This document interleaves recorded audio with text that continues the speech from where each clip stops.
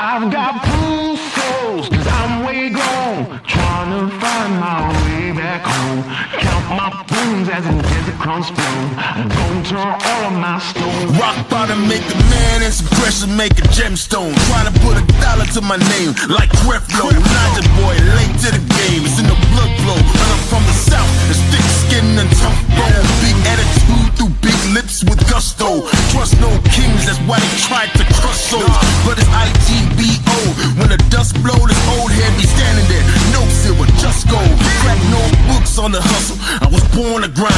Yo, scared of your potential, I'm adorned with mine. 30 times around the sun, man, of course I shine. My legacy will not dwarf with time. And in my daughter's eyes, it's basic, I must not say quit. Every day sees a present like a Rob St. Nick. Walk a fine line between tenacious and patient. I can't slip, I'm fighting clocks and they can't win. I've got bruised souls, cause I'm way gone, trying to find my way back home. Count my bones as in desert crumbs flow. I'm gonna turn all of my stones. I've got bruised souls, cause I'm way gone, trying to find my way back home. Ooh, that soldier in the mirror, oh, oh. I'm gonna turn all of my stones. Impeccably I flow, hardest raps you know, breaking status quo, reaping what I sow, artistry like Van Gogh. Get it from my mama, hip so thick that I need tempo. Personality, spicy body banging like a bongo. Cause black women been it since Timbuktu since Pharaoh. Sponge rollers and hot combs, lips, cheeks and brow bones. If you ain't for the culture, then please stay out of my zone. These little dummy rappers could never grace my headphones. See, I'm from a place in space where ain't no storytelling, you just had to have been there. If you want the battle, ain't no problem, say where. I got so much experience, I can't even play fair. But I'ma keep evolving and growing and hurting feelings and showing. You need endurance to go in. I got mileage on this pen. I've been busy cause I've been out here schooling all these kids. Took 3 decades to have this glow up that I did. I've got bruised souls, cause I'm way gone, trying to find my way back home. Count my bones as in desert crumbs flow. I'm gonna turn all of my stones. I've got bruised souls, cause I'm way gone, trying to find my way back home. Ooh, that soldier in the mirror, oh, oh. I'm gonna turn all of my stones. Turn all of my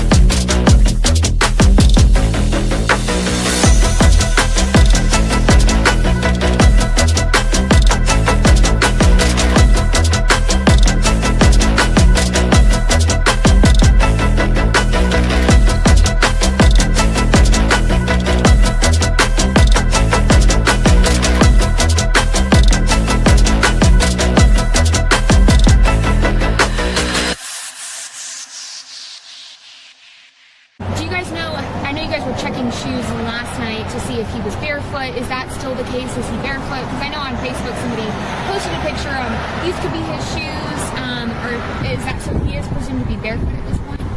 What I can say is that his mom says all of his shoes are accounted for at the house.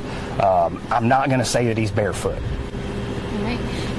Allegedly! Hello everyone and welcome back to my channel. This is Lady Freedom here coming at you with another raw narrative. Here's a brief disclaimer for tonight's show. Let's watch. That's ignorant!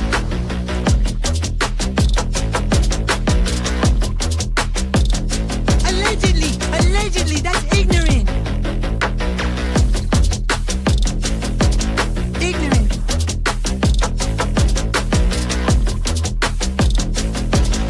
Judgment, Alston. Boy, you read my thoughts. You've got the shinin. You mean shining? Shh! You wanna get sued? Judgment, Alston. You just use that shin of yours to call me and I'll come a running. For what? But don't be reading my mind between 4 and 5. That's Willie's time. Hey, yo, father. I love it when he does that.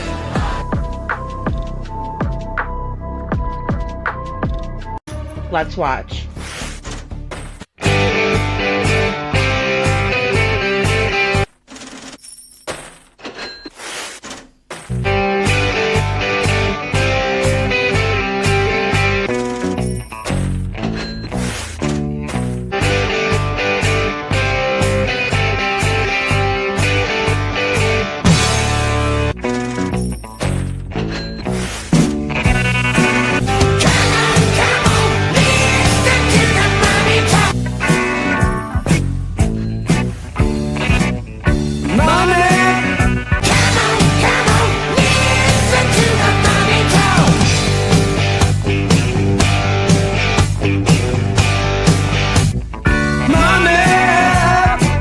Don't get me back to good bullshit.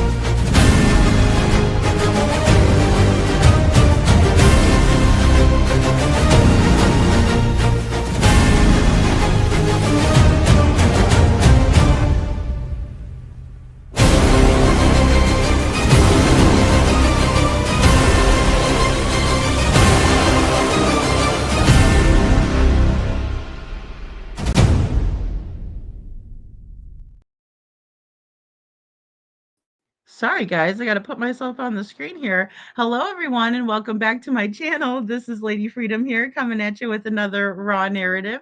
And it's so good to see you guys tonight. And thank you so much for being here. Let me get my big head out of the way because I want to show some of these characters. Maybe I should go back to this littler one.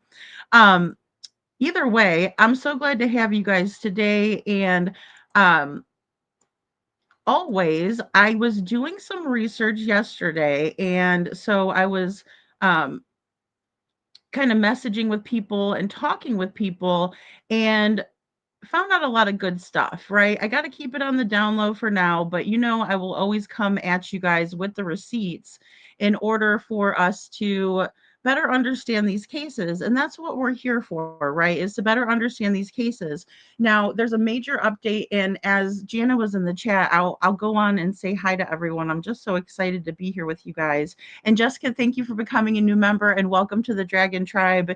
You guys are amazing. I love you guys so much. But I'm gonna kick Jessica's butt for like I should have got you a membership, Jessica. Kiki Kiki says hello, everyone. Hello, beautiful Kiki. Thanks for being here. Hey, Chuchi. Good to see you, Chuchi. Love you so much. And guys, Chuchi is going to be my new managing mod for nights because we have Hey Jude, but she's usually for day shows, right? So I wanted to, just kind of say that formally because Chuchi and I have been talking too, and that's another thing we're working on. We are also working on getting a Discord. So if Joe is in here, Joe, we're working on the Discord. I just don't have a whole lot of time to kind of micromanage it, but I just want it to be cases only, no personal stuff, but we're working on it. So just know that that's happening behind the scenes. And please, please use allegedly, in my opinion, when typing in chat, right? Because that's really important, especially with the subject matter that we're talking about tonight, because we're going to get into true crime. It's night court, right? We have Crystal McCrory Jones. We're talking about Devlin, Tait, and Sebastian Rogers. I want to know what you all think. It's the court of public opinion, after all. So, and Mama, so good to see you. I sent you over an email as well today. I'm going to get that package out tomorrow. I found the UPS store. So, hey Jess, and hey Denise, good to see you. I've also been working with the team to putting a team together for Devlin, right? And hey Gail, thank you so much for the green and blue hearts because we really need to get people out searching, passing out flyers. Hey Valley Gal, we have so much work to do. We have our work cut out for us, right? Hey Gianna, thank you so much for being here, girl. I was so rooting for you. It's like when I saw you, I haven't been on Facebook in forever. I kind of go back and forth because I do message people on there, but then I don't get to scroll through as much, and it's just thank you, Justice for Crystal. Thank you, Mama. And and it's like there's so much good stuff on Facebook, especially when it comes to a lot of the groups that I'm involved in. And then I also joined a couple, like one for summer today, which thank you for accepting me. If you guys are all out there listening or on the replay, thanks guys for the green and blue hearts. But I saw this update, and here's Jana on Fox News, and I was so proud. I was like, oh my gosh, this is so great, right? This is great news. And there's always something developing, and especially Jana is someone who is one of the most fierce advocates I've ever seen, ever. And I just always, I'm just in awe of all of the things that she does for her sister, right? Fighting for justice for Crystal McCrory Jones. And I mean, it even made me emotional watching you tell back the story and just knowing, in depth more of the story. I mean, I still have all of the research, all of the stuff. And so it just kind of brought me back to that, and yeah, I'm going to show you guys, for those of you who are not familiar with Crystal's case, I'm going to show you a little recap, and then I'll show you what's happening right now. And Crystal says, thank you so much for so much is happening in her case. I am just so grateful for those pushing for answers for me. Yeah, and that's the thing. That's what we want, right? Just answers. We want the truth, right? Or the closest thing to the truth.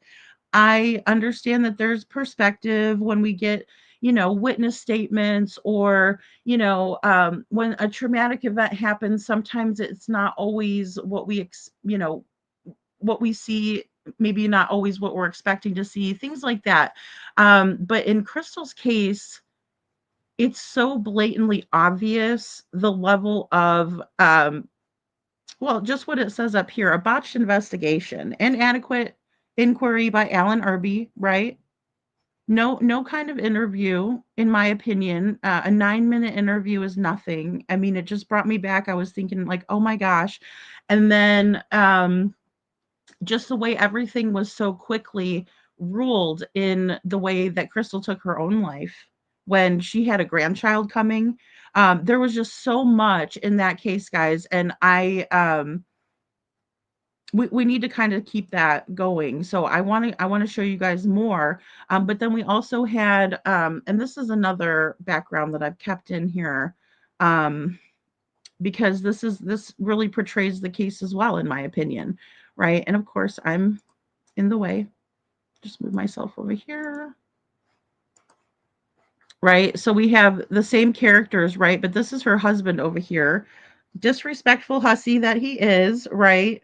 But we were able to make that right. That's another thing in Crystal's case, that her sister fought so fiercely to make sure that no one else had anyone mistreating anybody else's remains when they're sending them in the mail. Because, you know, Tony over here, Tony Jones, he decided that he was going to, you know, send Crystal's remains in a very disrespectful way.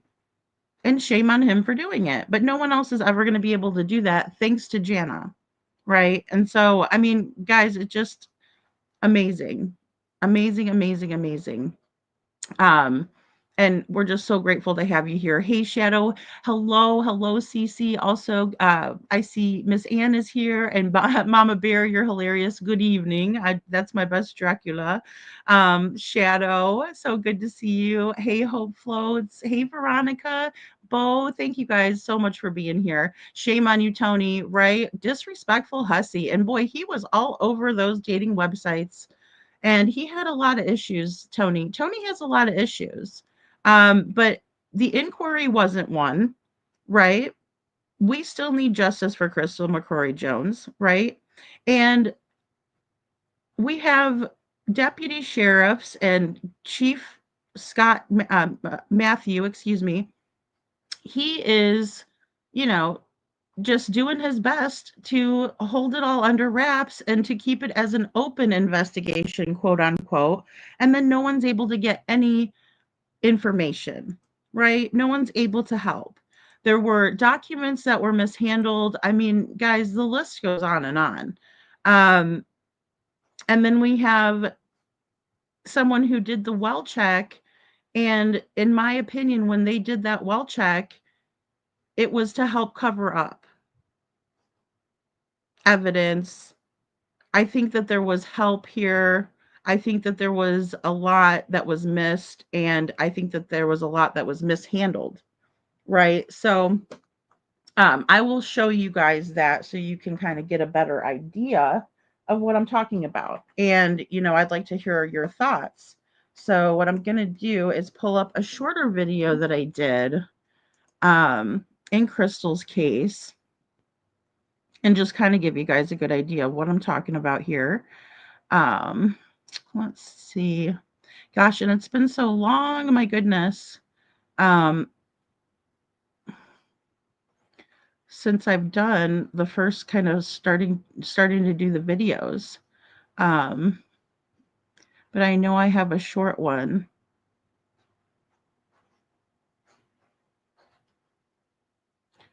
Where it tells Crystal's story. Hold on a second. Okay, no, that is way before. And usually I have these clips pulled up, guys, so I apologize.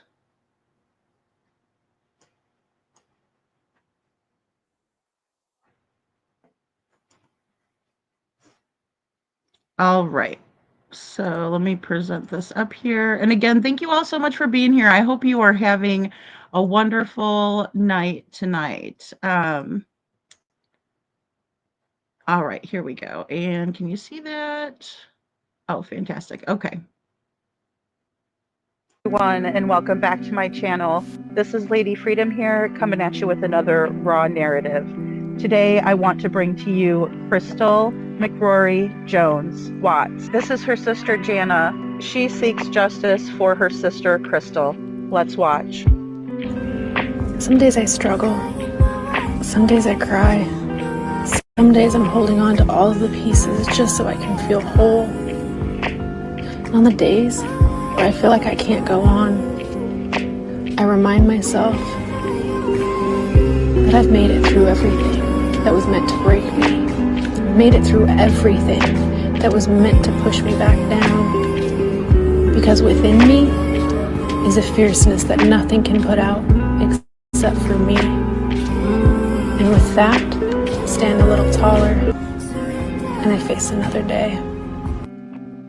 Jana has started a change.org petition for her sister Crystal because there's been a lack of investigation that led to a situation where they have ruled that Crystal took her own life.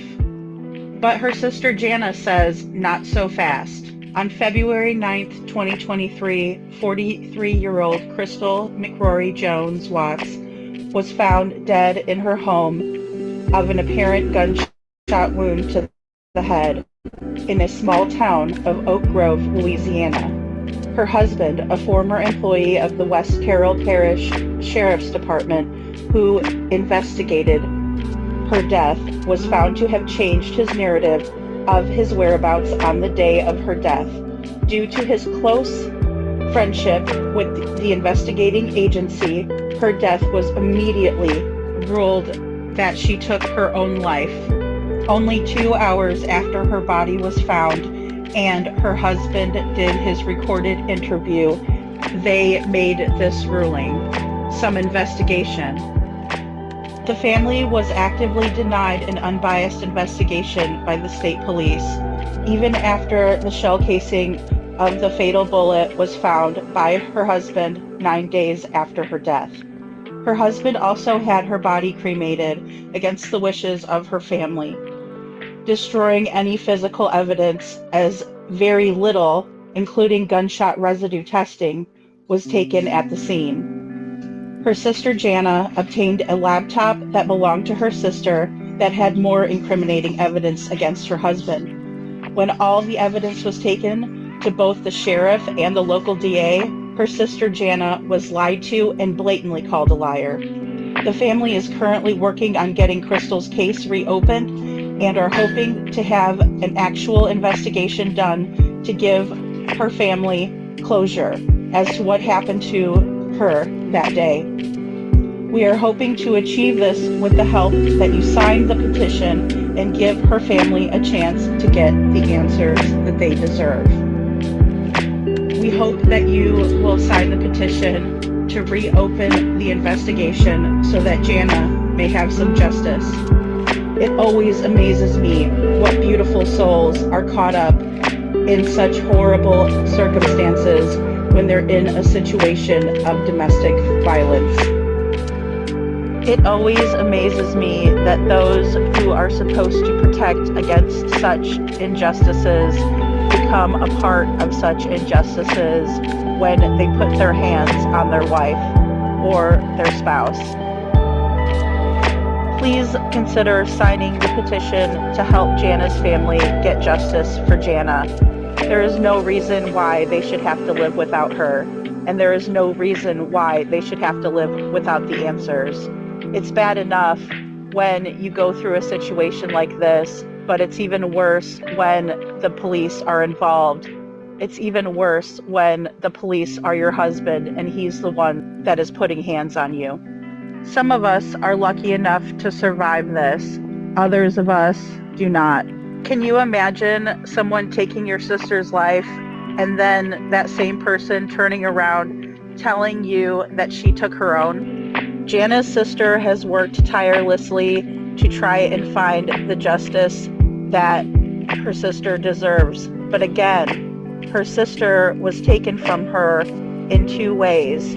Once when she was unalived, and the next time was when she was cremated against the family's wishes. Please sign the petition. And if you are in a situation where you are dealing with DV, get out. Get out before it's too late. Tell someone. And when you are getting out of it, make sure that you are as safe as possible, because that's the most dangerous time. The most dangerous time is when you're willing to leave this person and they might come back after you. They might try to find you. They might try to stop you from leaving. But there are resources out there. Please call the domestic violence hotline, make a plan, and get out. Some days I struggle. Some days I cry. Some days I'm holding on to all of the pieces just so I can feel whole. And on the days where I feel like I can't go on, I remind myself that I've made it through everything that was meant to break me. I've made it through everything that was meant to push me back down. Because within me is a fierceness that nothing can put out except for me. And with that, stand a little taller, and I face another day.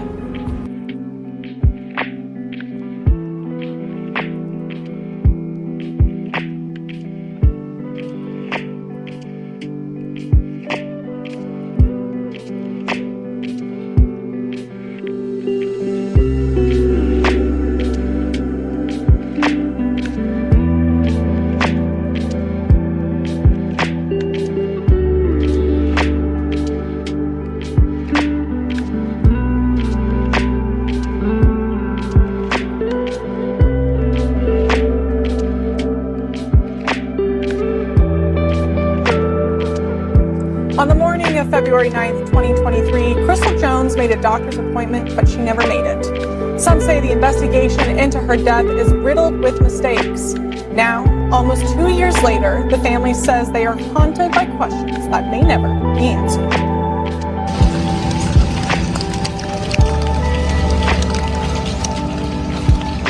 A West Carroll Parish Sheriff's deputy found Crystal Jones dead inside her home after Crystal's husband Tony called the deputy asking him to conduct a welfare check. According to the investigative report, just hours later, the chief deputy interviewed Crystal's husband for the first time. I'll be taking the statement from Tony in reference to a self-inflicted gunshot wound of his wife, Miss Crystal McCory Jones. Crystal's sister Jana believes it should have been investigated more before the sheriff's office declared it a suicide. It took them 7 minutes to interview him, and in that 7-minute interview, they mentioned that it was a self-inflicted gunshot wound. Eventually, reports did come back. According to letters sent to state police from Jana's lawyers, those reports were full of errors and discrepancies. Jana says one glaring mistake made her question the entire investigation. The investigative report states law enforcement never found the shell casing. The husband did a week later. But Sheriff Matthews says the casing is pictured in the crime scene photos. That's when I said something is wrong, because he said that casing was plain as day in a crime scene photo that 5 sets of eyes had missed, and it wasn't there. It's in no crime scene photos. As the investigation continued, Jana says the amount of errors kept piling up. According to the case file, the ballistics report misidentified the gun. You can see on the ballistics report, it identifies the gun as a Ruger EC9, but if you check the serial number, it's actually an LC9. The coroner's report had multiple mistakes, including Crystal's name being misspelled, incorrect birth and death dates, the time of death was scratched out and changed, and health conditions were listed that Jana says Crystal did not have. It also listed that she had pneumonia and seizures. My sister never had any of those medical problems. I talked to a retired police chief with over 20 years of experience in police work. He says when simple details are incorrect, it raises questions. I don't want to criticize another law enforcement agency or somebody that's in that business, but the truth is the truth. And if you don't do a thorough job and get all the details right that are obvious, that would cause me to ask a lot of questions. According to the case file, there was no canvassing of the area, no interview with neighbors, and there were less than 40 photos taken of a scene. In some photos, the family dog could be seen on the bed with the body. They would handle things totally different if it was their loved one. I think that they just messed up from the very beginning. Feeling like the West Carroll Sheriff's Department failed in their investigation, Jana reached out to one of the leading cold case private investigators in the country. I believe the steps that were taken in Jana's sister's case has caused concern in the community, as it should. And that takes away the credibility of the sheriff. We reached out to the West Carroll Sheriff's Department with requests for their policies and procedures to investigate homicides, suicides, gunshot deaths, as well as securing and photographing crime scenes. In an emailed response to KNOE, Sheriff Matthews said, quote, "We did not deny your request. We simply did not have that information to provide to you." You got to have policies and procedures and protocols for how you go about doing things.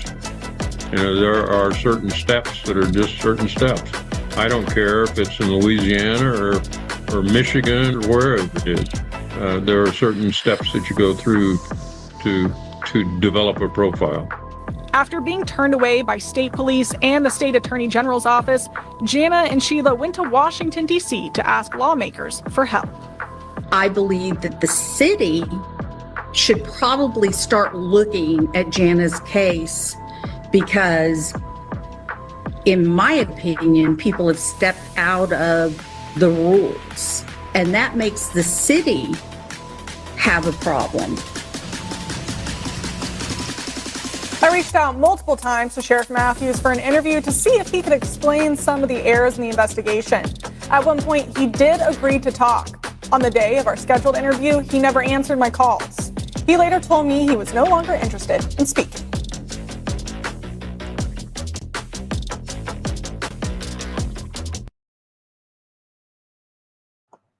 And guys, that's been par for the course, you know, in this case here.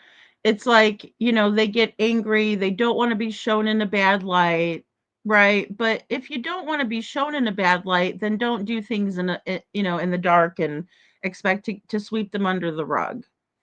You know, Mama, it's just unbelievable, right? And that's how it's been. It's been like that. And, you know, just recently, I'm going to go over to, oh, I'm over here already. Okay, perfect. So, this was, I mean, we have a lot of updates, guys, which is fantastic. Okay, here is the link here. So I'll have to take this down. Just unbelievable. The documents, the professional documents, right? It's not even like documents that weren't oh, we have a softball player here. Hold on one second. Let me pull this tab over. We just got to do an ad really quick here. Not now, thank you. And this is News 10, but it's a Fox News affiliate in Louisiana, just so you guys know the source here. And there's an article. Oh, hold on. Skirt. We just need the volume up. And can you guys see this? Okay, fantastic. Let's see here. Arklamis Most Wanted, sponsored by Coney Island Connection and Chris Lewis. A local woman is having a difficult time believing that her sister committed suicide in 2023 in West Carroll She's not Parish. the only one. Fox 14 Chelsea Monet has the story in this week's Arklamis Most Wanted. The story of Crystal Jones is as puzzling as it is powerful. It's captured national attention, shaken a community and a family, and even sparked the passage of a new legislative bill. This is Crystal McCrory Jones. Crystal died on January 9, 2023, from a single gunshot wound to the head. Her sister Jana remembers her as one with a good sense of humor, a great big sister, and even better mother to her children. She was an absolute phenomenal mother. Her whole world revolved around kids, especially her two boys. And she was hilarious. She was a prankster. She played the worst and best jokes. Crystal's death was ruled a suicide within an hour and 45 minutes, but Jana didn't know that in the beginning. The only way we know it was ruled a suicide that fast was I did public records requests, and I got the transcription of the 7-minute interview between the lead detective and her husband. And the very first thing he states is, this is Chief Deputy Alan Irby, and we're here due to the self-inflicted gunshot wound of your wife. I'll be taking this statement from Tony in reference to a self-inflicted gunshot wound of his wife, Miss Crystal McCrory Jones. And guys, I know that we've only played just like a couple of Like that clip was played again in the other newsreel that I made the video out of before, and I have the entire audio, right? The entire interview, all the questions that were asked pertaining to what happened to Crystal that day. And it absolutely doesn't add up. And then all of the documents we went over from the medical examiner also not matching up, right? The coroner's reports, all of these things were not matching up, not adding up. Yeah, Jessica, and it's absolutely astonishing.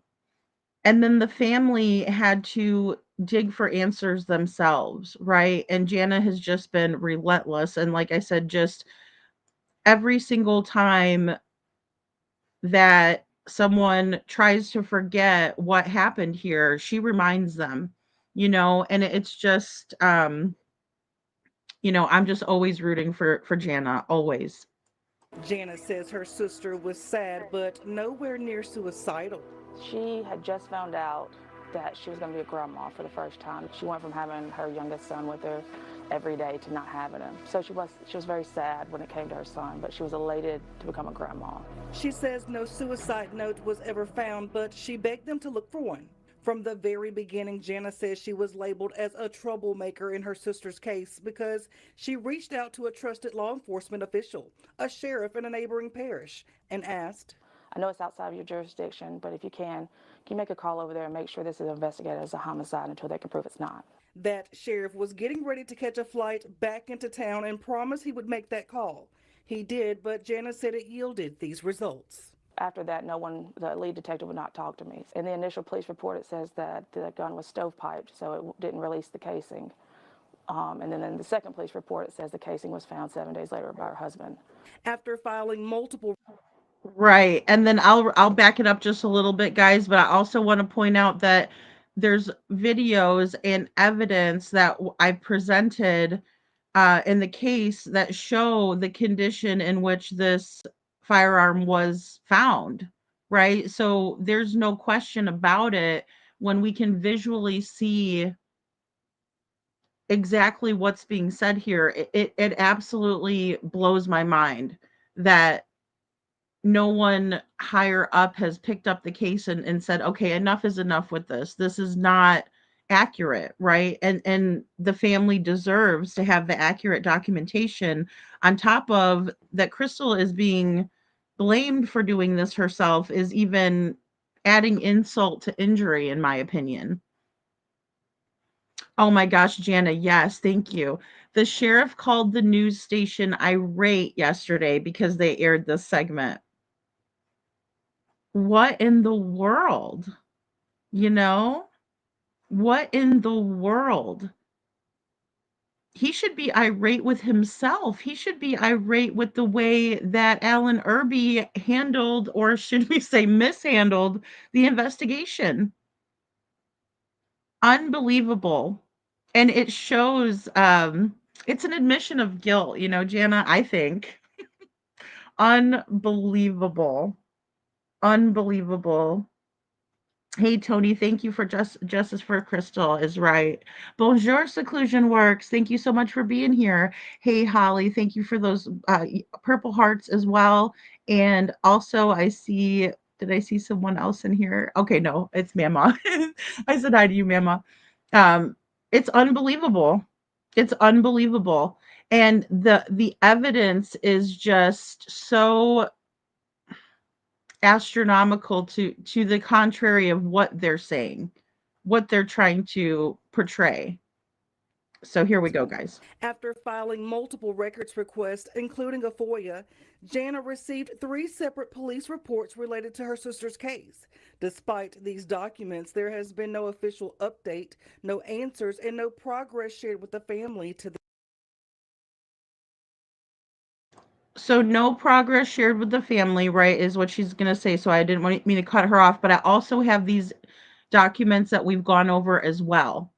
And, when there's major discrepancies in time and birthdays and years, guys, it'll blow your mind to see. And I really need to do a whole recap on on the case because it always blows my mind. No matter how much I know about this case, it just always drives me crazy. No, it's just not right.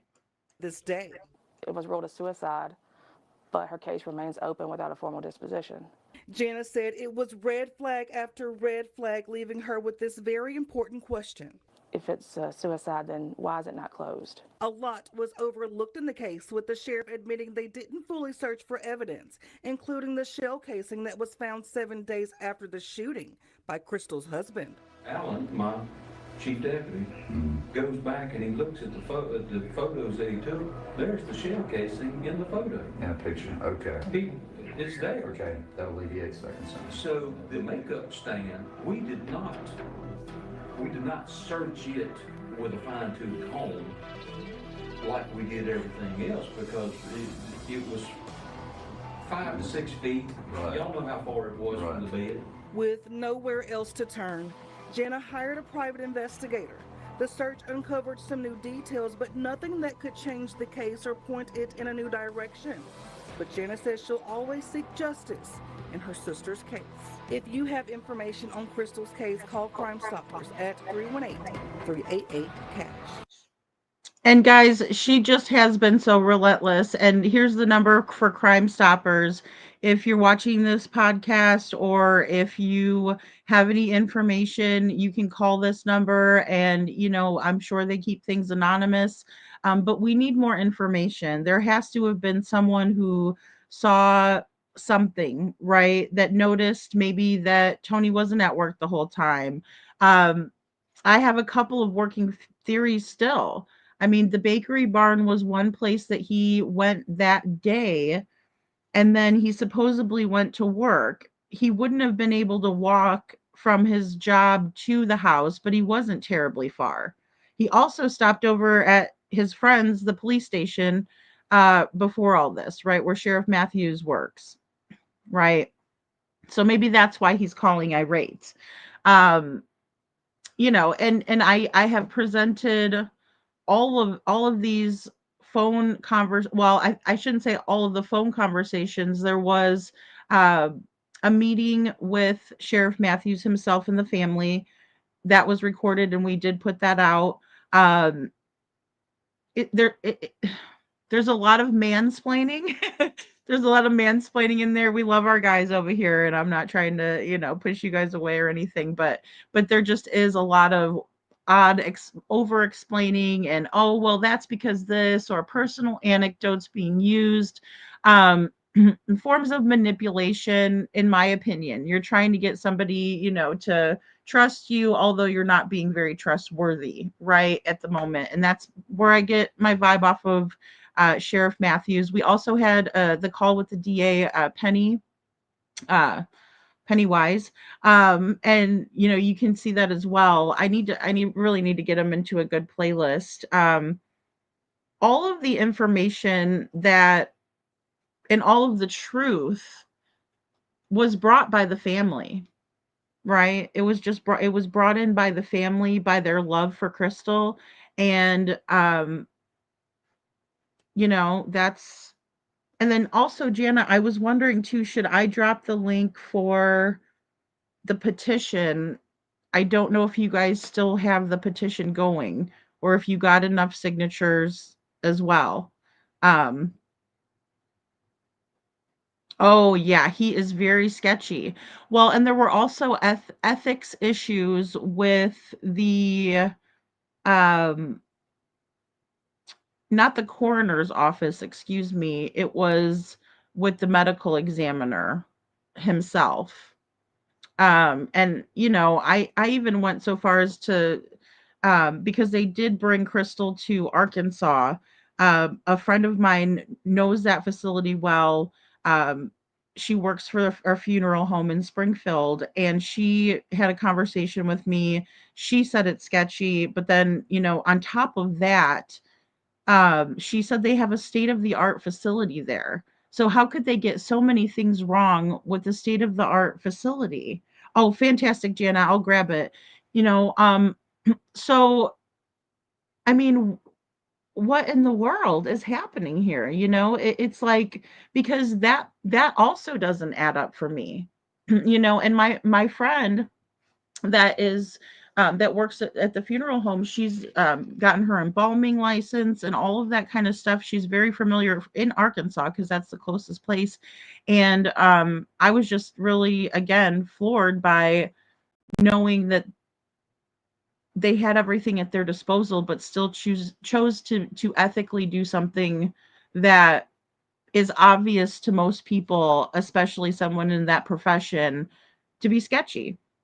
You know, definitely not okay. Definitely not okay. So the petition is also to reopen the investigation. Now he says the investigation is open and ongoing. That is tough when you can't always get all of the information out of a FOIA because it's open and ongoing. And we see that in the Sebastian Rogers case. We see that in Devlin Tate's case as well, right? Because it's still open and ongoing, and they're keeping everything close to the vest. And so it's just unbelievable. I think we need to do better in that. But I do understand why they keep the information close. It's very tough. Thank you, Jessica. Yeah. And it's a change.org. Let me grab it for you guys too here. Let me play this last little bit. I reached out to West Carroll Parish Sheriff Matthews, and he told me this case is open and ongoing, and he welcomes any tips or leads that can help the case. For Oklahoma's Most Wanted, I'm Chelsea Monet. And for a list of local fugitives who've been captured, you can find them in a copy of the Justified newspaper. Okay, guys. So, I wonder if that was before or after he went off. Just wondering. Oh, here it is. Okay, this is perfect. And here we go. Here we go. I can just go ahead and do this because I need to get the short link, because the long links, for some reason here, it'll do two, and then I can't do the link.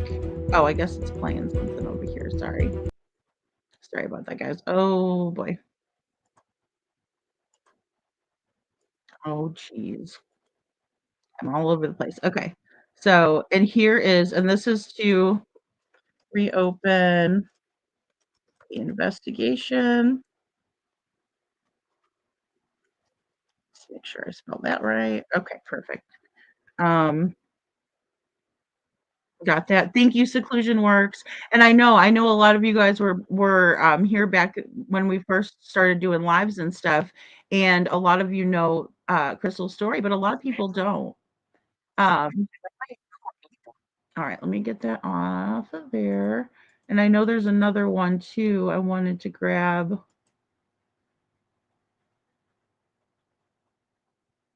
Okay. Now this one. Let me grab this too.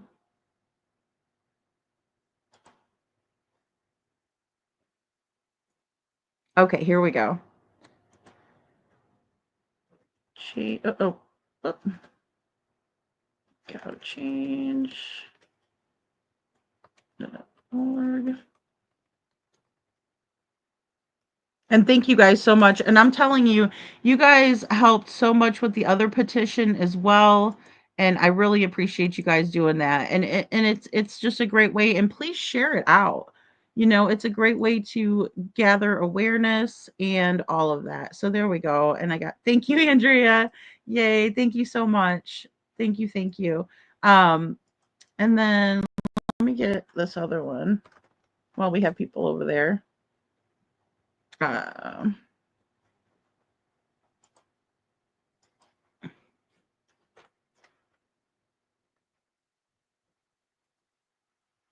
There we go.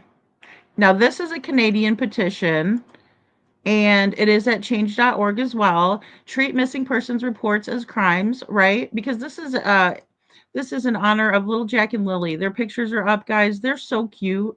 They are so adorable. How can we not want to help these two little cutie pies? They're adorable. And I'm going to say Jack and Lily Sullivan. And I'm going to say Canadian. So our Canadian friends, please sign this petition, because I don't know if we have to be Canadian citizen. I'm imagining we do. But just for good measure, if we could sign it, let's sign it. And thank you to Andrea for putting that together.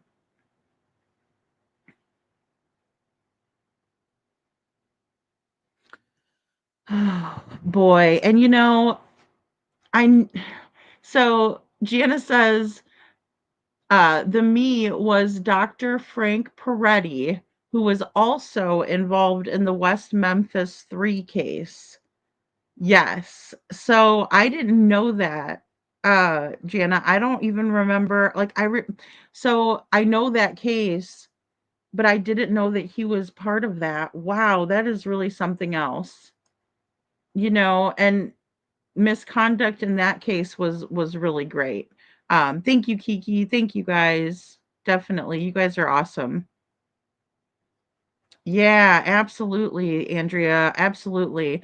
I think petitions are like one of the best ways we can help, right? Like make our voices heard, let people know.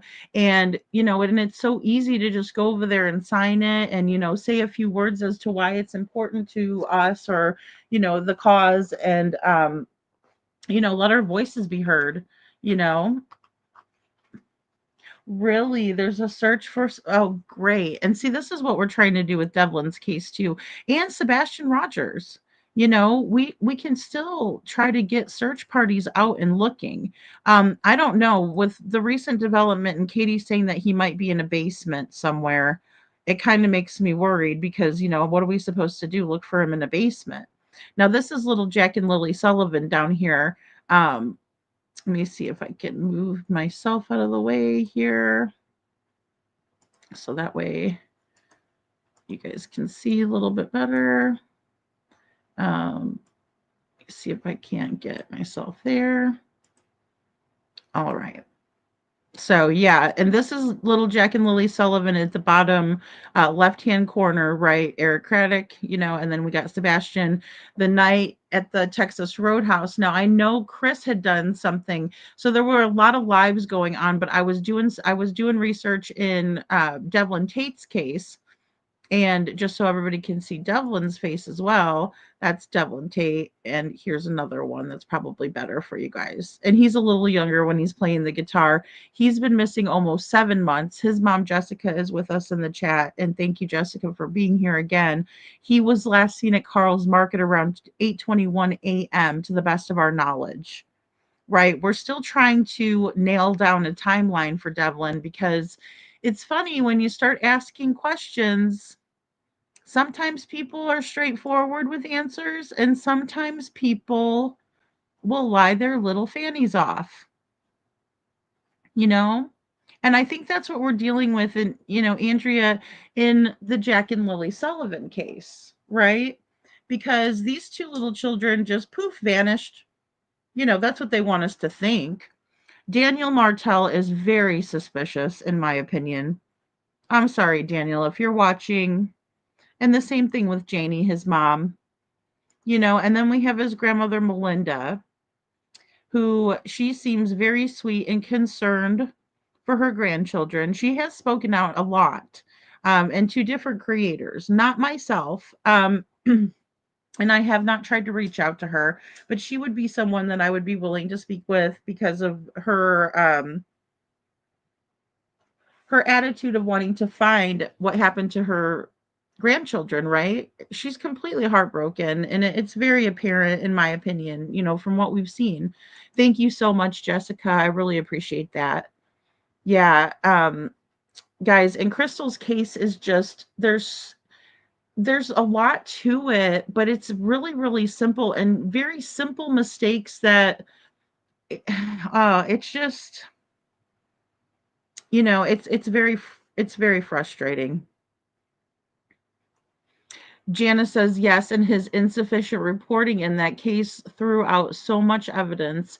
Yeah, and that's it too. They weren't gathering evidence. And another thing that was really bothersome is that the family had to take pictures at the funeral home. And this was one of the questions that I asked my good friend, because I was like, is this normal for you guys to have to tell the family members that things are not right and explain to them because you noticed something? And she said, no, that's not really typical.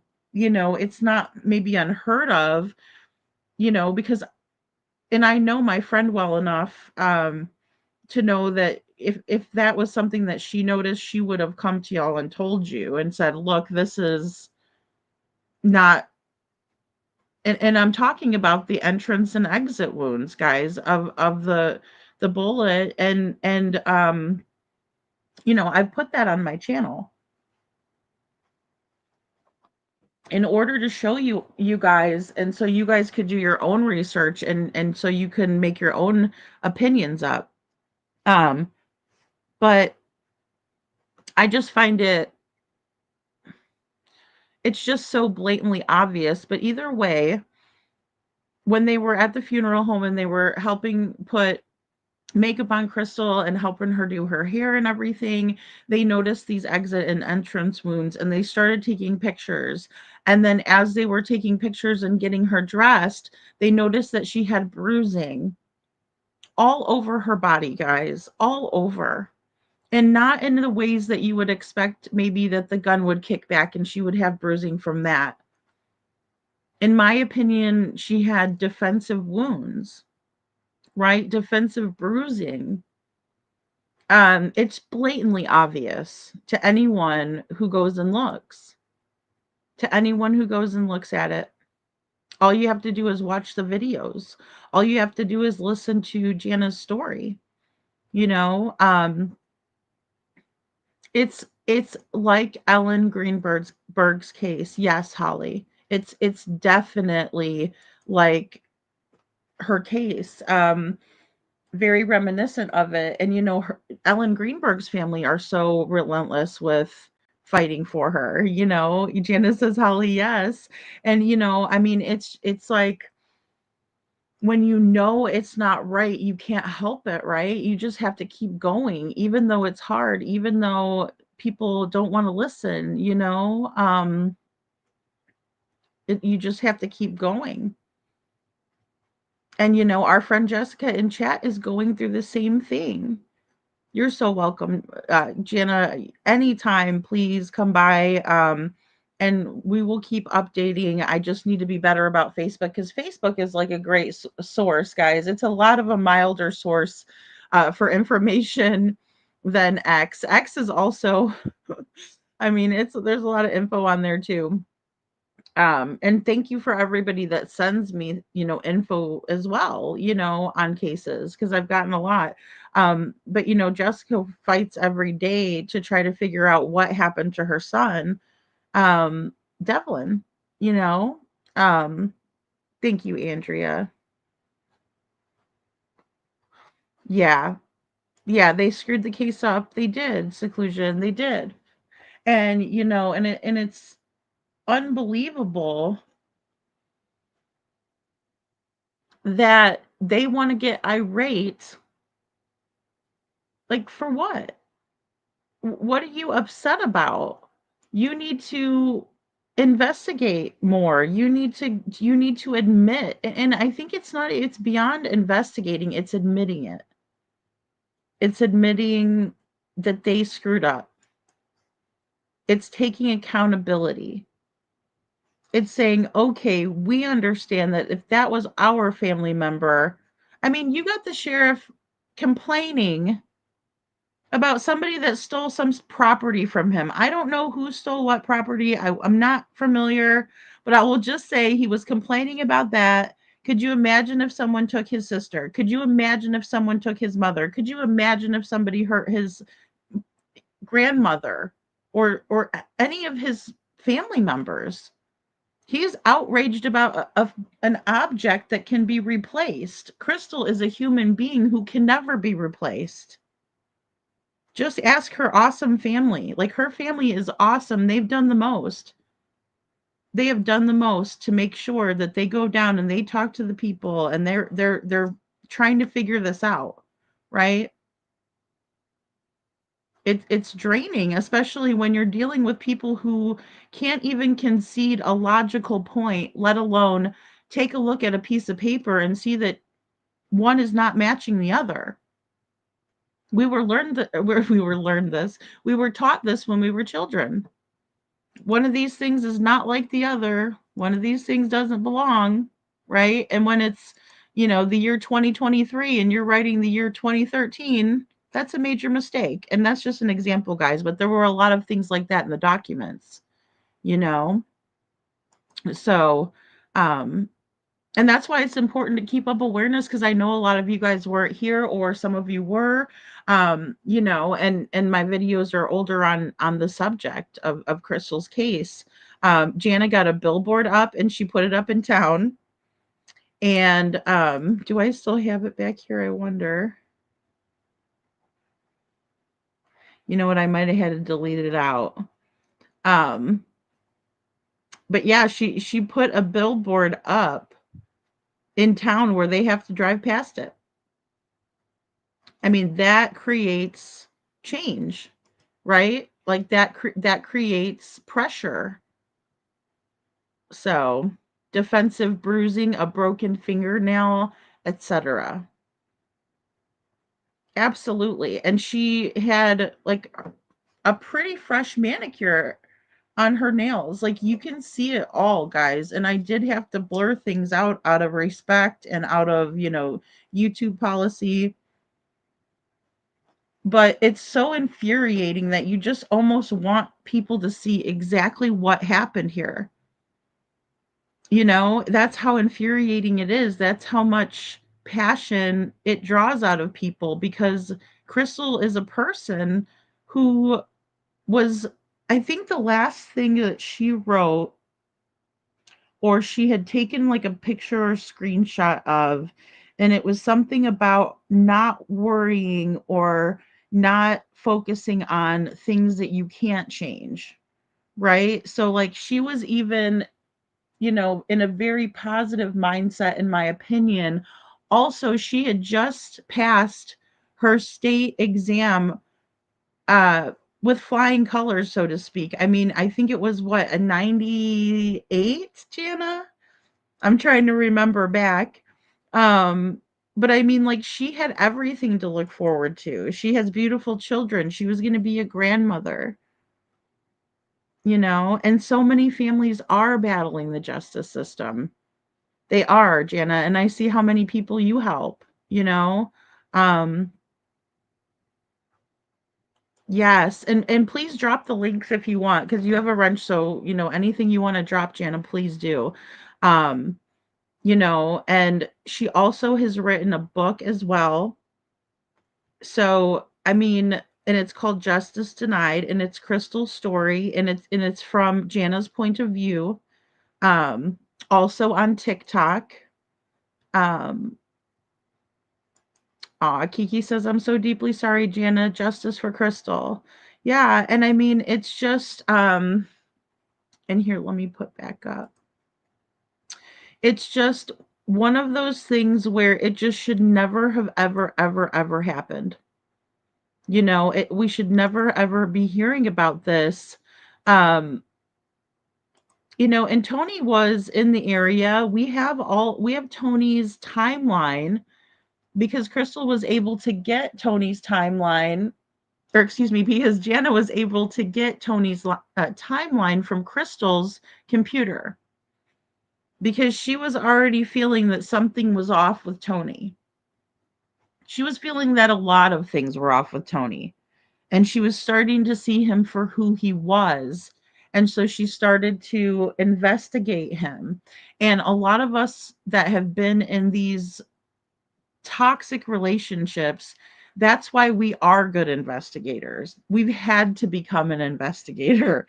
We've had to, go through, tedious paperwork because people are lying and they're not being honest, and you have to present this and you have to show this, and she started to collect evidence, right? Because Tony wasn't doing what he should have been doing because he's a little scuzzy scumbucket, in my opinion. Where is he? We'll show him. Look at him, Mr. Look at me. And he didn't even make it through a lot of the training he was supposed to be doing. But in that area, they allow for people to be little like cadets, right? Hey, little red. And, you know, um, masquerade as a police officer, pretty much. Well, they're helping us. Well, I don't know. Jana says, that's all I want is for them to admit that they did and didn't do it. Oh, excuse me, what they did and didn't do in her case, because I'll never know what happened to her because what little evidence they had is gone. I just want an apology. Well, and I understand that completely. And Jana, you're a very reasonable person and you have a really good heart. And that's, I think, one of the things that gets my goat is because they clearly don't, and they don't want to be honest, and they don't want to just apologize or take accountability. And I pray that they have a change of heart, and none of us, and I know you don't, none of us like to not back the blue. We need them, right? Those are the people that are supposed to be protecting us, serving us, you know? Um, And I agree with that, Chuchi. Yes, she deserves that. She deserves that. And that's the hardest part about true crime is when we have to say, in my opinion, because it's just so clear in this case that it's hard. It makes it even harder. It's an ebook, Jess.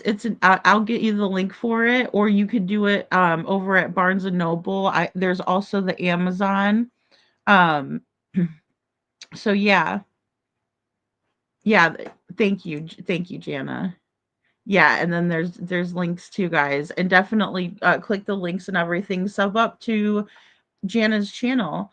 It's so important for us to continue to get the awareness and also the updates that are going on, because the more people that talk about it, the more time goes by, there might just be somebody that's deciding that they're tired of carrying a burden with them that they're carrying. We might have old Tony meet some kind of, girl that he might confide in one day. Who knows? We never know what could happen. Um, all we can really do is pray that justice comes and the truth is brought to light. you know um oh, great, that's the true crime news episode on her case. Fantastic. I saw that on Facebook too today. That is so great. Yeah, definitely check it out, you guys. And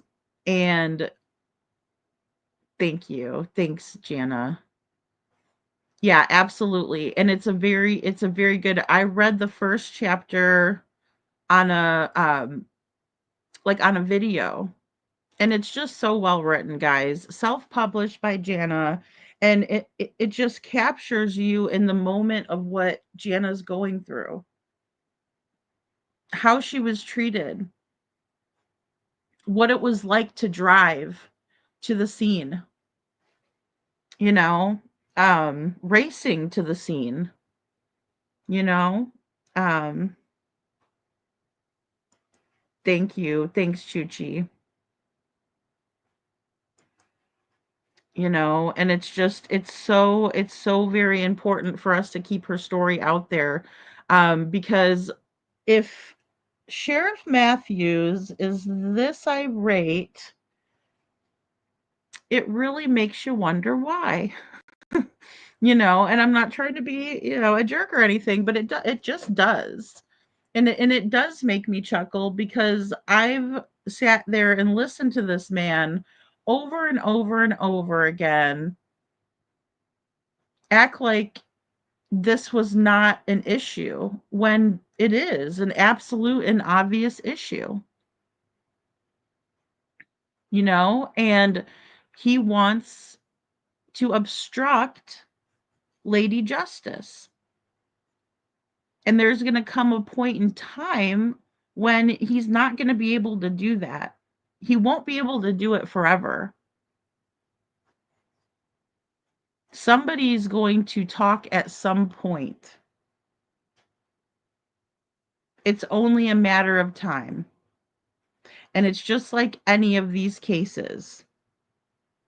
These people have to be perfect every day. They have to come up with a new lie to cover the other lie, and then they have to remember all of their lies. So sooner or later, they're going to be caught. Right? And we just have to find that one mistake, that one smoking gun. And in my opinion, we have all of that in Crystal's case, and Jana has brought that up. You know, the family was collecting evidence and saying, wait, no, but this was said, but this was done. And it's a painful process and no one should ever have to do that. But the best advocate is the family, always, always. They can do the most, they know the most, you know, and that's why I always encourage people to, you know, and the family to reach out to the resources, because they're the only ones that can, you know. Oh, great. Thank you. Thank you, Jana, too, for that. Yeah, all the videos and documents. That is fantastic. And I do have that link tree as well. I need to click on it. I need to go back and go through it again. And like I said, I still need to bring in a lot of the different well, I just have a lot of stuff that I collected from, of all places, Facebook, right? When I go on to Deputy Alan Irby's site there, it's not something that you would expect to see. It's unbecoming of an officer. And the same goes for these other ones up here. They're all the same. They're one and the same. Yeah. And Jana is so accomplished too. And that's the thing. It's like, you know, nothing, she's unstoppable. is Jana, and she's a great example, and she also does great advocacy for other families, you know, that are going through this, that have never had to navigate through something like this, have no idea what to expect or how to go about, or, you know, I mean, it's like anything else. The first time you do something, it's always the hardest, right? And then you kind of get used to it, you get the hang of it. In something like this, it's hard to get used to, it's hard to get the hang of it. You know, if somebody's already gone and made, you know, even, and not even call it a mistake, but it's a learning process. If they've already learned through the process and they can help and share, that information is invaluable. It's invaluable. And Andrea says, you never know when the truth will come out. Last Christmas, 12 years after my son's red rum, a guy was telling people at the party he did it.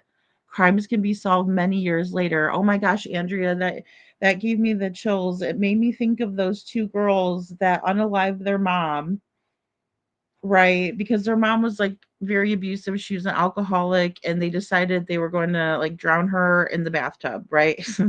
You know, the two girls got together and they said, we're tired of this or whatever. Well, they ended up doing that.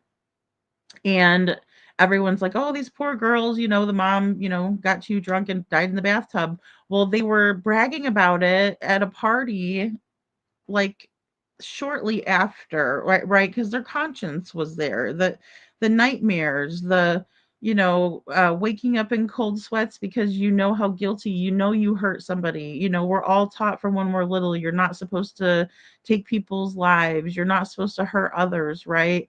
And some people are just so psychotic, or whatever the correct terminology would be. It doesn't matter because I'm not a doctor anyway, but I mean that they actually will brag. They take little trinkets from their they see it as a notch in their belt, so to speak.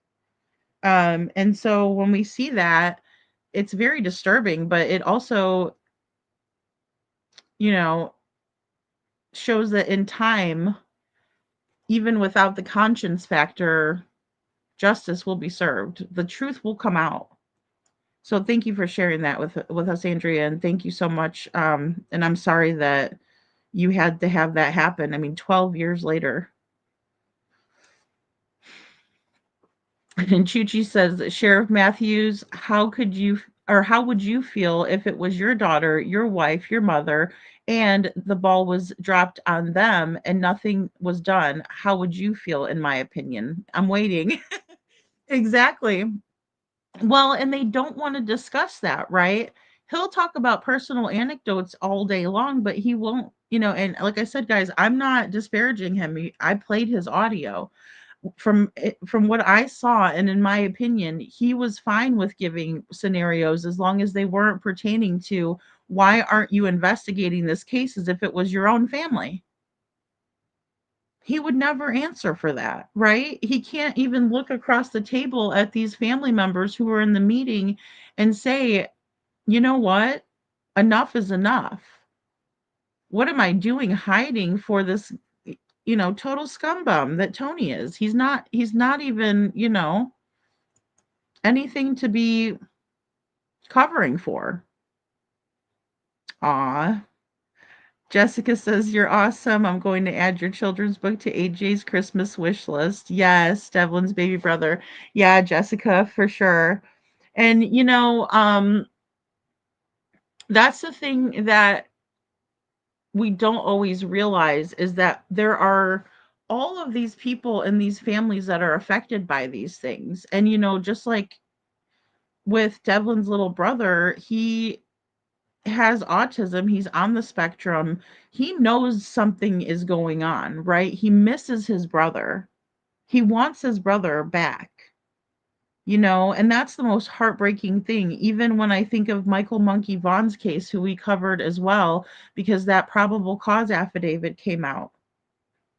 And I always just think of his little sister, I mean, it's terribly sad. Yes, little red hugs mama, and I'm glad to have you had all the answers and justice for your baby. That is so cool, Gianna, and congratulations on that as well. My children's books are out about my real adopted pit bull service I rescued. Oh, that's so cool. Oh, see, that's awesome. And kids always love animals and, books about animals. So I think that's fantastic. Yeah, seclusion, I would love to hear your thoughts on that because I mean, there's just so much good information, guys. And, um, and I think I've said this before, oh, I will check seclusion works. I've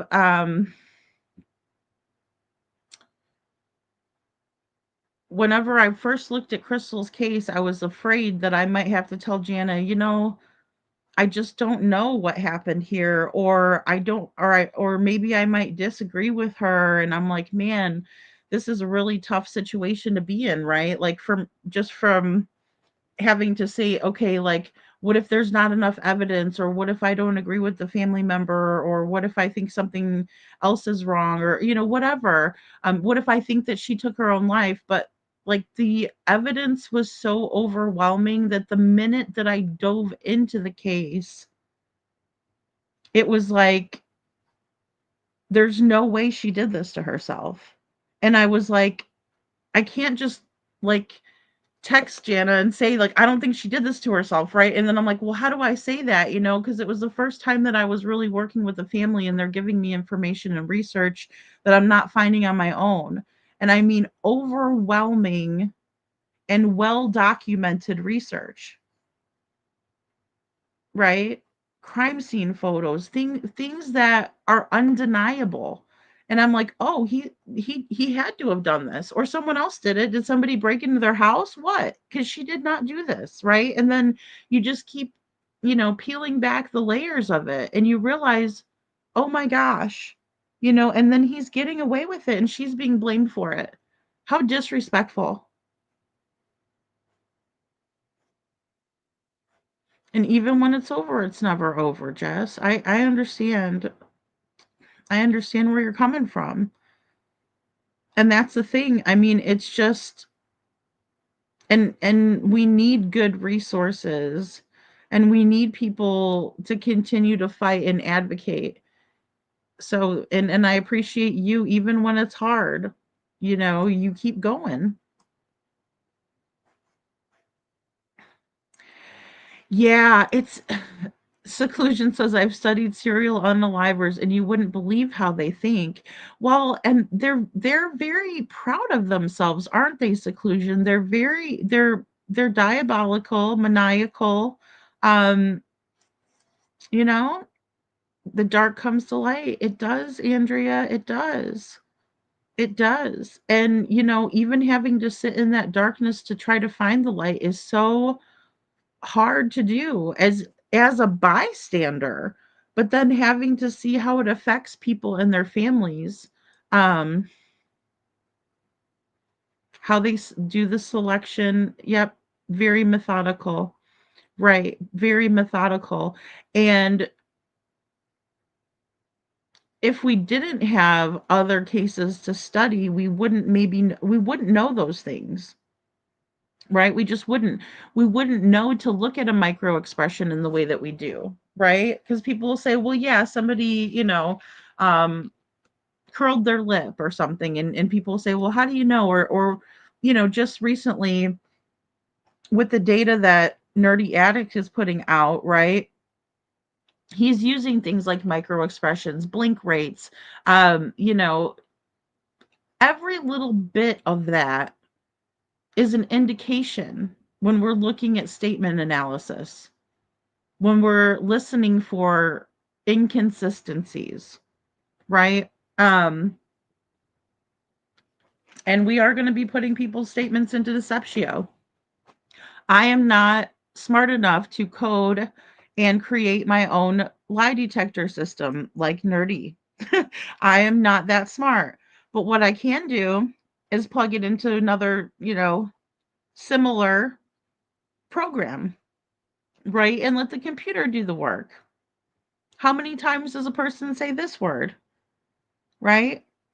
What are their facial expressions? What are their how many times, are they touching their head? Are they it's all taken into consideration in order to decipher whether someone is being truthful or not. Yeah, profiling is very interesting as well, Seclusion. You know, um, it's very interesting. I don't know that I could handle it nonstop like they do, like these profilers do. It's tough, right? I mean, even someone like Pat Brown and or, Mike King, or someone like the late Peter Hyatt. But they're always teaching us how to look for these things. And if we don't listen, um, we're doing ourselves a major disservice. And then as people who follow true crime cases, when we're examining a case, it's amazing how helpful that can be in deciding, scientifically speaking, and putting bias aside and only considering these things, how much we can learn.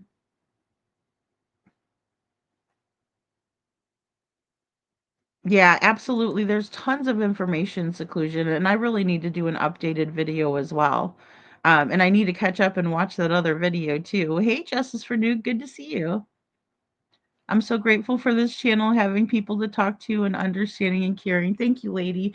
Thank you, Andrea. We love having you as a part of the community as well. And thank you so much for thinking about others like that too. And I think that your petition is so important because of what we're seeing in the Sebastian Rogers case. I haven't fully made my mind up when it comes to Devlin Tate's case. I don't know if we're dealing with a small town, police department that is, overwhelmed. They only have 2 detectives.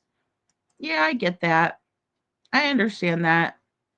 But we look at Michael Monkey Vaughn's case in Fruitland, Idaho, and we realize that, even though we have these smaller, police stations that maybe don't have as many resources as the larger ones, so to speak, but they've still knew from the very beginning who was involved with Monkey, and they had overwhelming evidence, right? Circumstantial evidence out the wazoo, right? And so we must consider circumstantial evidence.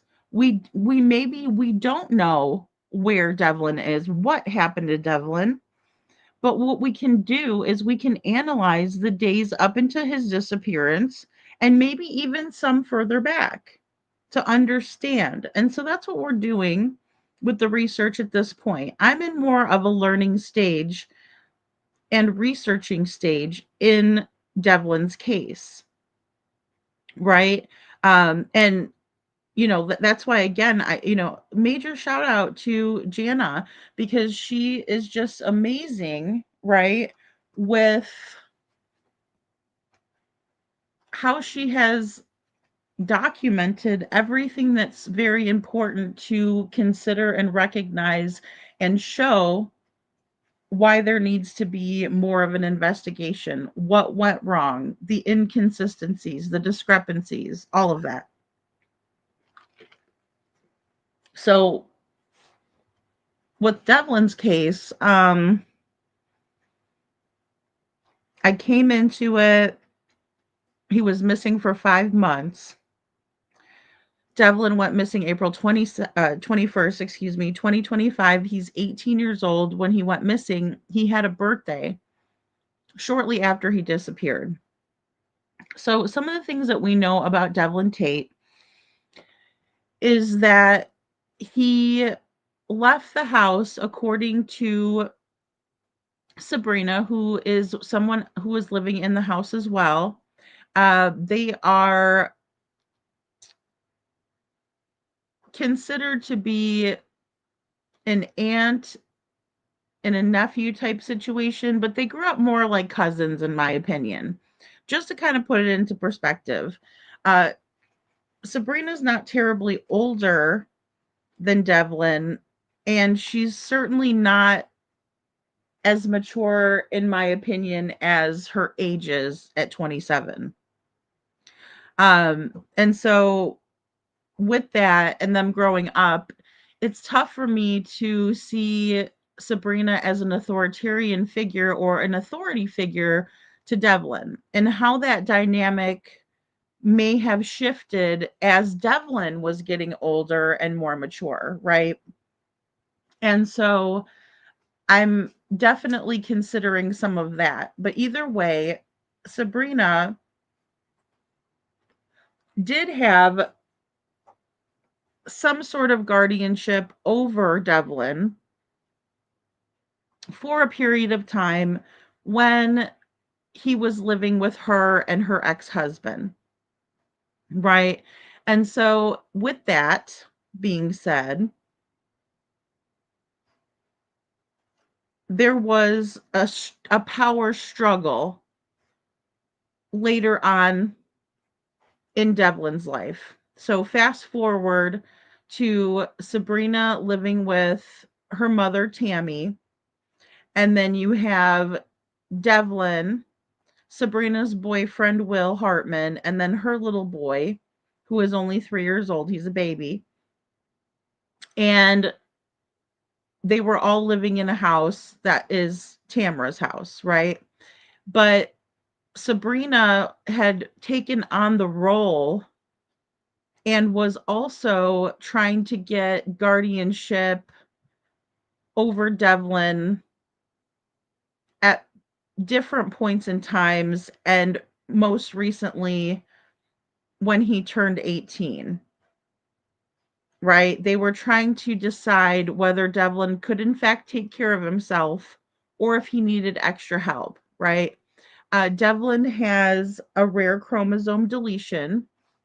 He also has autism, so he's on the spectrum. So, oh, and also Devlin has cerebral palsy. So there's definitely things that Devlin could absolutely do better than some people, and that's why, like around here we call it different ability, right? Because and we all have different abilities. I couldn't take apart a car to save my life and put it back together. Some people can with ease, right? A lot of it's because we have the education, we have the experience, we have the certification, whatever it is. So I don't always like to put people in boxes or anything like that.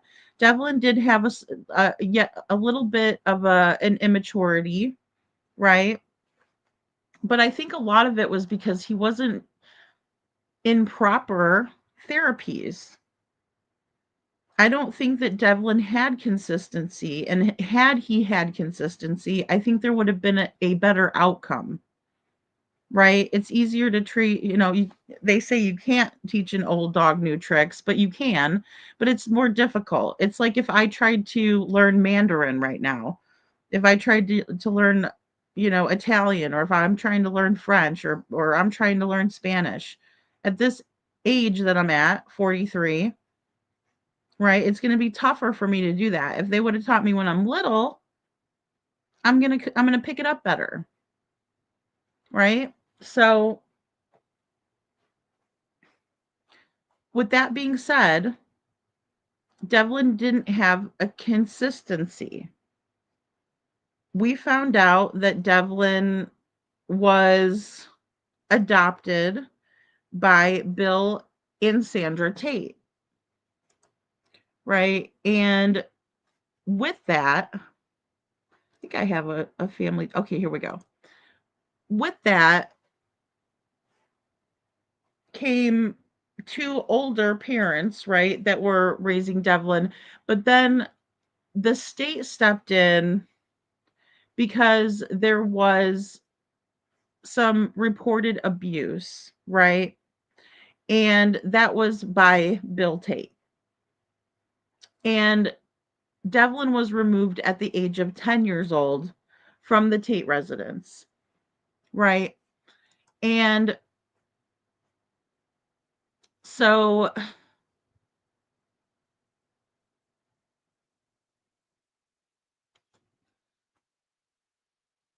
with that being said, Devlin was kind of put into a dynamic where he's staying with another family member, which is Gordon Tait. I don't have him up here. I was just looking to see if I have him on here. I don't. But he is Tamara's brother, right? And so Devlin goes and stays there for a while.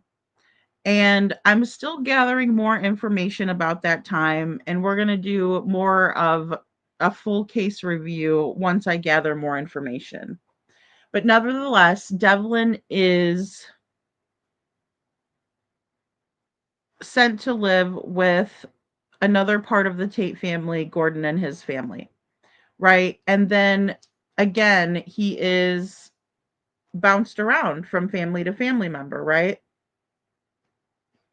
He eventually goes back to Sandra's for a little while when Bill Tait passed away in 2023. So, oh, I'm sorry. Jessica says he was never diagnosed with cerebral palsy with me, but he does apparently have the diagnosis. Well, and see, that is questionable. And I know that we've discussed that too, Jessica, like because I've asked you about these diagnoses because I can't get the proper paperwork that's saying that he was diagnosed with these things, right? Because they are also saying Tourette's, and different things like that. And I'm like, it's highly unlikely to have all of these different diagnoses in one person, right?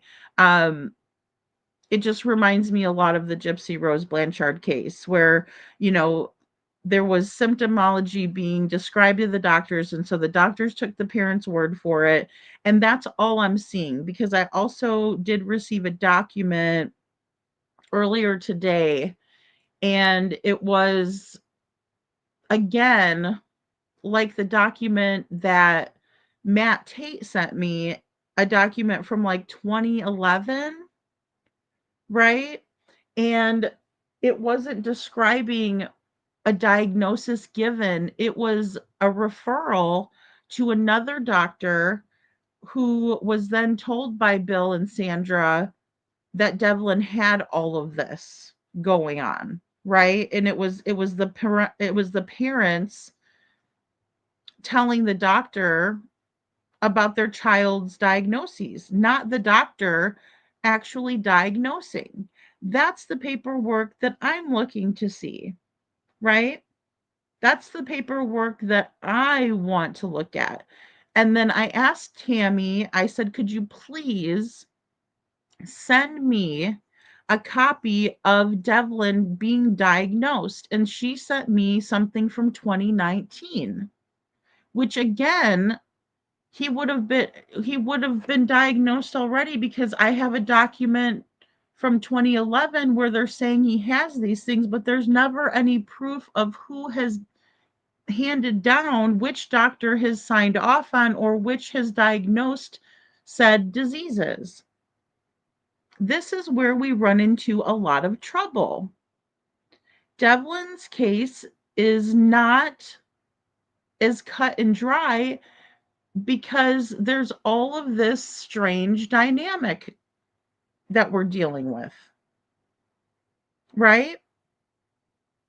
So at different points, Sabrina was responsible for Devlin and his care, but she's only really like 7 or 8 years older than Devlin, which in the grand scheme of things isn't a whole bunch of time. Well, and that's the thing too, because I asked, so, how do you know that Devlin has the chromosome disorder? And she says, because Jessica told me, because it's the same disorder that I have and his brother has, right? And it's genetic.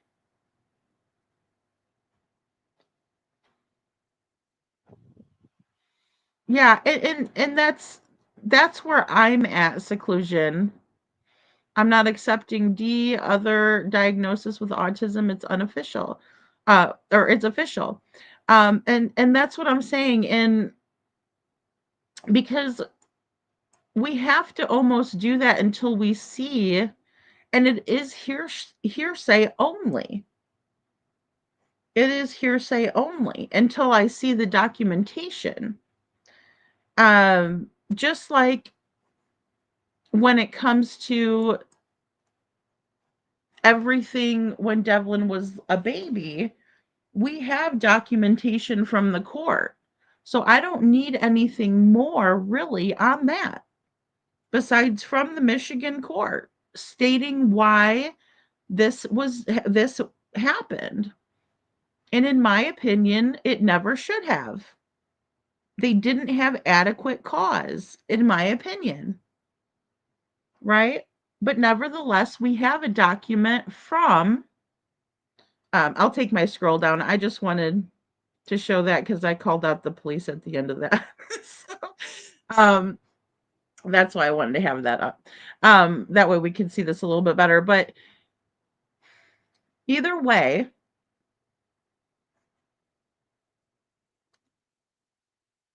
There's a lot of information that is just it's like, if you don't believe me, I'm going to threaten you, I'm going to degrade you, I'm going to call you names, I'm going to accuse you of slander, I'm going to do this or that, but you're not showing me the proof that I'm asking you for. And if you have all this proof, then how come it's taking you so long to send it to me? And then when I only ask you for one piece of it, you still can't send it to me. It's very frustrating. It's very difficult for me to get proper information out when I have that happening. Right? So,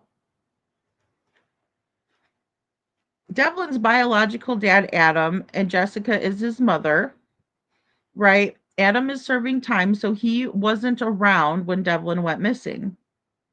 Timothy Hatfield lives near the area, and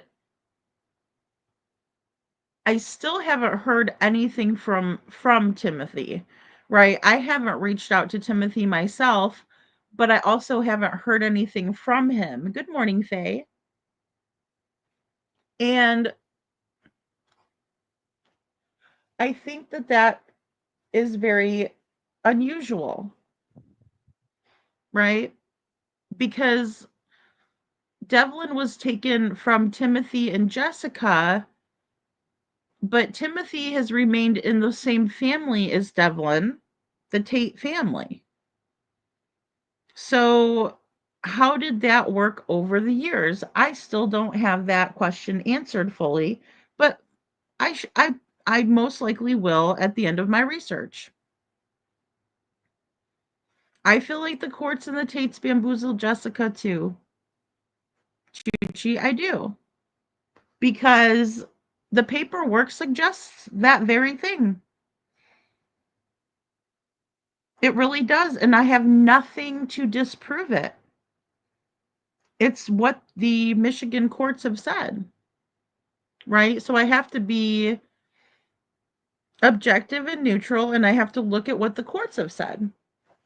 I have to go by what the Michigan courts have told me, right? And Little Red and I are working on a FOIA. And when I say Little Red and I are working on a FOIA, she's got one coming.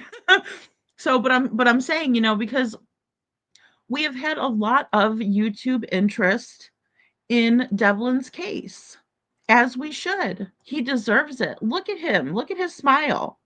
Look how cute he is. He's a sweetheart, you guys. He walked around the town because he really, in my opinion, didn't really want to be at home, right? He had to charge his phone at the laundromat. So he's walking around town daily. He knows a lot of people in the town. Even when he was living with Sandra at times, he would like to walk the town of Hastings, right? But now he's walking the village, is what it is. It's a village of Lake Odessa. Sorry, guys, I have to move around my positioning here. And so that's what we have Devlin doing the day that he went missing. But it's still not that cut and dry, because we really don't have a clear and concise timeline when it comes to what happened that morning with Devlin. We started to get there, and then Sabrina had been on this live for 4 hours, and she had to get off, and she dropped off the panel. And I told her, thanks for being here. Let's reconnect on this, once we can process, once we can get some, more information. And that was the ending. That was the way that live ended. But there's still some questions that remain when it pertains to that morning in question, that day in question. How does a 6 foot tall young man who weighs about $170 all of a sudden vanish off the face of the planet? I'm here to tell you that that's not an option, and that is the one thing that we can check mark off as a fact that did not happen. 3 out of 4 of my children, Devlin included, had autism, and autism generally is diagnosed until The child is 2 years of age. Devlin is autistic. I have no doubt in my mind. Harmony, who he shares a father with. Sorry, Jess. Let me look down. Oh, sorry. Okay. I'm not too behind in chat. Well, and that's the thing too. And sometimes children are late to be diagnosed. When it comes to Sebastian Rogers' case, we see that as well. Sebastian was diagnosed with the rare chromosome deletion, and it's the same deletion as Devlin. Very rare, mind you, very rare. And with that being said, he wasn't diagnosed until later with autism, and I believe it was a diagnosis in 2022 or 2023, right? But nevertheless, Sebastian was, you know, in his teens, so to speak, when that happened. So then going back to Devlin's case, we have people in the house that morning, right? Who he lived with. So Tamra is in the striped shirt. Sabrina's in the Star Wars shirt. We're both home that morning. We have Will Hartman, who was home, and so was the baby, right? And Devlin. So it's a small house. We know that the living situation, according to Sabrina, is one room is storage, one room is for the baby, and the other room is for Sabrina and her boyfriend Will. Tamara was sleeping on the recliner in the living room, and Devlin was sleeping on the floor.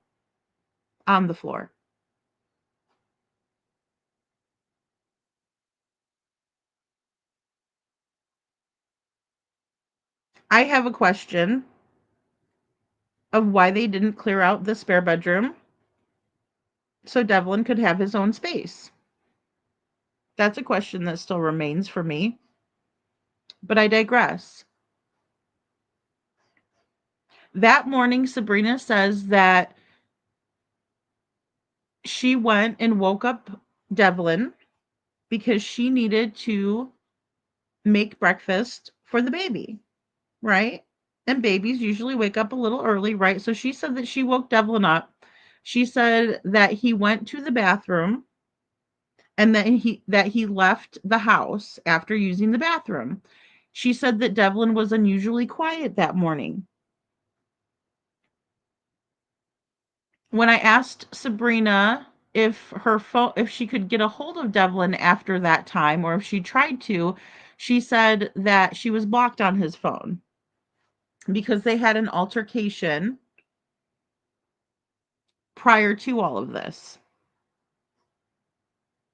So Sabrina says that her and Will went off that day to do odd jobs together, and that her baby was picked up by his father because Will Hartman is not little Julius's father.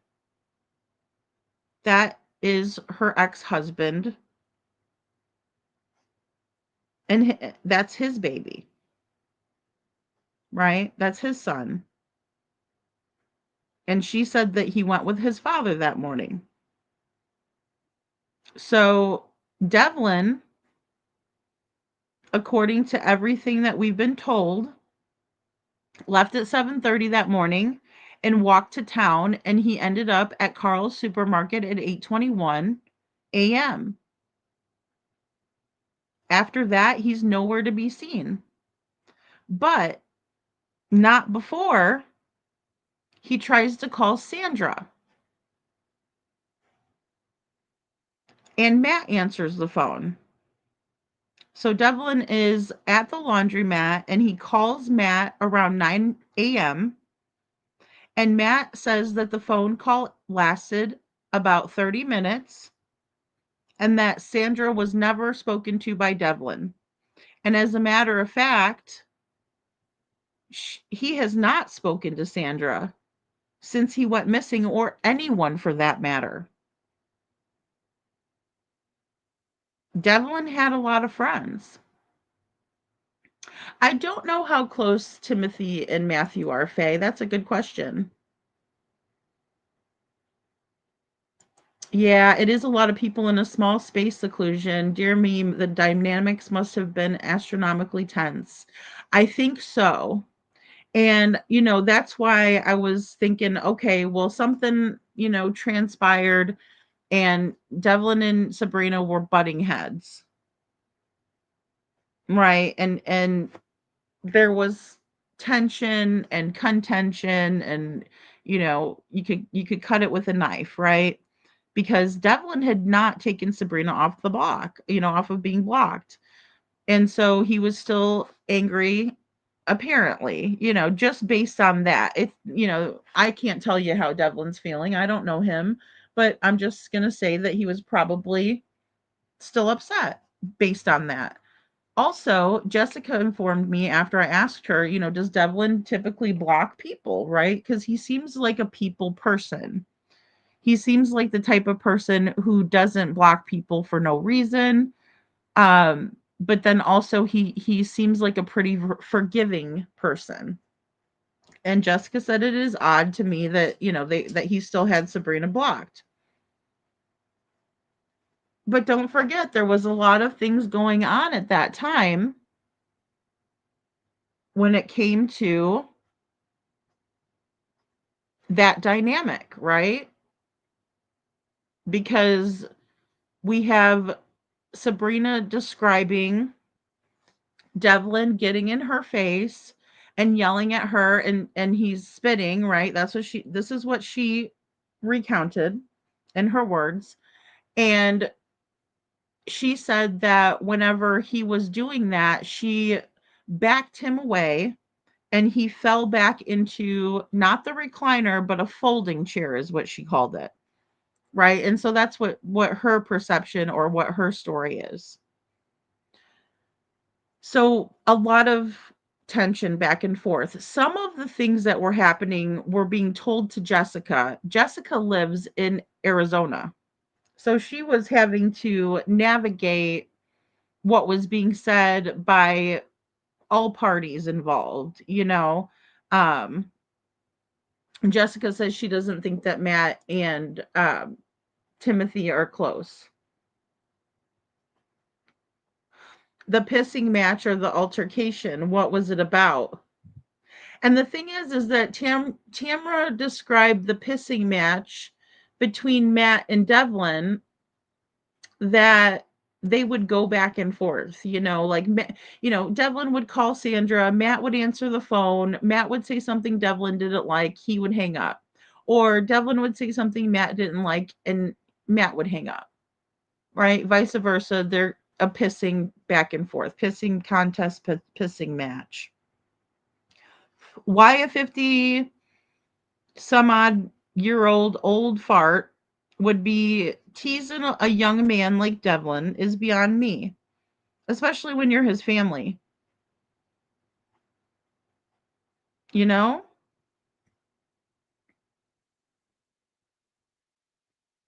Joe, you blocked Andrea. Why? Hey, Joe. We have an estimate of the departure from the house as 7:30. Well, I've heard 7:25 to 7:30 to 7:35, between that time frame, AM in the morning, which is quite early in my opinion. I don't know why, other than Sabrina said that she had to get the baby up and ready and fed. So looks can absolutely be deceiving. She backed him or pushed him because they're two different things, in my opinion. Can Sabrina clarify that? Yeah, and I mean, I'm curious too. Well, because of the way, because she said she doesn't want to say that she pushed him, but in that intent, if you're backing somebody away from you, you're going to end up pushing, right? That's part of it. That's part of the, scenario. So The ivermectin talk. Oh my God. Joe, you're ornery. And so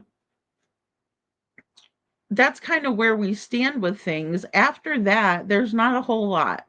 Now, sure, there's been some talk about Devlin possibly being forced into, some people were saying coerced into, some people were saying he reluctantly was getting into a vehicle near the trailer park that day. Nothing has been confirmed. There has not been a single eyewitness, to my knowledge, that has actually been able to come out and verify and show that they were there. You know, like that they were the one that physically witnessed, say a black car with two men in there, and Devlin got in reluctantly. No one has come forward and said that. As a matter of fact, it seems to have been something in a rumor that was stirred up on purpose, in my opinion. I'm still trying to get clarification from some people, right? Whether they want to give that to me. And, the problem in this case is that we have a lot of people that are not, hey, women's warrior, that are not wanting to be honest. They'll come in there and say, honest Abe, Lady Freedom, I'm going to tell you everything. I'm going to tell you the truth. Oh my gosh, I can't wait to help Devlin. And then they turn around and they lie. And they don't know that I know that they're lying until I bust them out on the lie. And that's not fun for me. I don't like to have those types of conversations. Conversations that I like to have is, for example, hey Chuchi, I understand that, the day that Devlin disappeared, you had a work appointment, right? Or you were going to go on a job. What was the job? Where was it? We're having a conversation. She's saying, well, Lady Freedom, I woke up at 7:30. I got my coffee. I got the kid off. The dad came and picked him up. Then me and my boyfriend headed out to the job. We worked out in, Timbuktu. And I'll say, oh, no, you don't say so, Timbuktu. And how long were you at the job for? Oh, well, we were in Timbuktu for a little while, about an hour. And then we had another job scheduled out in, there is a Kalamazoo, Michigan, so why not? Out in Kalamazoo. And we were there. And this person can verify this because I do odd jobs for them all the time. And, Lady Freedom, this is what I'm going to do. I'm going to do you even one better. I'm going to give you the number for the people that I was working for that day. And they're going to tell you that I was there from 2 o'clock to 4 o'clock. Right? Or you know what, Lady Freedom, I'll do you one even better. Don't bother my employer. Don't embarrass me in front of my employer, please. I will give you my location information from my cell phone data. Right? It's those conversations that I would love to have. Somebody who is willing to be straightforward and honest with me as I'm being with them. Right? That is the reason why a recorded phone call or a live stream option is very much best for all parties involved. Right? So it's just easier that way. Hey, Detroit Rock City. It's just easier that way. It's just more time efficient, more energy efficient, right? Because if I have to sit there and fight with somebody and pull teeth just to get a straight answer on the first question that I have for a person, I can already tell that that conversation probably isn't going to go very far and that I'm dealing with a dishonest person. Straight up. I don't have time for that. I'm sorry that you have time for games, but I don't. I don't have time for it. And I would hope that you would value your time more because Will Hartman is right. We only have one life, 100, 100. We have one life. I'm not trying to waste my time. I'm not trying to waste the one life that I have. I'm grateful for my life. Right? 100, 100.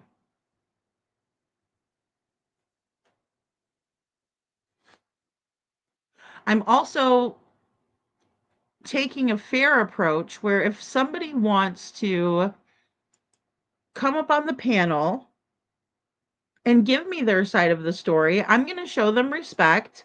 I'm going to show them kindness, and I'm going to let them tell their side. I'll have questions, chat will have questions, and we're going to find out more information that can definitely get us closer to finding Devlin. If we're going to backtrack and argue about information and what was said, that I don't have time for that. So again, I will say that I have given certain people, and they know who they are, opportunities to speak with me. I say we can record the conversation to cover all of our asses, right?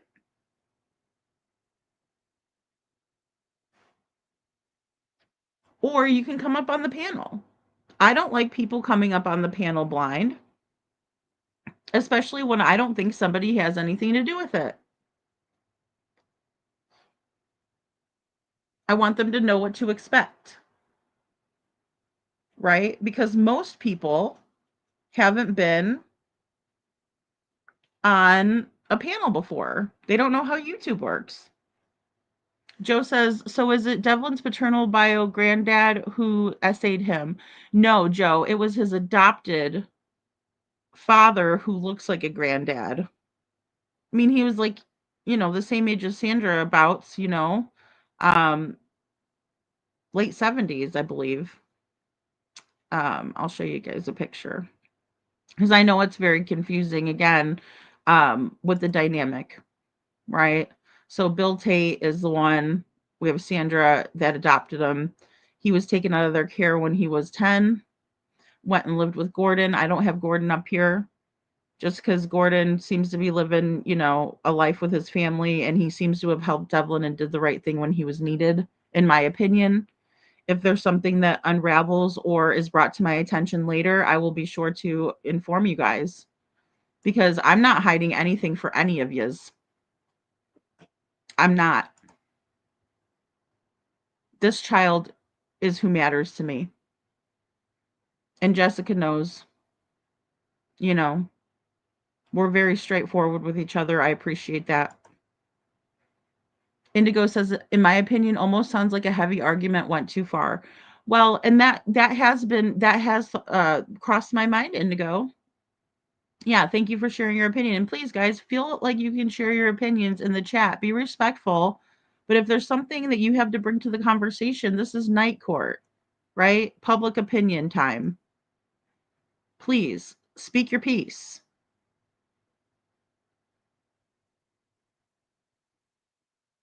Very lonely. The timeline, Andrea, is not accurate in my opinion. No, it is not. No, I have a lot of issues with the timeline. A lot of issues with the timeline. And that's what I'm trying to get to the bottom of is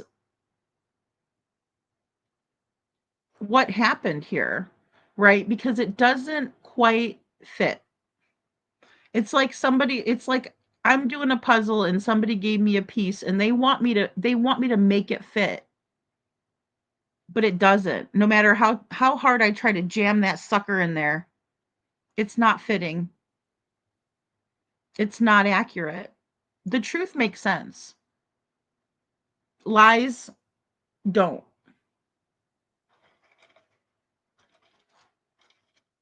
Faye says based on Tamra and the canine officers didn't follow Devlin's scent to the laundromat. They followed from Carl's to Tupper Creek. If that's true, Matt lied to police and public, in my opinion. Well, and that's a good catch, Faye, because I've thought about that as well. Canine Quinn tracked Devlin to Bonanza and Tupper Creek. Not at the laundromat where he was said to have been that day, where we know that he frequents that location. So, yeah, none of them are biologically related to Devlin. Thanks, Jessica. Yeah. Hey, YouTuber is here. Joe. Oh my God, Joe. Oh, behave. Oh my God. Allegedly, or in my opinion, while typing your comments, please, in the chat. Yes, please, guys. And, it's hard with these cases. It's hard. Yes, he passed away in 2023, Joe. Our YouTuber is here. Yeah, and it's very sad. It's a very sad situation. It is what it is. And when I'm looking at the dynamic, I think what's important to remember about the past and about when we put ourselves in Devlin's shoes is that this is a young man who is coming into his own. This is a young man that is trying to figure out whether he can even provide for or take care of himself or recognize when it's time to do the right thing and when he shouldn't be doing the right thing. Some of the times he is forced into doing the wrong thing, in my opinion. And that's where I have a major problem, because I don't think it's fair to blame Devlin for having opposition with someone who should probably not be having a say so over him to begin with. And let's not forget that a judge ruled that Devlin could take care of himself, right? He gave him that leeway. Now, I'm not a judge, I'm not a social worker or a doctor, but when I look at Devlin being able to all of a sudden just be able to do whatever he wants, I'm not surprised that there were some hiccups and some learning moments and some mistakes, because let's all be honest. How many of us can say at 18 that we were equipped to handle everything that was given to us? We're not. And may he rest in peace. And it's awful when we have a family member who passes away from cancer. I've had my mother passed away from cancer, and it was very difficult for me. It was, no matter what, we love our parents. That's the beauty of unconditional love from children, is that we always love our parents. That's how you can tell when there's parental alienation present, is because most children, even if they are severely abused by their caregivers, they still love them. They still care for them. They don't want to be abused anymore. And Gordon is his uncle or brother, uncle brother. But he is one of Sandra and Bill's children.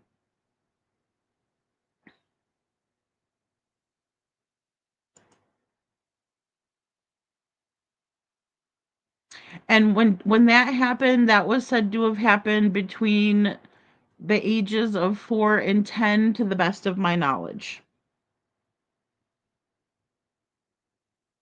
Kiki. And it was found out because an STD was transferred.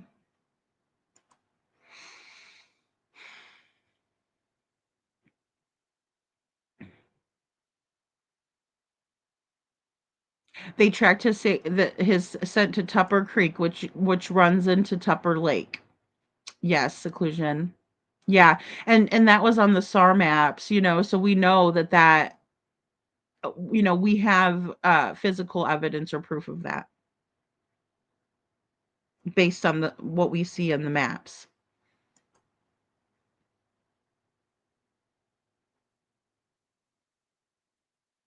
Lady Freedom, you have a logic thinking mind. Keep your logical antennas up. You got this. Thanks, Indigo. Yeah, I mean, I'm just trying to be fair with everyone as well. And it's difficult, right? It's very difficult because I want everybody to feel like they have a voice and a say so in what's happened, especially when it's their family. And I want to make sure that I have the accurate information. Um, so thanks, Indigo. And I do. I wanna keep logic at the forefront, even though sometimes my emotions get involved because I think about putting myself in Devlin's shoes and I think about how he must have been feeling, right? He must have been feeling alone, right? Because he would talk to anyone, he would make friends with anyone, I think that the punishments were harsh. I think that if you take away someone's resources, I look at that as abusive behavior first and foremost. Just that's it for me. When you take someone's form of communication, when you it's like when your abuser takes your keys and says you're not getting away. You're not going anywhere. When they block the door. That's like saying, I know that you need this communication device, but you're not charging it here. I have a major issue with that. And that's known. I mean, Tamara and I have had our conversations and we've both come to the agreement that she believes that what she did was okay and I don't. And that's okay. Right? But we still need to find Devlin. So I'm not going to go back and forth. Yes, it's duck season, wabbit season, duck season, wabbit season. Why would I do that with her? Why would she do that with me? If she truly wants to find Devlin, if I truly want to find Devlin, we're not doing that, right? We're gonna say, okay, put it aside. Where's Devlin? But I appreciate you all having questions on that and us wanting to gain clarification is the first step in finding out what really happened. And believe me, there's a lot of steps. It's an uphill climb.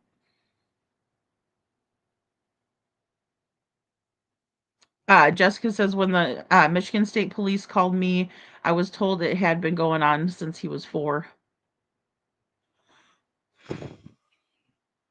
It came to light when he was 10. About. And that's around the time that he went to go live with Gordon.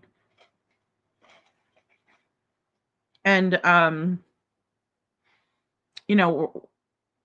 like I said, we're still in the processing and the fact-finding stage. Faces Matthew said they were on the phone for 30 minutes when Devlin was at the laundromat changing his phone or charging his phone, excuse me. He didn't answer to what was their conversation allegedly. Yeah, and no one has answered why. No one has answered us why Sandra never spoke with Devlin. And that part is very curious to me because of Devlin's persistence. When he wanted to talk to someone, he wanted to talk to them and he would call them and text them and send them a voice text or however, right? The fact that he didn't talk to Sandra is a big red flag for me. Right? It's absolutely horrendous.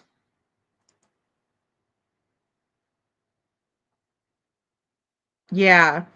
Yeah, it's definitely it definitely sends up the warning signs, right, of the creek, that waterway flowing into Tupper. Then there's another, waterway that goes into Jordan Lake. It's absolutely terrible. It's terrible, Kiki, and that is part of the dynamic that we have to consider. And I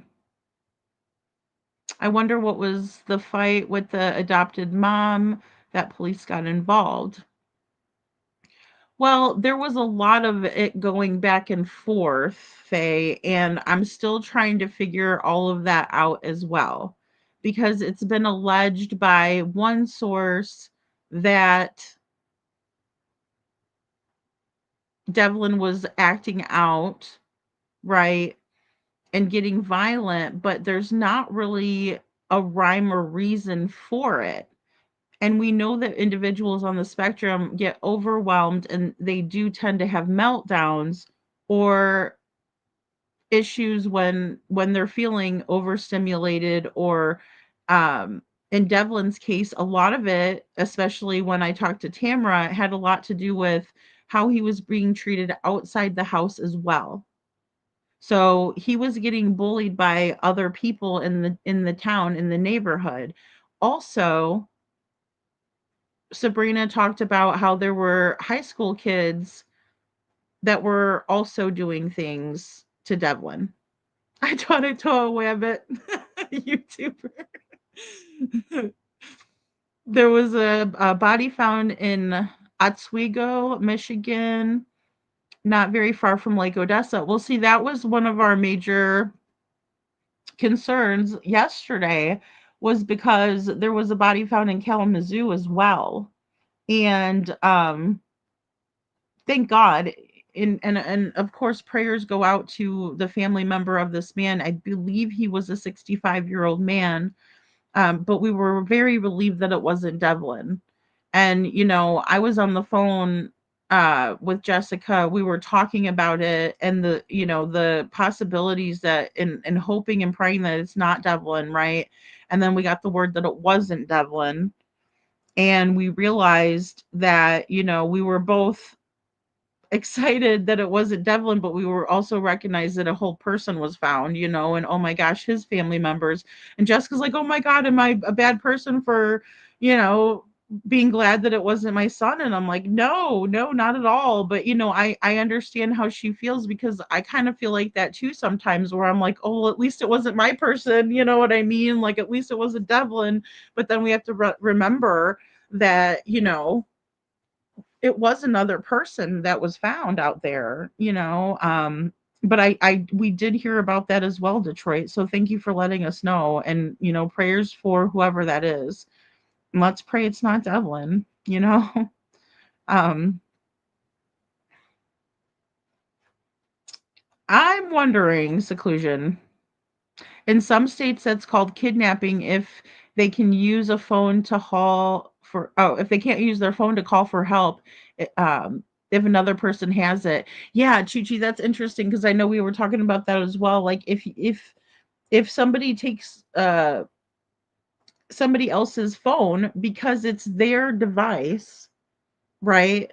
Because they cannot call out and get help, right? It is considered kidnapping, because the person can't call for help, you know?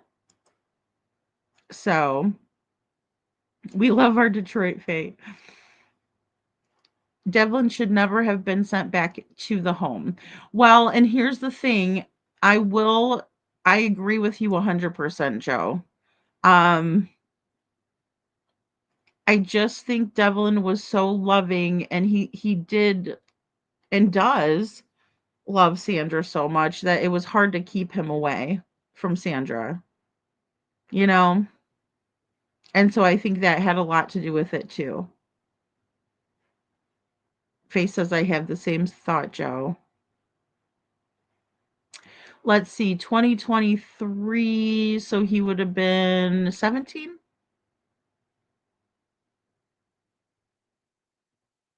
Ish. Oh, Faye says I agree about the setup.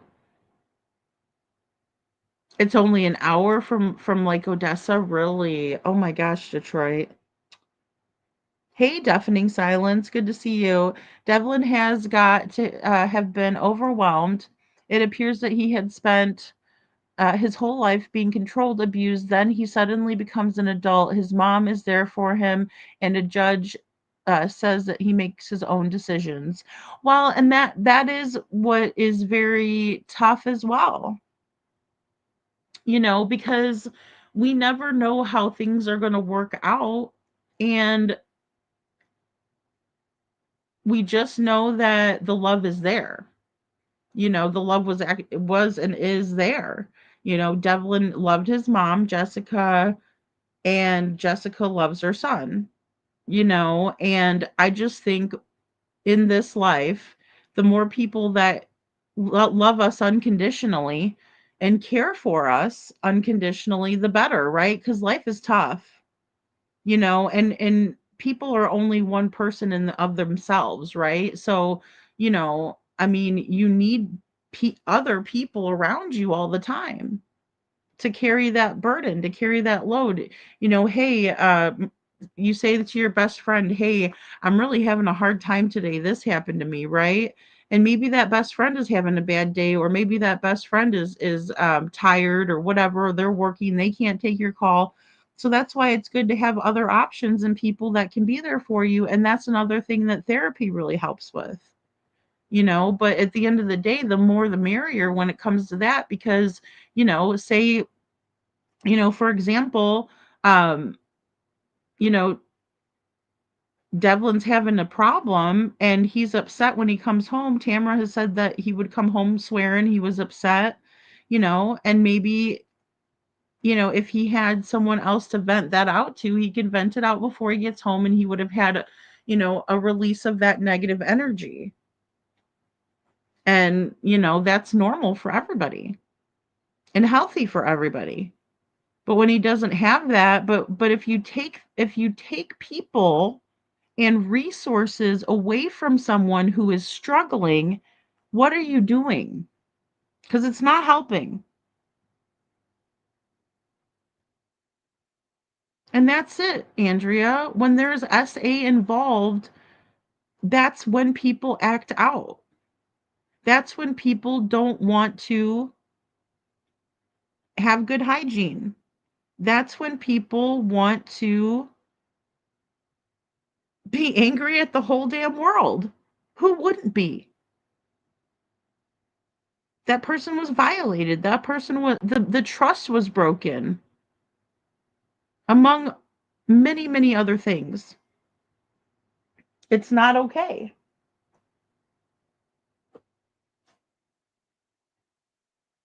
It's not okay.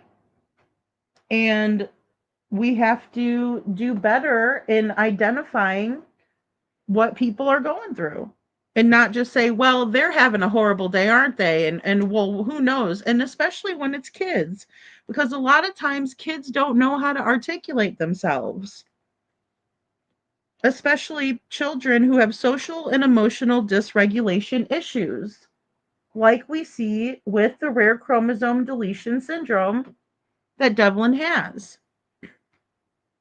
He gets overwhelmed and he is ill-equipped and he cannot handle it.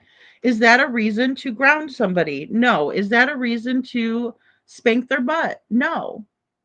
Is that a reason to yell at them or get in their face? No. No, no, no, no. It's a reason to lend a hand. It's a reason to be a shoulder, to give them a hug, tell them it's going to be okay. Pressure sometimes is good for people on the spectrum. Some people like deep pressure, some people like light pressure. It's about holding out a hand and helping them, not kicking them when they're down. Oh, you had a hard day? Oh, yeah, well, you're upset? Well, too bad. You don't do that to people. You say, oh, my, I'm so sorry you had a rough day. What happened? Do you want to talk about it? Can I offer you a hot cocoa? I mean, he's a young man. What can you do to make him feel better? You want to watch a funny movie? You want to take your mind off it? What's going to help you? Can we talk? Something. Maybe he doesn't want to talk. Maybe you get him one of those big weight bags and he can go in the backyard and punch the crap out of it. I don't know. It just depends on what makes him feel better. But if you never ask him, how would you know how he feels? And if you never ask him, how does he know that you even care? Maybe Devlin felt like no one cared about him. That's how I would feel if I was in his shoes.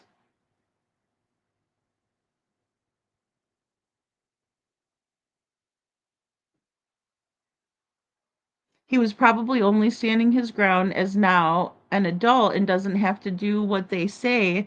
They lost control, so they said he was acting up, but I feel he was talking no more shit, he wasn't taking any more shit from anyone. Well, and I agree with that. And I do know. Oh, thank you, Jessica. Bill 62 was 62. Um, and when he did finally say that, or one of the instances where he said, I'm not putting up with this crap, don't talk to me that way. He wasn't disrespectful. As a matter of fact, he was respectful. And he said, don't talk to me like that. Like that's what anybody that is setting a healthy boundary would say.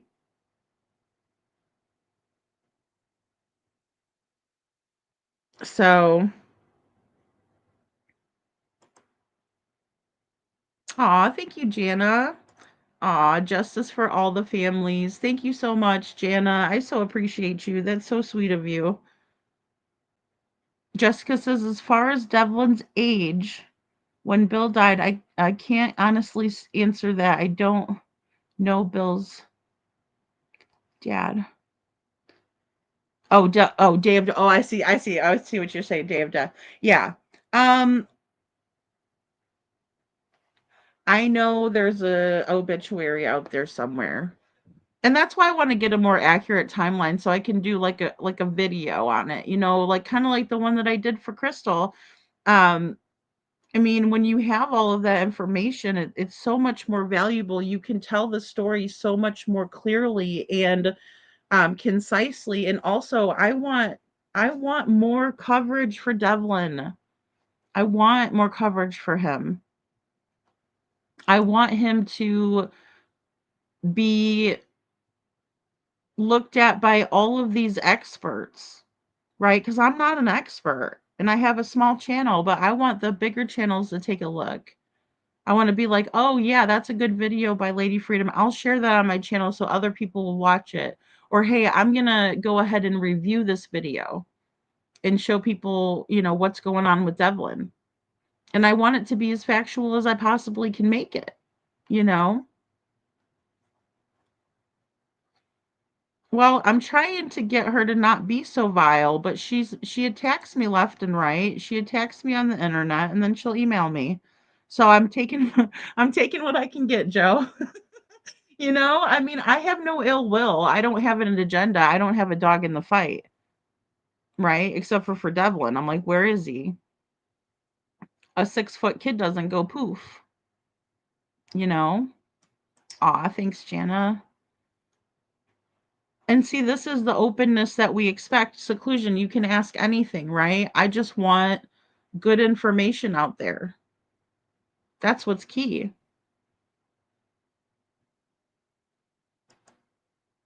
Thanks, Joe, too. Yeah, Joe says, thanks for answering tough questions, Jessica. I'm getting a sense of the Tait family dynamics. And it's a lot, right? Because it's a unique family dynamic. But families are families, And I was talking to with a new friend of mine, today, and we were talking about how, some of our family members are chosen friends, right? Good folks that have our backs, that love us, that care for us, right? And we feel comfortable with and we can rely on, and they're not our family. And with Devlin, he was looking for anybody and everybody that was part of his family. He wanted to talk to his biological father. He wanted to talk to his biological grandmother. He wanted to talk to everyone. Jessica, and he was building relationships. He also had some friends that haven't heard from him, that are concerned, and that's the biggest concern that I have seen in the research, is that everybody is saying, how could Devlin have just all of a sudden, he's here and now he's not? How could Devlin not call Sandra? Those that are close to him, know him from the years. calling Sandra, always being the one to call Sandra, check in on her. He had a good relationship with her as far as I can tell. And he always would call her. And that's the most concerning thing to local people, is that he hasn't called anybody. Not even his buddies, not even his friends. His friends are very concerned about that. They're like, wow, he used to call me every day, all the time. Sometimes I'd feel bad because I couldn't get back to him because I was at work or I was doing something else. And now there's no calls from Devlin. And that's the most concerning thing, knowing Devlin is a person that has a great memory. So does his mother, by the way. And he can remember numbers of people. Kind of like, I know a lot of us ladies are older in the chat, kind of like back in the day when we didn't have numbers programmed into a computer that we carried around with us. We had to remember people's numbers. We had to be like, okay, if I'm going to go to my friend's house, it's, dot, dot, dot, dot, dot, dot, dot, dot, dot, dot, and we knew it off the top of our head because we had to, right? We didn't have a choice. Now we click a button. We don't even try to remember the number because it's on there, and click the button. There you go. Not Devlin. And another thing that his mother and I were talking about is, and she's getting me screenshots for all of this, which I greatly appreciate that because I work on facts, not just hearsay, not just you telling me and, aggressively telling me something and yelling at me and telling me I'm this and that. And no, send me a screenshot. Let me see it for myself so I can show my audience so we can all see it. That's how I work. But she's in the midst of getting me some of this information, right? And we're piecing it all together. And with that being said, there was a lot of things that Devlin was saying and doing, and a lot of the things that are going to fit into a time frame for us, a timeline. Faye says, unless Matthew left the house with Sandra's phone, keeping him on the phone while getting there, it takes 30 minutes to get from Sandra's to town. Yeah. That concerns me the most as well, Faye. And it's going back to Devlin's routine. Devlin needing to talk to Sandra. Jessica shared a screenshot of a conversation where Sandra was saying, he's always calling me. And it's getting to be a lot for me, right? Because she's getting up there in age and stuff like that. I'm not faulting her. I'm just saying what it is. It was clear as day. Proof is in the pudding, right? Proof is in the screenshot. So Devlin was very adamant about talking to Sandra, and he never did that day. Right? But Matt talked to him for 30 minutes, and then all of a sudden he's gone. To say I'm concerned about that would be an understatement.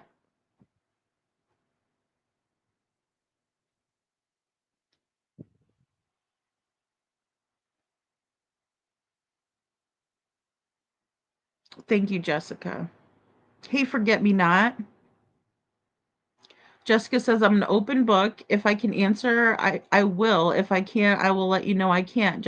I just want my son found. And that's the hardest part, right? Is that I just want my son found, and what can I do to help facilitate that? What can I help do to answer something that might click with somebody and we might be able to solve what happened? Right? Oh, let me check, Chuchi. Sorry. I realized my phone wasn't plugged in. I'm like, oh my. Oh, well, maybe that's why people are so not wanting to tell the truth either. Because it looks like Google says, yes, intentionally cutting off someone's electricity in Michigan is illegal and can have serious legal consequences, especially if done to someone who lives in the home with you, a tenant, family member, or domestic partner. Here is a legal breakdown of why this is illegal. Interference with utilities. Michigan law prohibits the unlawful interference, obstruction, or destruction of utility infrastructure. A person without lawful authority shall not willfully cut, break, disconnect, interrupt, or tamper with any part of the electrical system that is the property of the utility. Right? It's a violation. Thank you, Chuchi. It's a violation.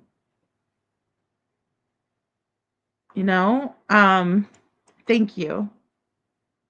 Unbelievable too. I mean, why anybody would think that that would be all right? Because it's not. It's in my opinion, I was like, well, that's a new form of abuse.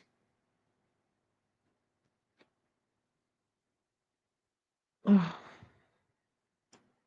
Yeah, and that's another thing in Jana's case, and I kind of said it in a little bit in the video. Thanks for answering that, Jana. And I know that's so tough. Yeah, unfortunately, Crystal was not laid to rest properly because she was cremated against the family's wishes.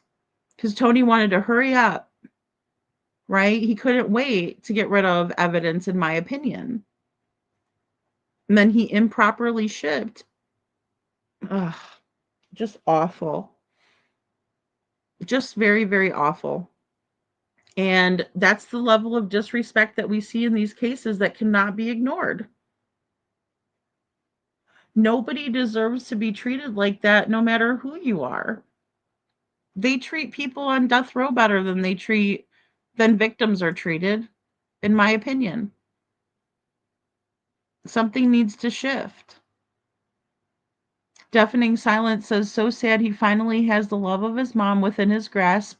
He can now make his own decision, and he finally knew he could go to a loving home, and they did everything to prevent it. How far would they go? That's a good question, Deafening Silence, and I think it's valid. And it makes you wonder because of that very statement that you made. He is having a good relationship with his mom. Teenagers are hard to deal with, right? So it's not easy to always have a good relationship. And in relationships, no matter what they are not always going to be ideal or perfect.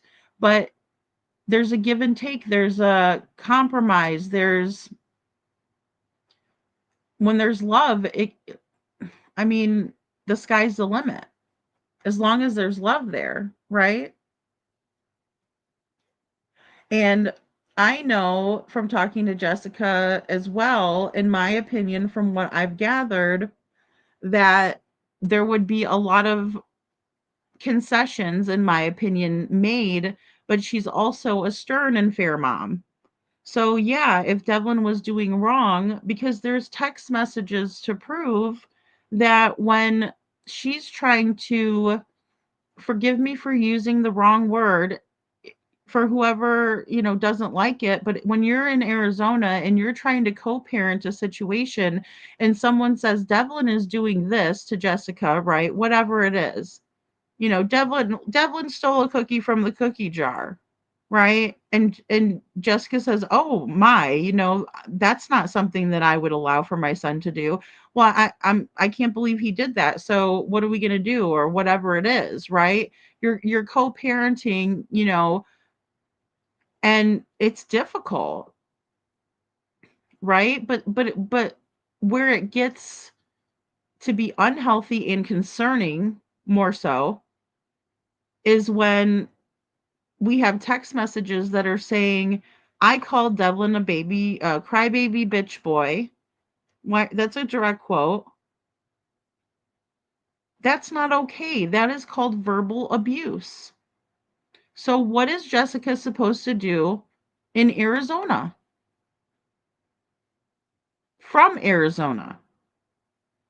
So she's listening to her son tell her that he's being mistreated, and she's in a very difficult situation because then she's got the caregivers saying, Well, he's doing this and he's doing that. So, but who's the adult? That's the issue, right? Who has control over the household? Are the kids running the household or is the adults? Because it should be the adults, and there should be a certain understanding and rule set, and they need to be fair. The child or Devlin in this situation, as a young man growing into an adult, is going to look at that, and of course, he is going to rebel. And teenagers rebel anyway. Even the best kids, when they're teenagers, they're going to push. They're going to think they know everything. It's normal. But are you going to let him learn or are you going to punish him for learning? A mistake is only a mistake if you don't learn from it. But I have issues with Sabrina telling us that Devlin was behaving and on a very good course and trajectory when he was living with her and her husband, Joe, and he was going to school dances and he was involved in things. And I'm thinking, oh, what a wonderful situation. That sounds great. You know, what happened to Joe? Joe, we need you back over here. Maybe you were the man figure in the household. Maybe you were the one that could get through to Devlin. Maybe you could, compromise or maybe you were showing Sabrina, hey, we can do this and look, he's doing well at this. Maybe you guys worked well as a team. I don't know. I'm curious. Because if things were going so well and Devlin was on the right track, when did he get off of that track? And how is it his fault if he's being bounced from place to place? Right? I mean, it's just when you're telling the story, when there's a gap in there, people are going to fill in the blanks. That's how our brains work in order to connect the dots and come to a conclusion, right? Or come to some sort of semblance of understanding.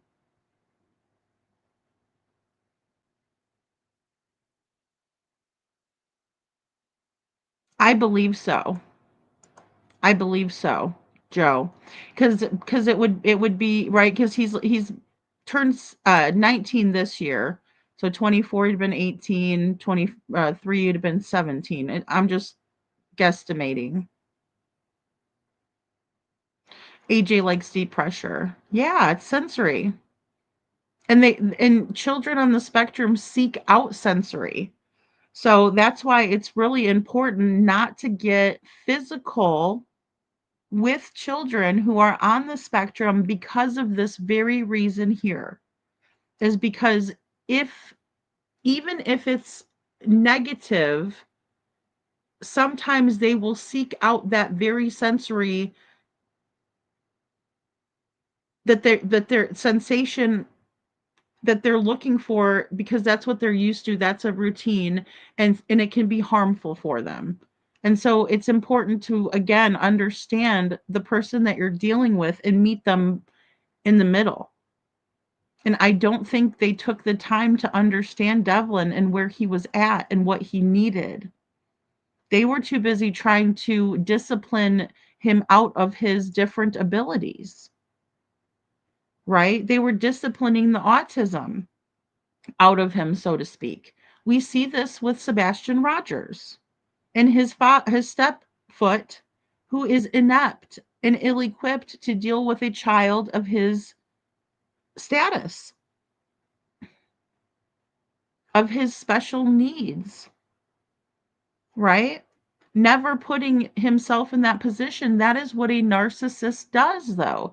They're incapable because they're entirely selfish. So they have no way of putting themselves into someone else's shoes. No, Indigo, that is Will Hartman.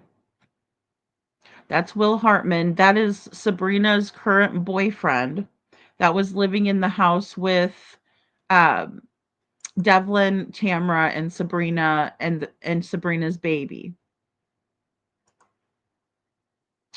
So he is the one that's in the backwards ball cap holding the baby. And the reason why I posted his picture and Sabrina gave me permission and sent it straight to my email was because that picture was circulating, online. She maintains it was taken on May 7th. There's metadata that we're going to get into to figure out if it was in fact taken on that day. And that's just something that I do with everything. I try to double check and fact check things. Right. But the reason why I shared that is because they're saying that people were saying that there was a scratch on Will's nose and that it looked like his face was scratched up. And Will and Sabrina were saying it's plaque psoriasis.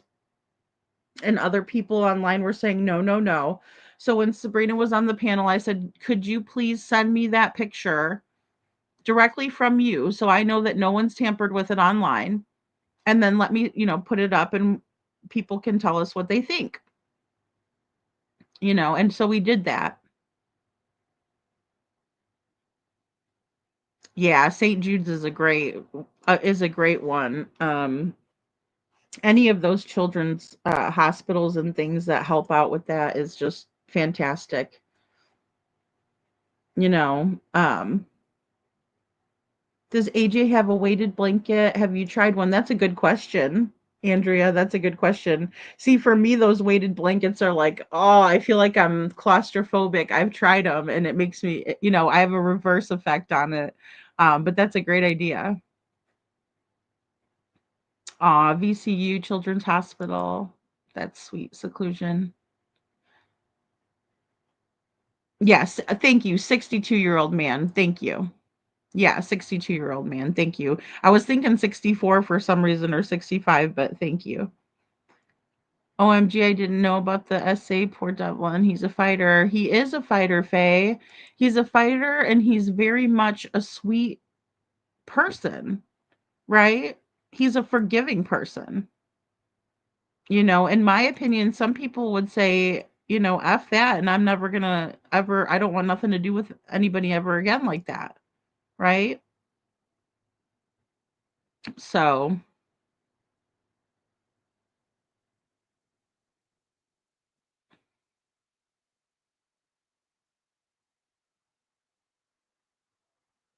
yeah. Yeah, Jess goes every 3 months to help with the feeding tube. The dynamics remind me of chaos physics principle. Seclusion. I agree.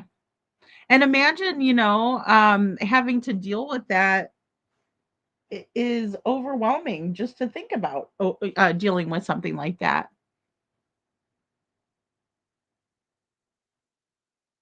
Well, and we do have the wish list up too. That would be a good one to add to that, Jess. And I know we're working on doing Christmas for AJ. I have it. Let me go ahead. I'm going to share it in the chat as well. I think it's down a little bit. There we go. I know I tried to find a Christmas tree with blue on it because I know that's Devlin's favorite. But yeah, there's the Amazon wish list. So just give me a second to get it. Because I don't know why that long thing does not work. Long link, I should say. And I'm just going to put Christmas for AJ.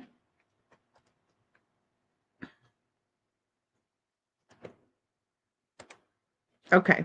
And I was also doing some more research. We're going to talk a little bit more about the reward and the GoFundMe.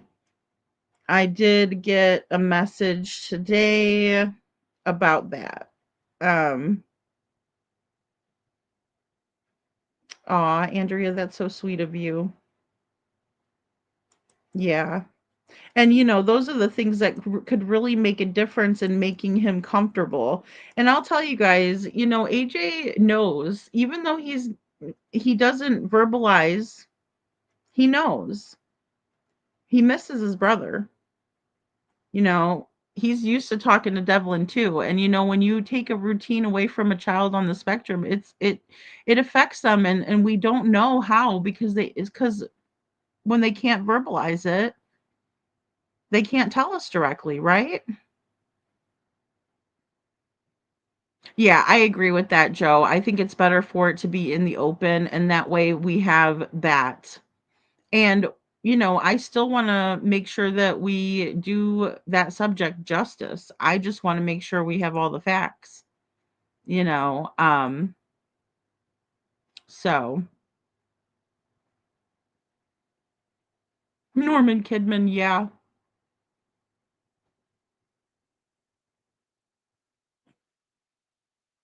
Lady Freedom about to get woken up when her phone is blowing up by screenshots in the morning. Yeah, Jessica's like, you might want to turn off your phone. And I'm like, it's fine. I'll sleep through it probably. If I don't, it'll be time to get up.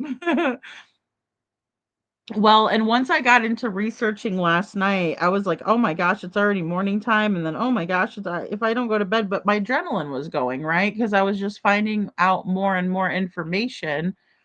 And me being, the nerd that I am, I'm like, oh, yay, like more information. Okay, this is good. Okay, this makes sense. I was making connections. My brain was firing off, and, it was like, but it's a good thing. And like I said, um, I'm open to talking with anyone. I just ask that people be honest. That's all I'm asking for, is to just be honest to the best of your knowledge. If you don't know, say, I don't know. So you know what? I'm not sure on that, but this is the best of my knowledge. And then that way, it covers all the bases, right? But pinpointing a timeline is a big one. Yeah. I don't know. And that's the thing, Jessica, is especially in the Sebastian Rogers case, the amount of abuse that has been known and exposed, I feel like across the board we're failing these children. I do. Because if we're allowing for abuse and neglect to happen and for people to get away with it scot-free and then to brag about it on the internet, I think we're doing something wrong. I really do. Yeah, and I appreciate your honesty and openness, Jessica, because and that's the thing. All we can do when we're asked a question is to give the most honest answer. That's respected. When you try to cover things up and you're trying to, well, what about this person? No, I'm not asking about that person. It's like when I talked to Mary Much, she wanted to start pointing the finger at Sabrina. Well, guess what? We're not talking about Sabrina. I'm asking you about Laura Cobb, who I was asking you about, right? Now you're pointing the finger at Sabrina. That automatically tells me that you're hiding something. So, in full transparency, that's what I'm looking for. I'm not manipulating a conversation. That's what I'm looking for. The minute that you start pointing the finger at someone that I'm not talking about at all, and I have not asked you about Sabrina, there's an issue. You're covering for someone. Are you fucking kidding me? Seclusion. Are you fucking kidding me? That's funny. Yeah, we need to find the missing pieces, Faye. And that's another thing. When people just want me to jam the puzzle piece in there and it's definitely, I'm like, it's still not fitting. And they're like, jam it in there further, it'll fit. No, it's not, you know? So Sebastian was standing up for himself and speaking out against the things that were going on with him and was supposed to go live with his father, who truly loves him. Devlin was doing the same, both gone. Detroit. I mean, that's it. That's it. Though that is where we see a direct correlation and similarity between Sebastian Rogers and Devlin Tait. Sebastian was a few years younger, a couple of years younger than Devlin, right? And he was saying, you know what? This isn't normal.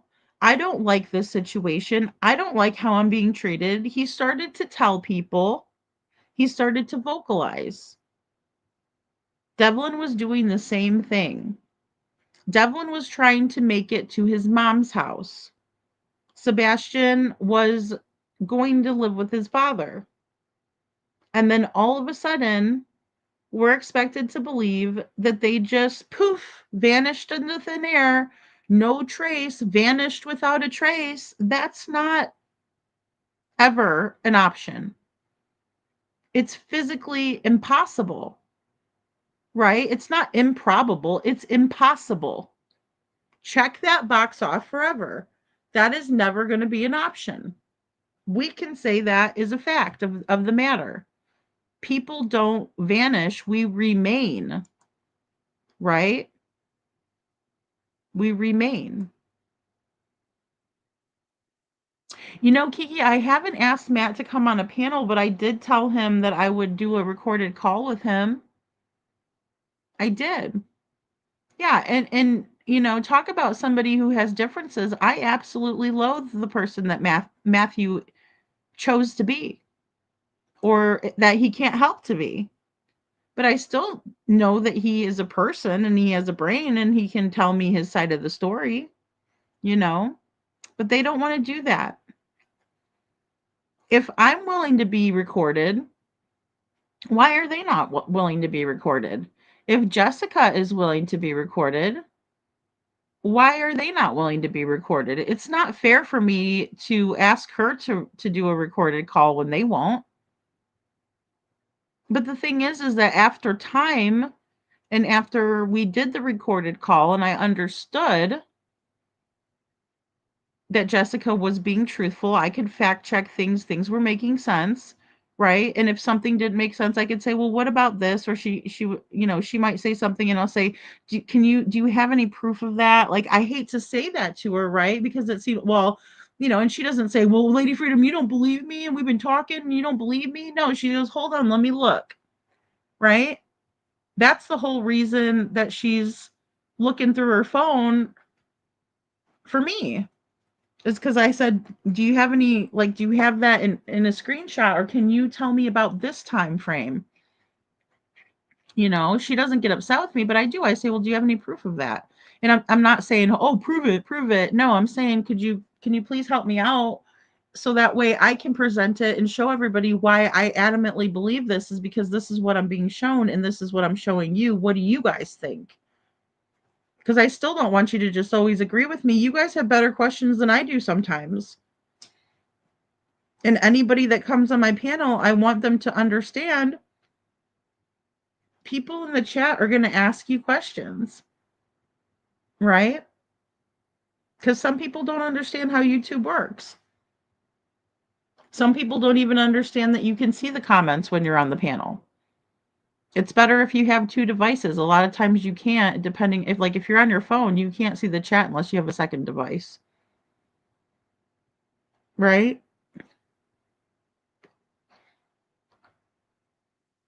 I think everybody knew about the essay, Joe. At a certain point, everybody was well aware in the family. They just were. Now, whether they chose to just, you know, they chose to hide it or they, you know, because it's embarrassing and it's hurtful, you know, and I don't want to blame anybody else that didn't do the essay, but if somebody did know about it and they were overlooking it or allowing for it, then they're guilty too, in my opinion. Hey, Kelly Holcomb. People have to understand that there's a certain type of a person who follows true crime. A lot of us have trauma. Some of us follow true crime because we've been thrust into it because, you know, like in Jana's case, I don't know if she followed true crime before, but I know that she does now, and I know that she does a good job of it, you know? And it's like, but maybe she wouldn't have normally, right? I know there's a lot of advocates out there like Jessica, or excuse me, like Jana, um, like Kyron Horman's mom, Desiree. She goes and speaks and does public speaking events about her little boy. She does car washes. right? And different things to raise money, annual events, and says, don't forget about my beautiful little baby Kyron. He was most likely killed by his stepmother. She was the last one with him, right? So she's out there and she's asking for help. Hey, KJ Mac. I'm forward eyeing them. Joe. That's funny. Justice for Sebastian and Devlin. And that's why I've been covering their cases like this, guys, together, because there's so many similarities, and when I look at it, I could do umpteenth videos on how many similarities we can find on these two boys. It knocked my socks off. Me and Jen were sitting there going, he has the same chromosome deletion as Sebastian? She's like, are you sure? Are you absolutely sure? And I said, and I was like double checking. And I'm like, yeah. 62Q7. Okay. Yeah. Oh my gosh. Yeah. And we're like, no kidding, right? Because it's so rare. It's so rare. Indigo says, the more that I listen to you sharing about Devlin, the more closer I'm feeling. I would like to share my son's case with you. I will be willing to wait until Devlin is found to share with you about my son. Indigo, you don't have to wait. Yeah, we can definitely get together. Absolutely. Everybody's cases deserve to be heard. Every person that wants to speak can speak here. you know um it's very important for people to feel comfortable.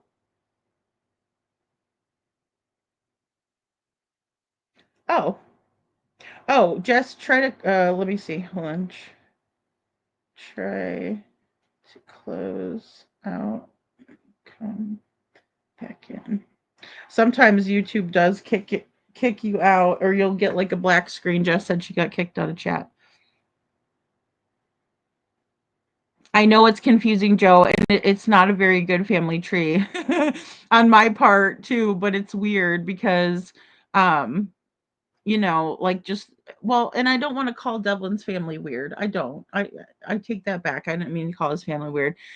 It's just different, right? And it's confusing, because we have the Tates, originally that adopted Devlin, but he was taken out of the custody of Tim and Jessica, right? But for some reason it was okay for Tim to be around Devlin and not Jessica. And Tim's not hated or talked down upon or any of that. Actually, Tim is, I don't know where Tim is. Tim is MIA. Right? Where were you? Where are you, Tim? Right? Because even if you're not his biological father, and even if you're just on the birth certificate, don't you care about this kid?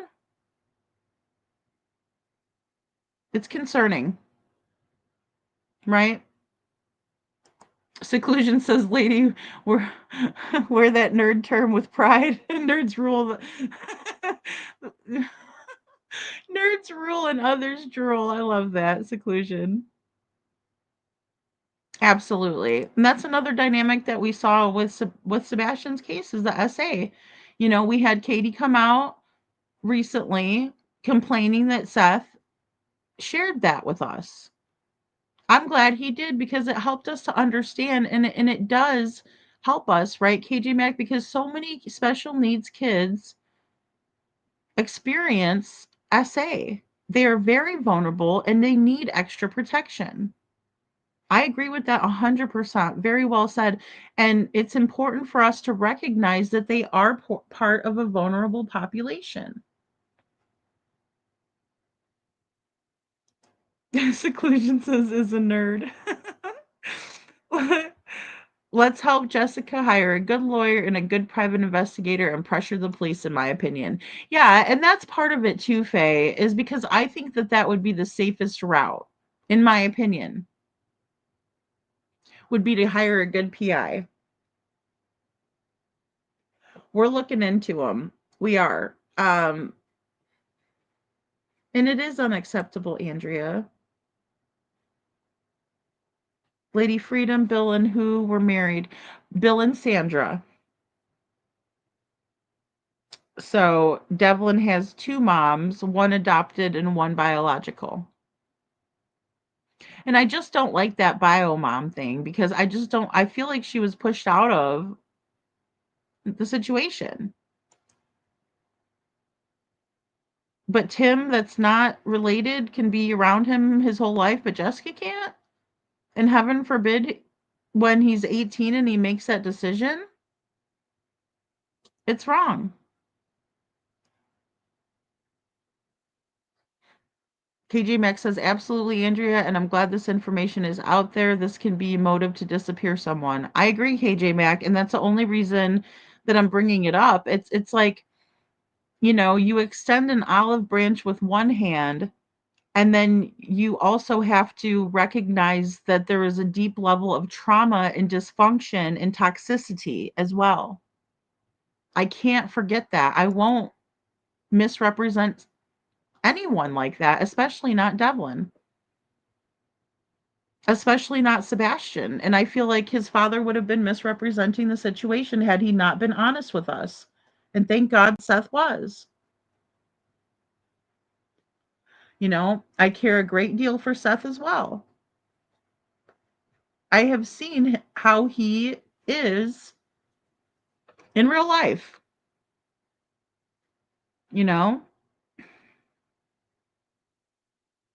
Thanks, Jessica. That's right. That's right, Detroit. Thank you, Detroit. You are always welcome to share your story with us when you feel comfortable. That's right. And that's what I wanted to build our channel on, right? Like our community, that's what's important. Yeah, nailed the comparison. It's a motive so that they don't reveal what happened and who did it. Who knows what Devlin was going to tell? Who knows what Devlin did tell? Who knows what Sebastian told or didn't tell or knew and told? We don't know. Everything, we know a good chunk of it, you know?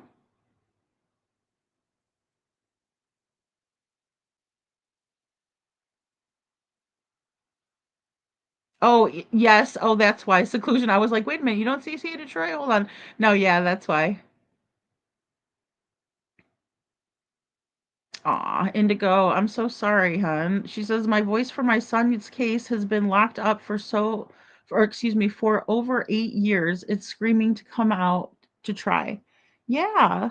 I mean, and that's all we can do. And I mean, if you know, th- I think that's where the value lies in someone telling me their story and not being on a live stream, right? Some people might want to come up and talk and answer questions. Other people might just want to talk and tell their story, and we can make a video and get the story out there. There's so many ways to do it, and it's not always right for everybody. It just depends. Thank you, Jessica. Jessica's ex-husband, Tim Hatfield's grandparents adopted her son, Devlin. Yeah, it's an issue. The honesty is, but the dishonesty doesn't only end with the Tates. It doesn't, or the hosts. I guess we could say hosts as well, but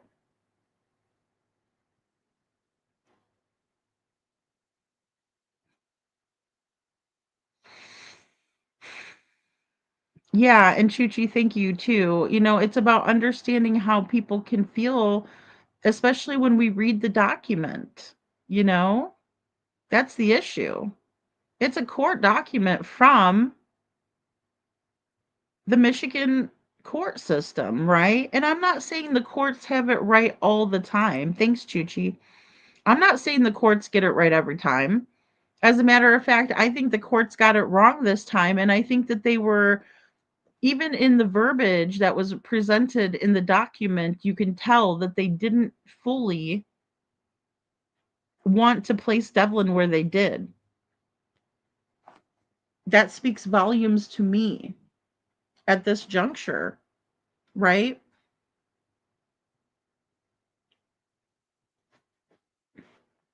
Thank you very much, Jessica. Sorry, I was taking a drink of my coffee, guys.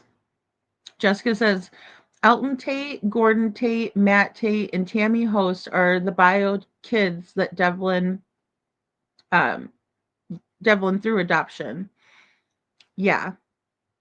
So Sandy and Bill's biological kids are Elton, Gordon, Matt, and Tammy.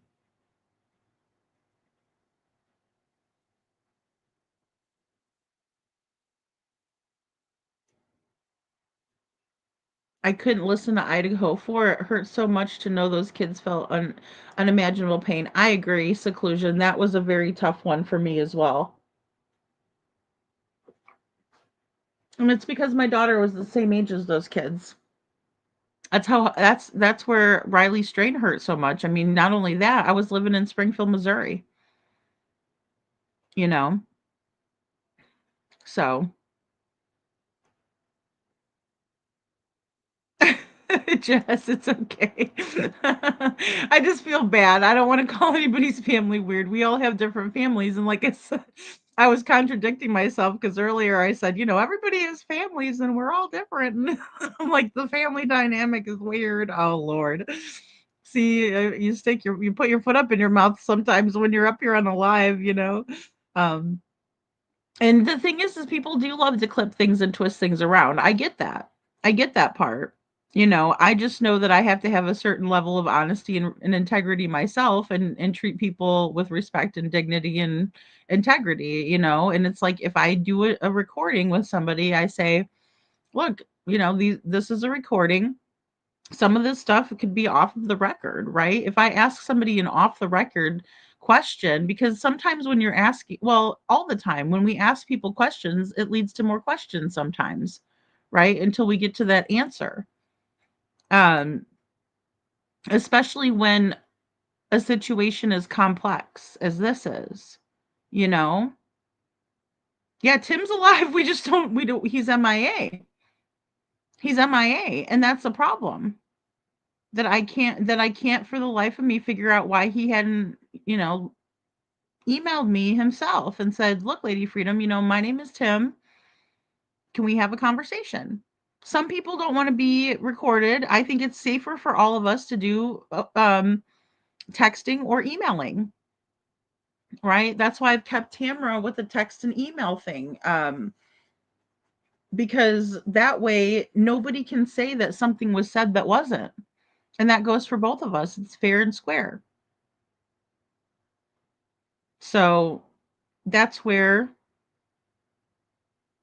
I have to draw the boundary line and cover everybody's patoot, including my own. Because I could be on a phone call with somebody and somebody could say, well, Lady Freedom said this to me. And then I would say, no, I didn't. And you'd say, yes, you did. And then again, duck season, wabbit season, back and forth. No, thank you. Let's save us all some headaches and time. Let's record it or let's keep it through email.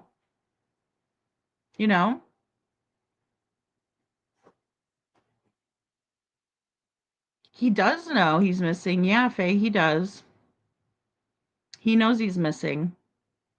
Because Tamara, and the reason why I say that, I should preface why I know that, is because Tamara said that she did reach out and her and Tim talked, but he hasn't talked to me. But yeah, he's well aware.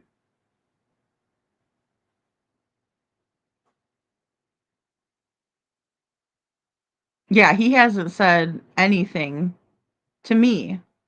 I haven't even seen anybody send me like a screenshot of Tim saying anything at all.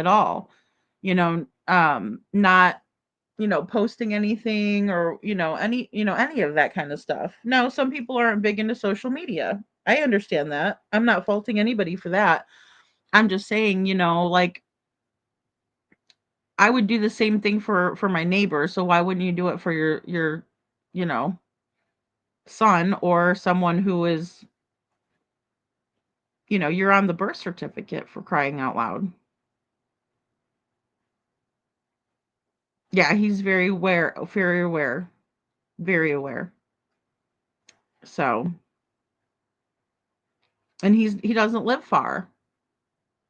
Deafening Silence says, I feel there is a dark generational family secrets, and that's why Tim was allowed contact with Devlin, but Jessica wasn't, because she would not allow the SA allegedly, in my opinion. Thank you for sharing that, Deafening Silence. That thought has crossed my mind. Right? Some people punish people for telling the truth. Some people respect people for telling the truth. When people punish others for telling the truth, I have a problem with that.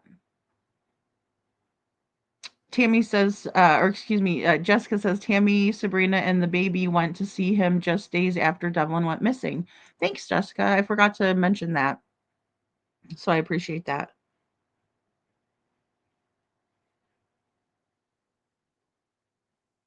Aw, good, Faye. That's wonderful. You have the best heart, and you're very, very smart and critical thinker.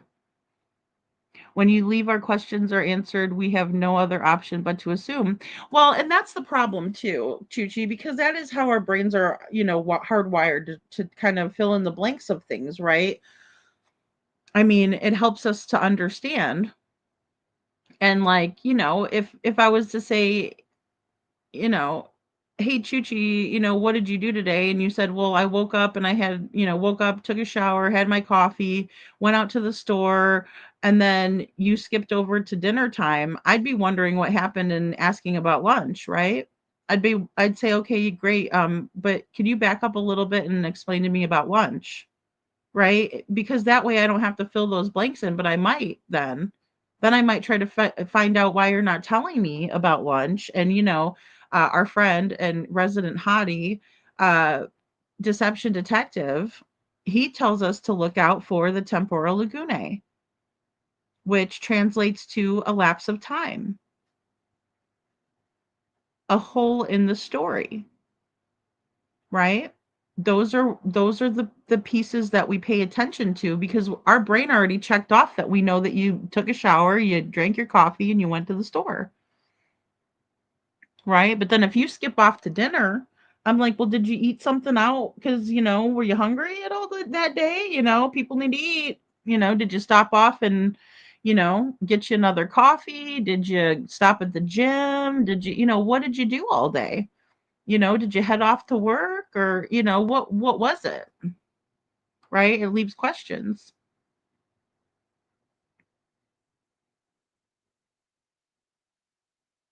Yes.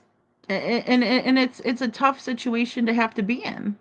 When there's unanswered questions, then we try to figure out how to, connect those pieces.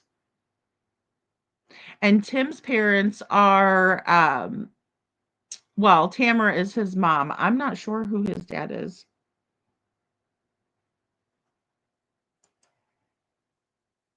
And Tammy is Jessica's ex-mother-in-law.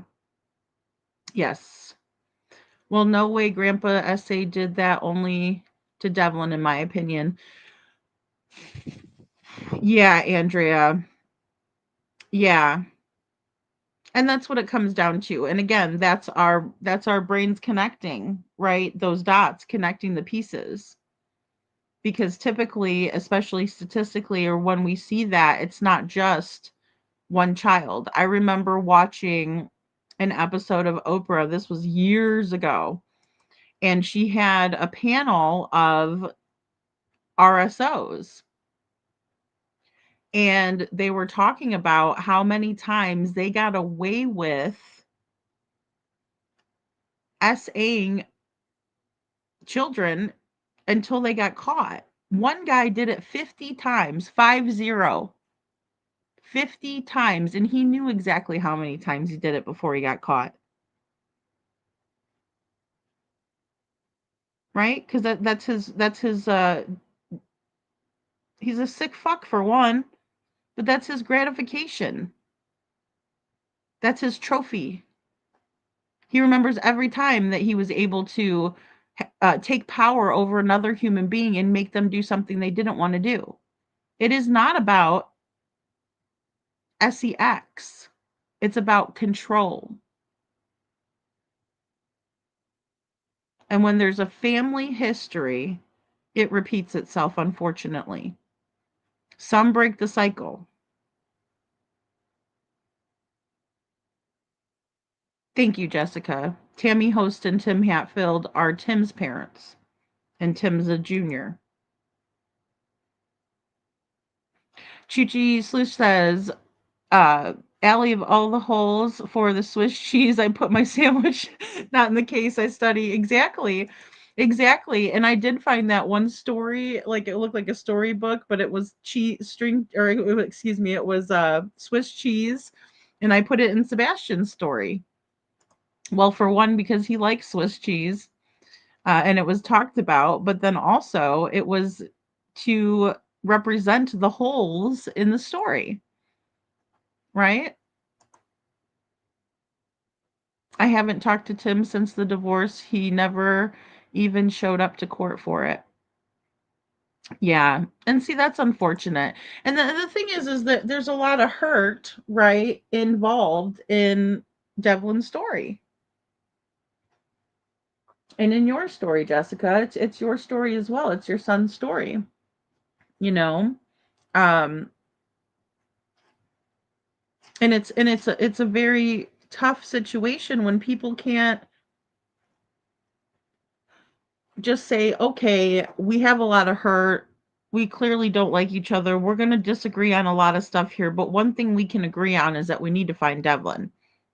Now, I'm here to tell you guys that ship has sailed. Okay. Excuse me. I still have a little bit of a cough.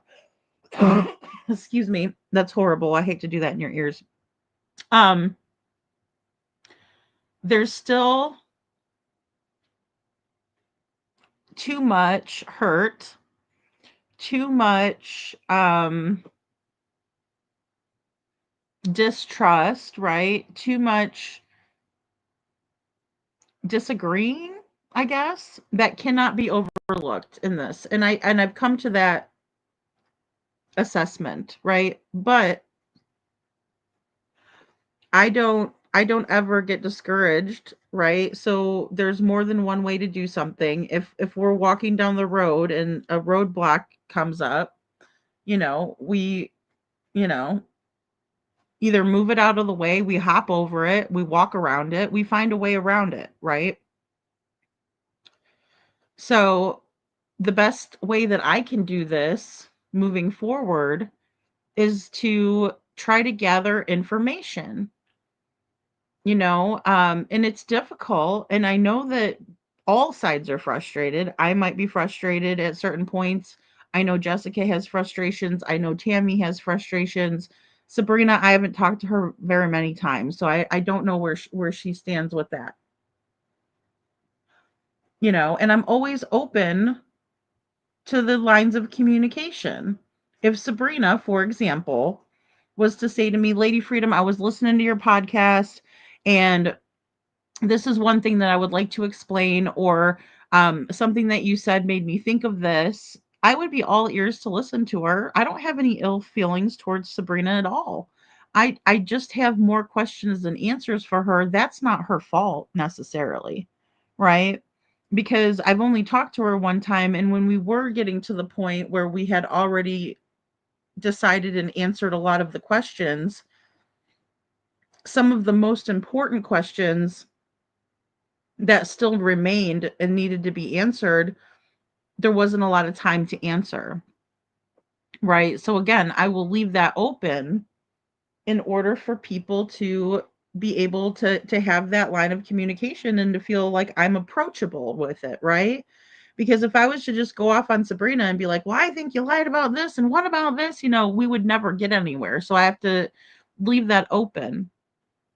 But the same thing goes for Tamara. I just need people to understand that when I tell you that I want to see what you're showing, I want you to show me what you're saying, and then I don't get that information, I do get a little bit frustrated, but I understand that maybe that information isn't something that you have, so you're giving me the best of what you have. So that's appreciated, right? Beggars can't be choosers.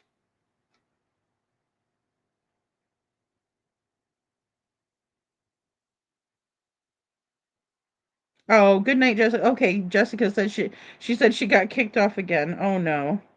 Good night, Jess. Thanks for being here, hon. I appreciate you being here. I appreciate you answering any questions. Um, and the thing is, guys, is where I'm coming from is a motherly perspective, right? So I'm dealing with other mothers and myself, right? And you guys are moms, you guys are grandmas, you guys are caregivers, you guys are lovely people, right? So as moms and dads can feel the same way as moms do. I'm saying maybe I should say parent, right? It's like when I see a mother hurting, it hurts me. When I see Tamara hurting, it hurts me. If I see, Sandra hurting, it hurts me. If I see Sabrina hurting, it hurts me. I think her son is a cutie pie. I really do. I think he's adorable. And, I'm like cropping him out so I didn't show him in that picture with Will.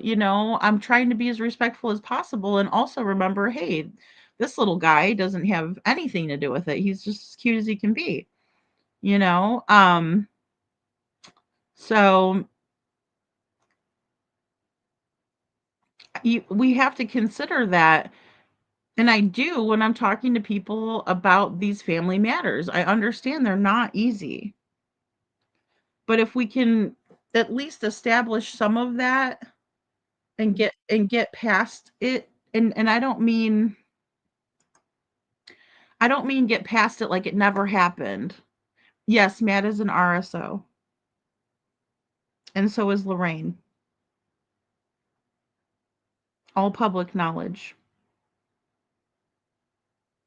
So, um, you know, I can take myself out of the situation though, and that's what's difficult when you're in and you're emotionally invested and it's your family. It's a whole different ball game. And that's not lost on me, So I'm trying to be as delicate as I possibly can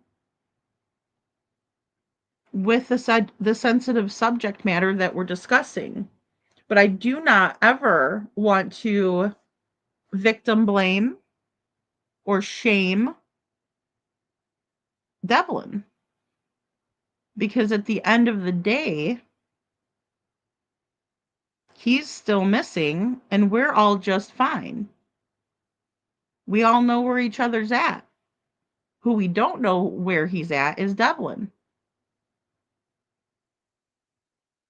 And who am I to say that someone's not feeling pain unless they show me that they're not? Right?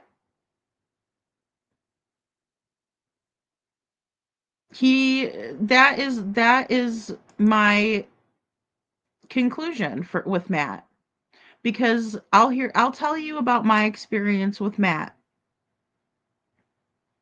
Again, I don't condone his actions. I don't necessarily enjoy being in the presence of somebody who could do that to their own family member, let alone any child. Period. Point blank. And I have no problem saying that. That is morals that I stand on.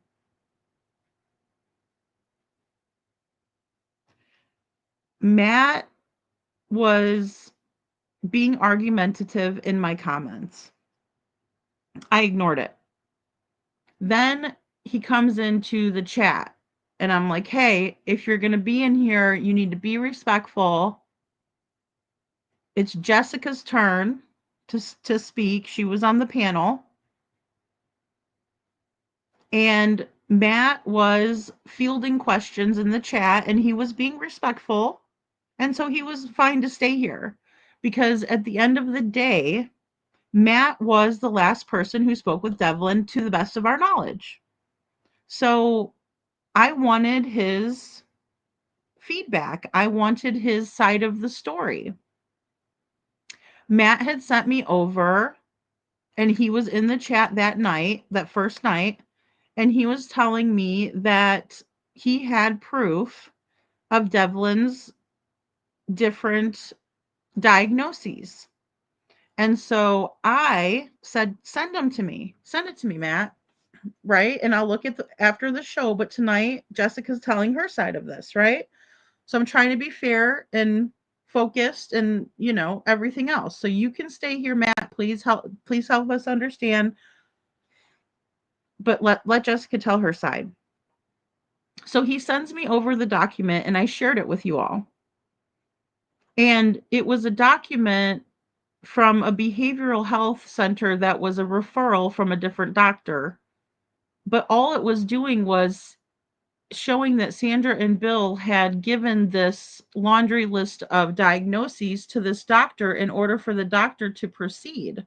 It wasn't an original list of diagnoses given from a particular doctor. Now, I understand without having extensive medical training or knowledge that sometimes you bring your child in and they're trying to figure out what's going on, right? Developmentally, for instance, if you're bringing your child in because you're trying to get them checked for autism, or maybe the doctor finds this on their own because of some developmental delays or something that's happening, right? Like my child's not speaking and they're 3 years old, for an example, right? And then you go to the doctor and you say, hey, my kid's not speaking yet, right? And we've done everything. We've tried, we don't know what to do. And the doctor says, well, your child they evaluate your child and they say, well, they're autistic. Well, then you can start with therapies and you can start in the right direction, right? And then maybe there's another diagnosis down the line. Oh, well, they also have ADHD, for example, right? Because we see comorbidities when we look at those two. And okay, so great. Well, we know this, right? We can move forward. We can help our child. They're relieved. They have answers. Again, answers are the key. So I'm not saying that at one appointment this child was going to get all of these diagnoses right down the line. But we do know that Devlin was wearing a helmet in order to help, shape his little skull there, right? And so, there was already some things that were happening, but nobody wants to give me those papers. And in my opinion, if Sandra was the one, and I'm not disrespecting Sandra, I had a conversation with Tamara about this very subject. It was like, why aren't you expressing how my mother is feeling right now? And I said, Sandra, because people have a lot of I said, because Tamara, people have a lot of questions about Sandra, and I do not want her to be dogpiled on, or I don't know what the word I used. It wasn't that, but I just didn't want at this point for everybody to be like, well, what about Sandra? Well, how come she didn't stop the essay? And how come, but there are legitimate questions, but I don't think she realizes that we have questions for Sandra too. And she's an 81-year-old woman and she might not be able to handle that stress. And I don't want to put the stress on her if we don't have to, right? That's why I'm asking you to be her voice to help. But the issue still remains is we have questions without answers. And so with Sandra, I'm wondering, I'm sure, well, I'll just say, I'm wondering why she didn't talk to Devlin that day, the day that he went missing, and what she knows about it. But I'm not going to hound her, and please don't hound her. But I can't, with a good conscience, come up here and just, talk about Sandra and then say nobody can ask her any questions, right? Because that's not fair either. Thank you, KJ. Well said. The process of diagnosis is a process. Yes, it's not an immediate diagnosis, right?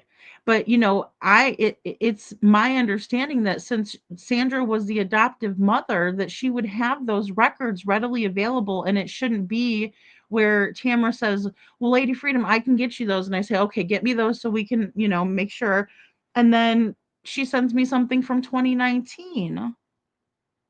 And then I feel like I have to go back to her and be like, "But what about when he was a baby?"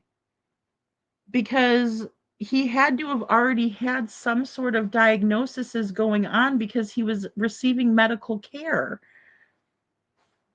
Right? Well, for one, he was born premature. So right there is a setback. And it's exactly what happened to Sebastian and Seth. I could do comparison videos on that as well, Faye. Absolutely. Matt reminds me of Stacy too. We all know what Stacy did. So thanks, Little Red, for getting me back on track. So when it comes to Matt was being very helpful and he gave us a lot of information, and I appreciate that. But then Matt was turning around and going into my comments and bashing me in my own comments. I left them up. It doesn't hurt my feelings. I'm all for free speech and I don't care what other people think of me. But the problem I was having is that then he was emailing me these papers that weren't the documents I was looking for or the ones that I needed. And then he turns around and tells me, that he would like to have my phone number to speak with me. And I said, "Sure, Matt, we can do that, but I would really like it to be recorded." And again, it's not because I'm trying to do anything besides cover all of our bases and all of our bottoms, right? So that way I don't misinterpret something that was said. We can all listen to it and come up with our own ideas and conclusions and whatever. We might have some more questions. I'm sure we would. Little Red said she's got questions for everybody, and I think that's fair.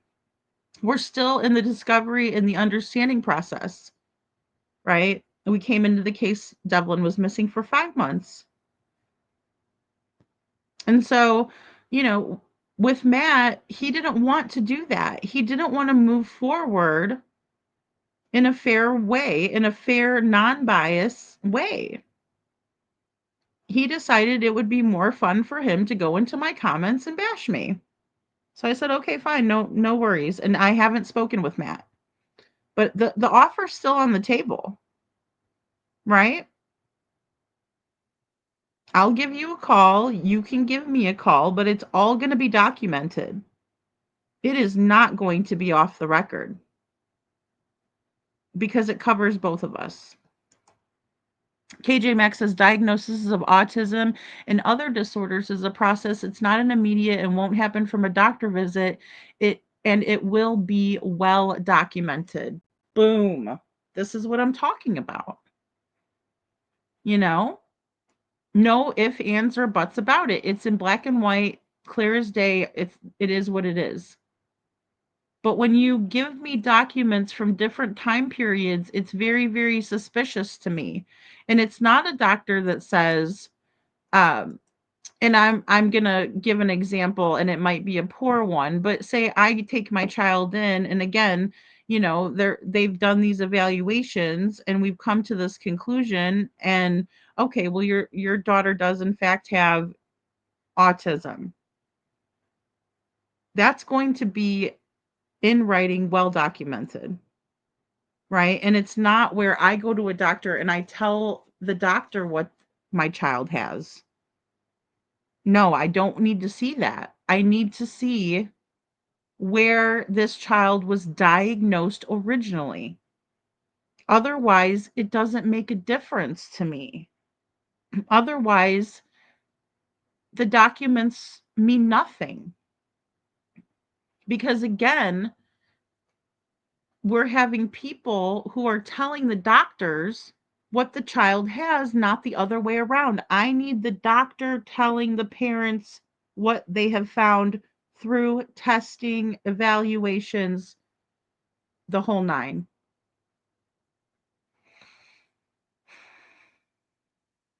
I mean, it is. And then not to mention, KJ Maxx says sending you paperwork like that was sent to you feels like a red herring to me. And that's the thing. This is twice. When all I've asked is like, yeah, guys, send it to me, please. Please. I will definitely absolutely consider it, but it's hard for me to consider it when I'm asking for one thing and you're not sending me what I'm asking for, but you said you have it. And oh boy, I can't wait to get it to you. I'm going to have a real aha moment. See, I told you so.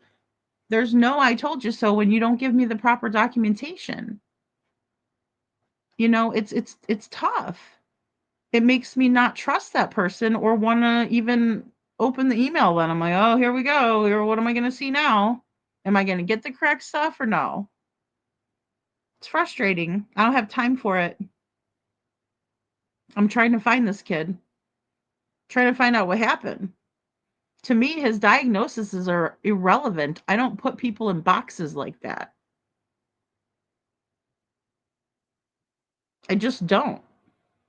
There could be something that I could go to Devlin for his expertise on. And I'd have no problem doing it. By all means, if I don't know and I'm doing it wrong, tell me, help me out here, right? You may know how to do it better than me. I mean, I'm certainly not going to go to a mechanic again and tell him how to do his job. I'm ill-equipped. I don't understand it, and it's not my thing. Detroit says, was Devlin ever given proper counseling and therapy for what happened to him, or did they just ignore it like it never happened? Remember, he was hiding his underwear in the closet, allegedly.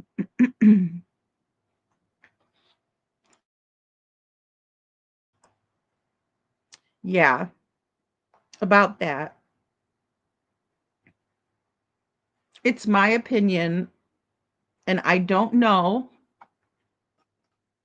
And something tells me that if I was to reach out to a particular person, there would be a tongue lashing and an ass chewing from them to me because I'm even asking. So that's what's upsetting to me about it. I can't get any type of answer on that because my daddy was done wrong. No. You cannot get an STD from a toilet seat. Okay? That would mean that anytime we went into a rest stop bathroom or, a hole in the wall bar to go to use the bathroom, if somebody else in there had that, then we would get it too.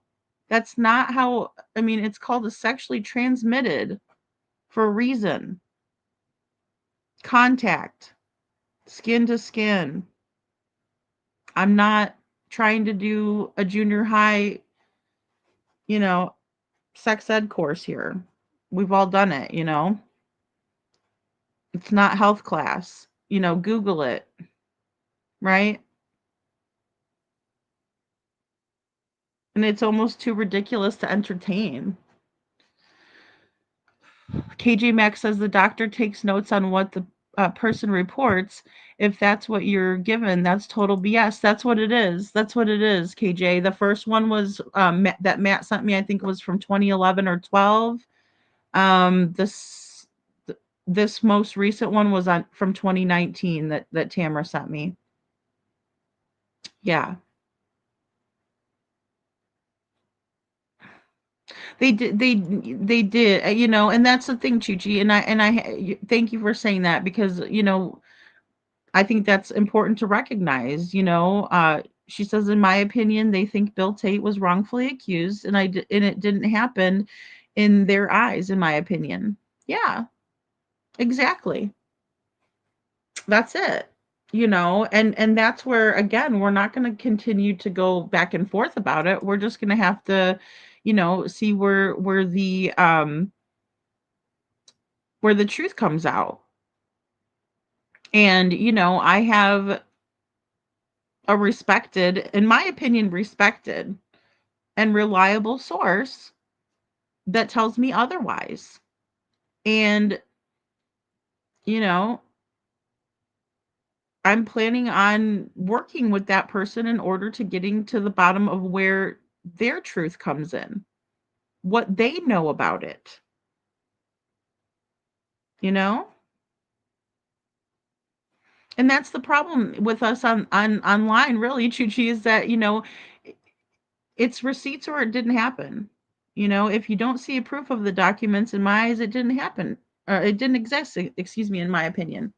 Well, and it's harder and harder for me to believe that it does when I'm not getting that proof. You know, and another thing, when I asked Tamra to send me proof that Devlin was leaving marks on Sandra and leaving marks on Bill from his violence, and I use that in air quotes, that was never sent to me either. You guys know how I love to show you guys what I find. That was not sent to me. No, it was not. That's the problem. Don't say you're going to send me something and then don't send it to me and then get mad at me and call me a liar. No, ma'am. That's gaslighting 101. I'm too strong-minded for that. It'll never happen. You'll never make me think that I'm the bad one when you're not holding up to your end of the bargain. KJ Max says, do they try and hide behind a plethora of diagnoses? Is that a way to hide something? He doesn't know what he's talking about, kind of thing, wanting us to believe he can tell factual events. Well, or he can't. Thank you. You know, it makes me wonder, but I think a lot of it had to do with them trying to continue on having that guardianship over him, right? But then the courts were like, no, and this judge wasn't new. This judge wasn't someone that just got Devlin's file on his desk that morning and made a snap decision and stroke of a pen and there you go. It was a judge that had overseen Devlin's case for 18 years.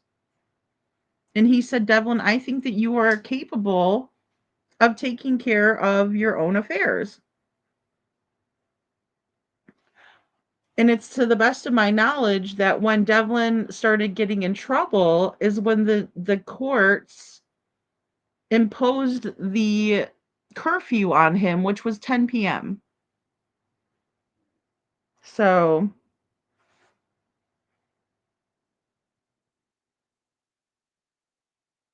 well, and I don't know, it's to the best of my knowledge, KJ, how it actually came about was that the doctors had found out because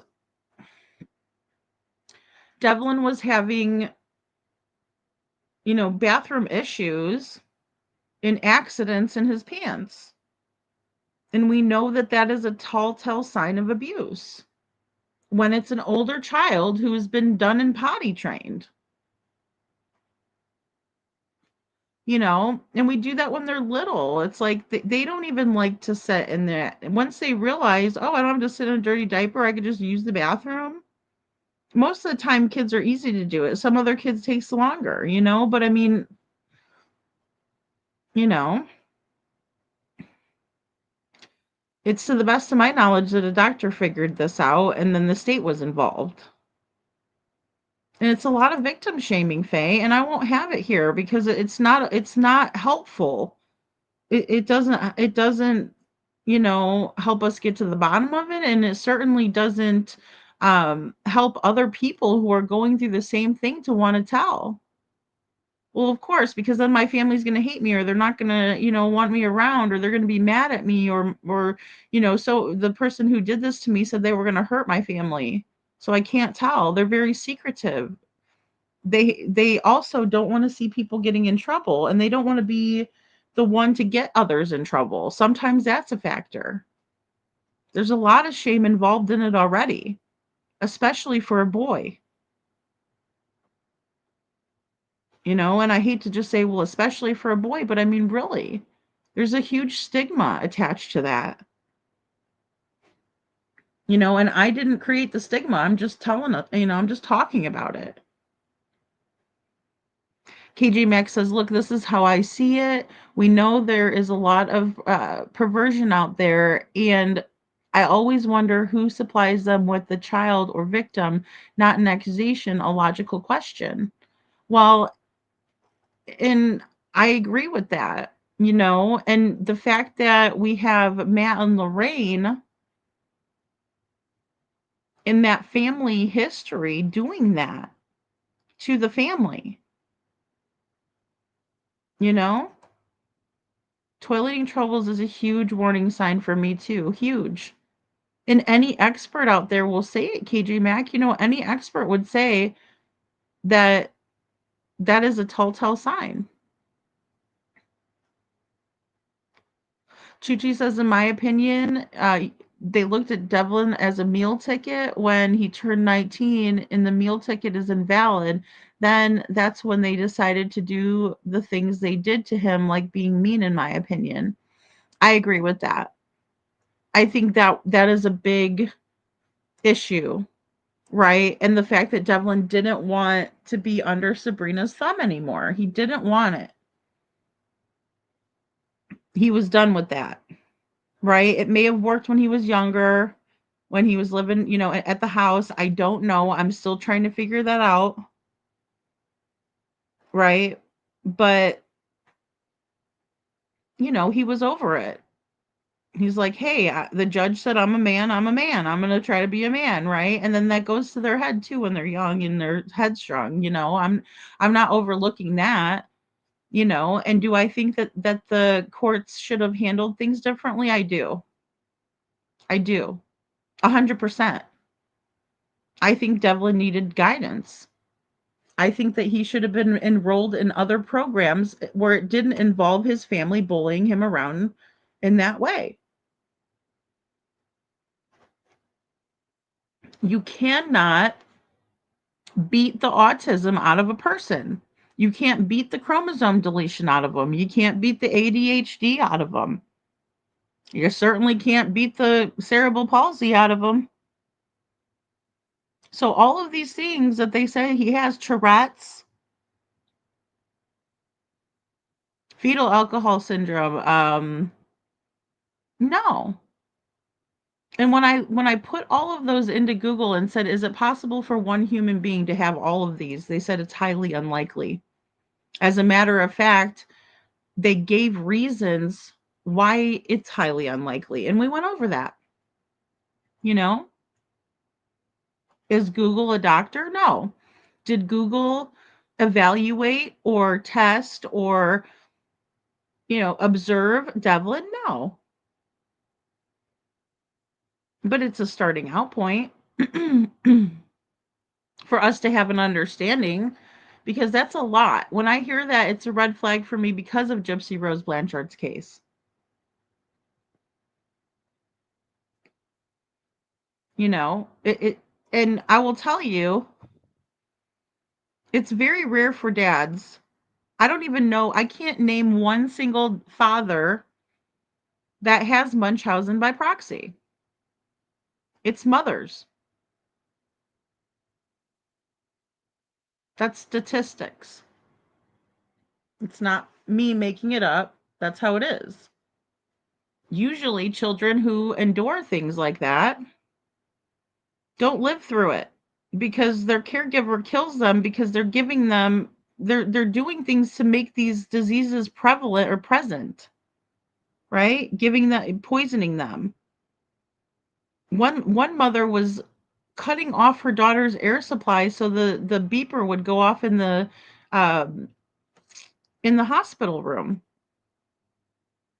And then they put a camera in there because they thought, what the heck is going on? Every time this child is alone with his mother, they stop breathing.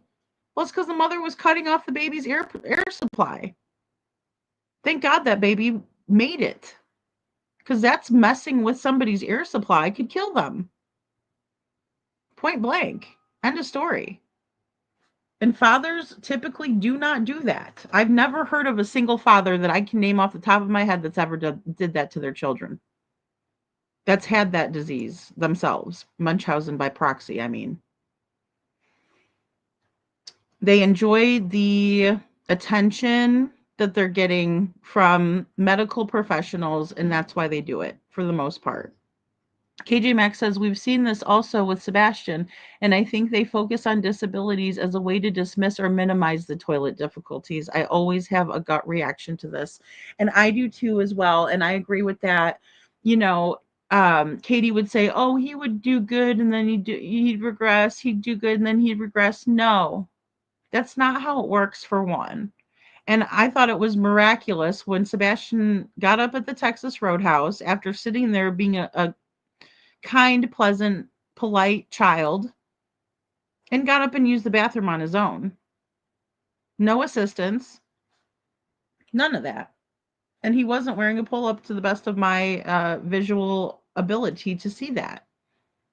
So why was he wearing a pull-up at the Proudfoot's house? Why was it alleged by Seth that Chris Proudfoot took all of Sebastian's underwear and gave them to his father? What, to humiliate Sebastian or what, Chris?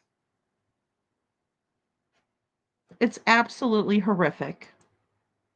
So let's not help him. Let's blame him and shame him. That'll help the situation. I mean, what a goof.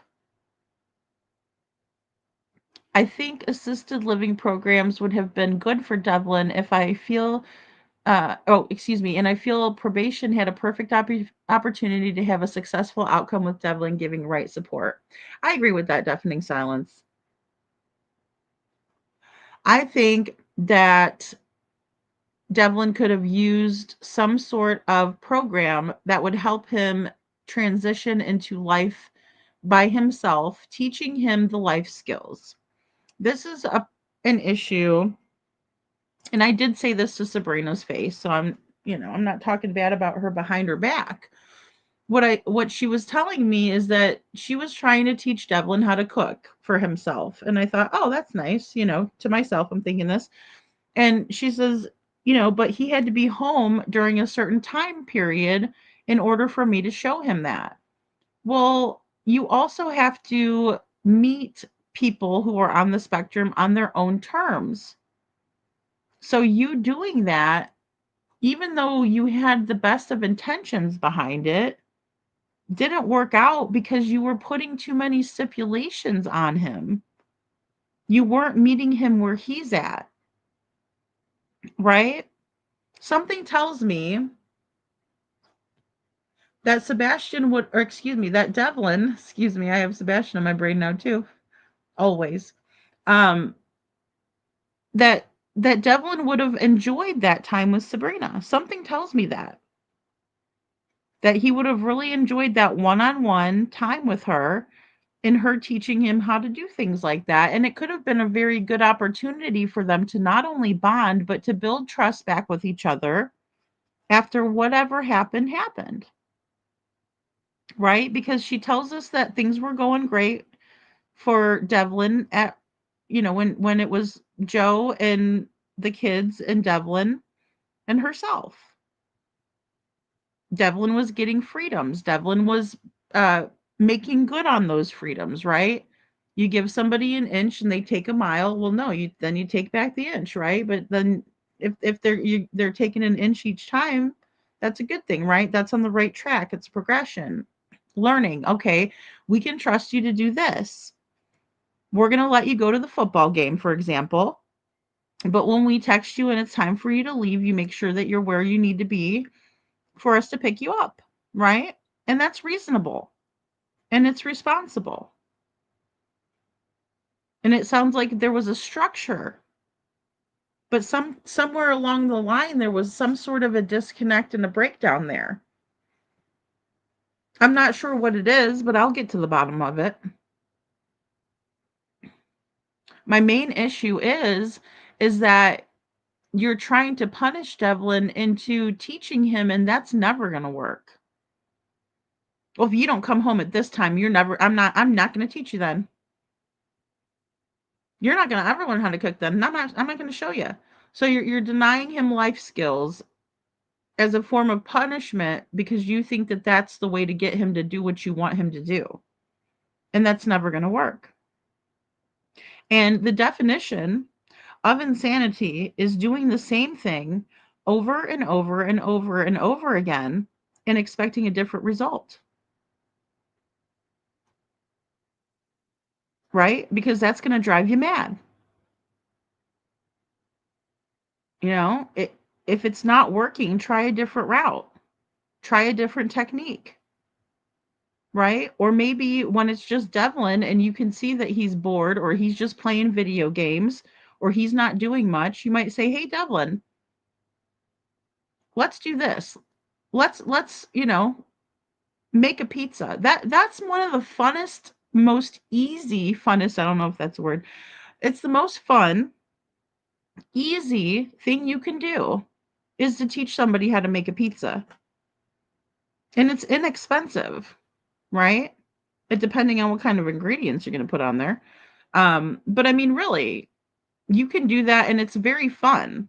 One thing that my daughter and I love to do, and now this is for maybe a younger child, but we would take the biscuit dough and we would, you guys can't see what I'm doing, but we would make it into a pizza crust and then we would put the sauce, we would put the cheese, and put the pepperonis or whatever they wanted to put on their pizza, and then put it in the oven. And it's fun. But if he's an older kid, you can teach Devlin, okay, today we're going to make a pizza crust and we're going to make this pizza, right? And we're going to put we're going to make the dough. This is what we do. We got to wait for it to rise, right? Teach him these things. Those are life skills. Today we're going to make a spaghetti. Today we're going to make, a soup. Today we're going to do this. Teach him. But they're not doing that. There was no patience.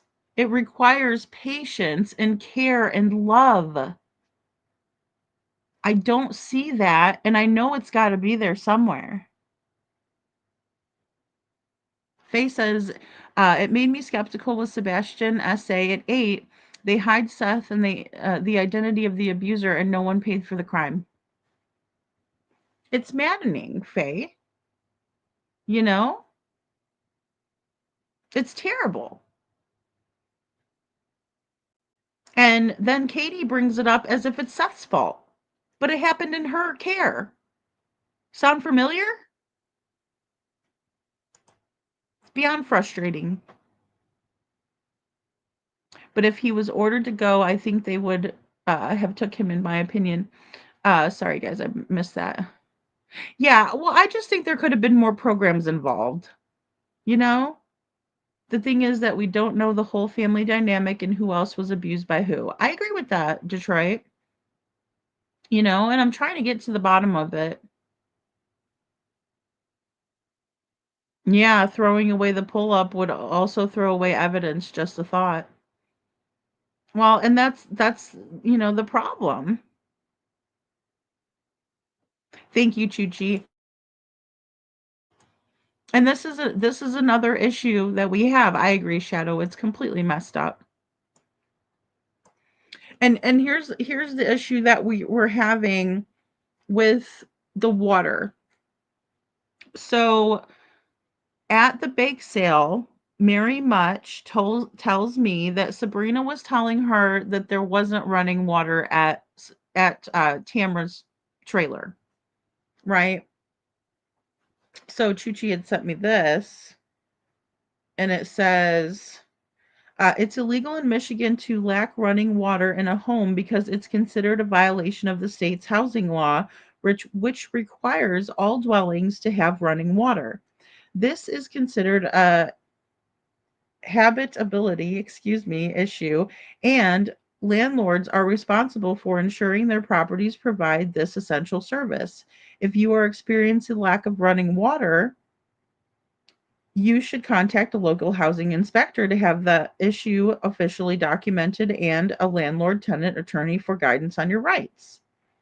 Right? So the state law of Michigan requires The dwelling must have at least one approved sink with running water. Right? So thank you, Chuchi, for putting that into perspective.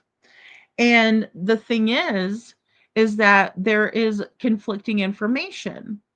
So Mary has said that that was said to her by Sabrina. That is firsthand knowledge coming from Mary that Sabrina told her this. She is a witness to what Sabrina has told her, right? According to Mary.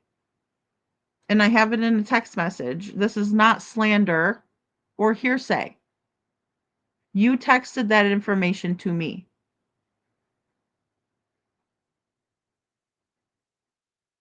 Right? And then you left me with no choice because you were saying I'm a liar and a slanderer. So I had to put it all out there. You know, you're not going to do that to me. You're not taking you're not going to steal away my integrity because yours is skewed. Why Sebastian didn't have accidents at Seth's house? That's a good question, Faye. I think that Sebastian could have also been having accidents out of fear. I think that Sebastian could have been doing that because of fear. Among the other issues of being, not having that trauma fully taken care of.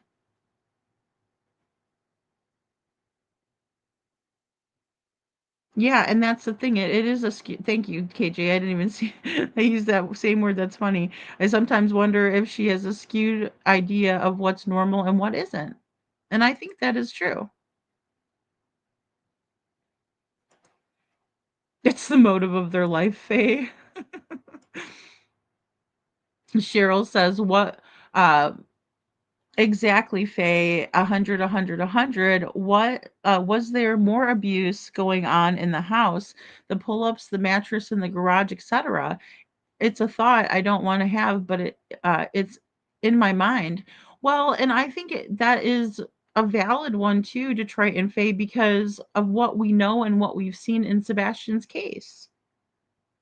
There's an utter lack of care and compassion or a refusal to put themselves in Sebastian's shoes and how Sebastian would feel.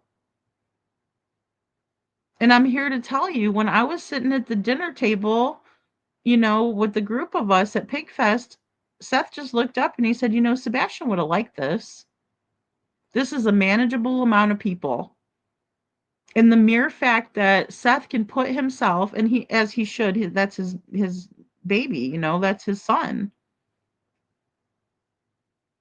As he should, and as is expected, he put himself in Sebastian's shoes right there and said, wow, this would have been something that Sebastian would have enjoyed. And I didn't lose it in front of him, but I did on the way home. Because it broke my heart. And it still breaks my heart to think about it.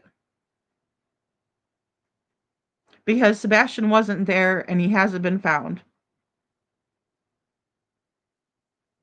And we have all of these, excuse my language, it's 4 a.m, fucked up dynamics. Sebastian wearing pull-ups only at one house.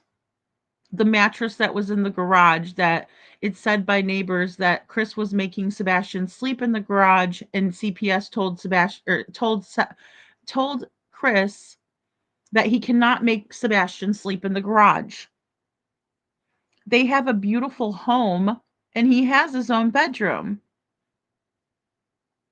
It's equally disturbing and infuriating, in my opinion, that there was a 3-bedroom house that Devlin lived in and he didn't have his own bedroom.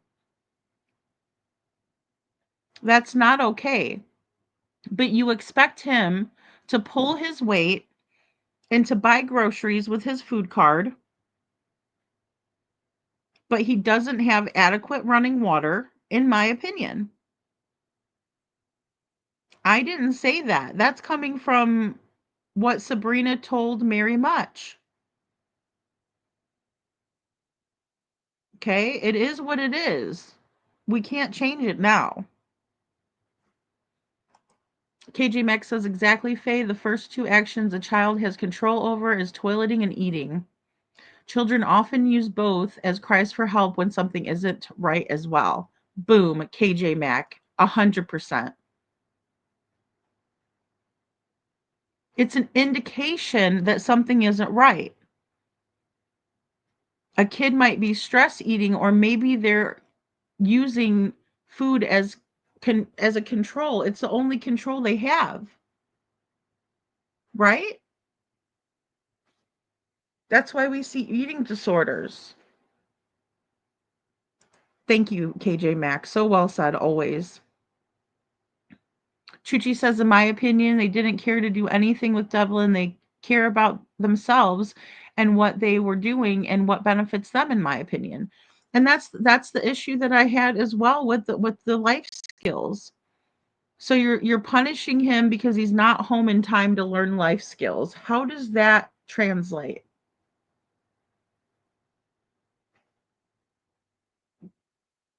The patterns are behavior. Excuse me, the patterns of behavior are telling us the truth. I agree. And when we look at those things, they're very, it's glaring. That's true. You have to believe the actions. People will lie with the words. And that's the thing. When we don't get the truth, we're also we have more questions. When we get the truth, it's like, oh, that makes sense. Thank you. Then we have clarity.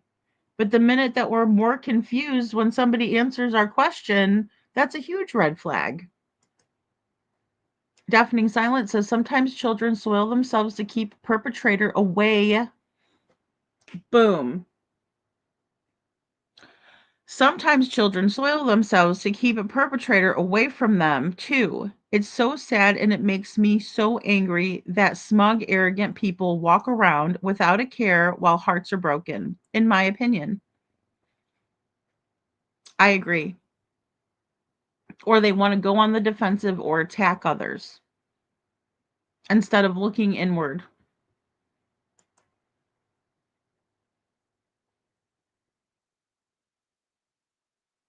So my opinion is my opinion only. Is this why we're not getting any of the truth? Because of one of the issues of the water and two of the issues of electricity, knowing that's illegal with both of them.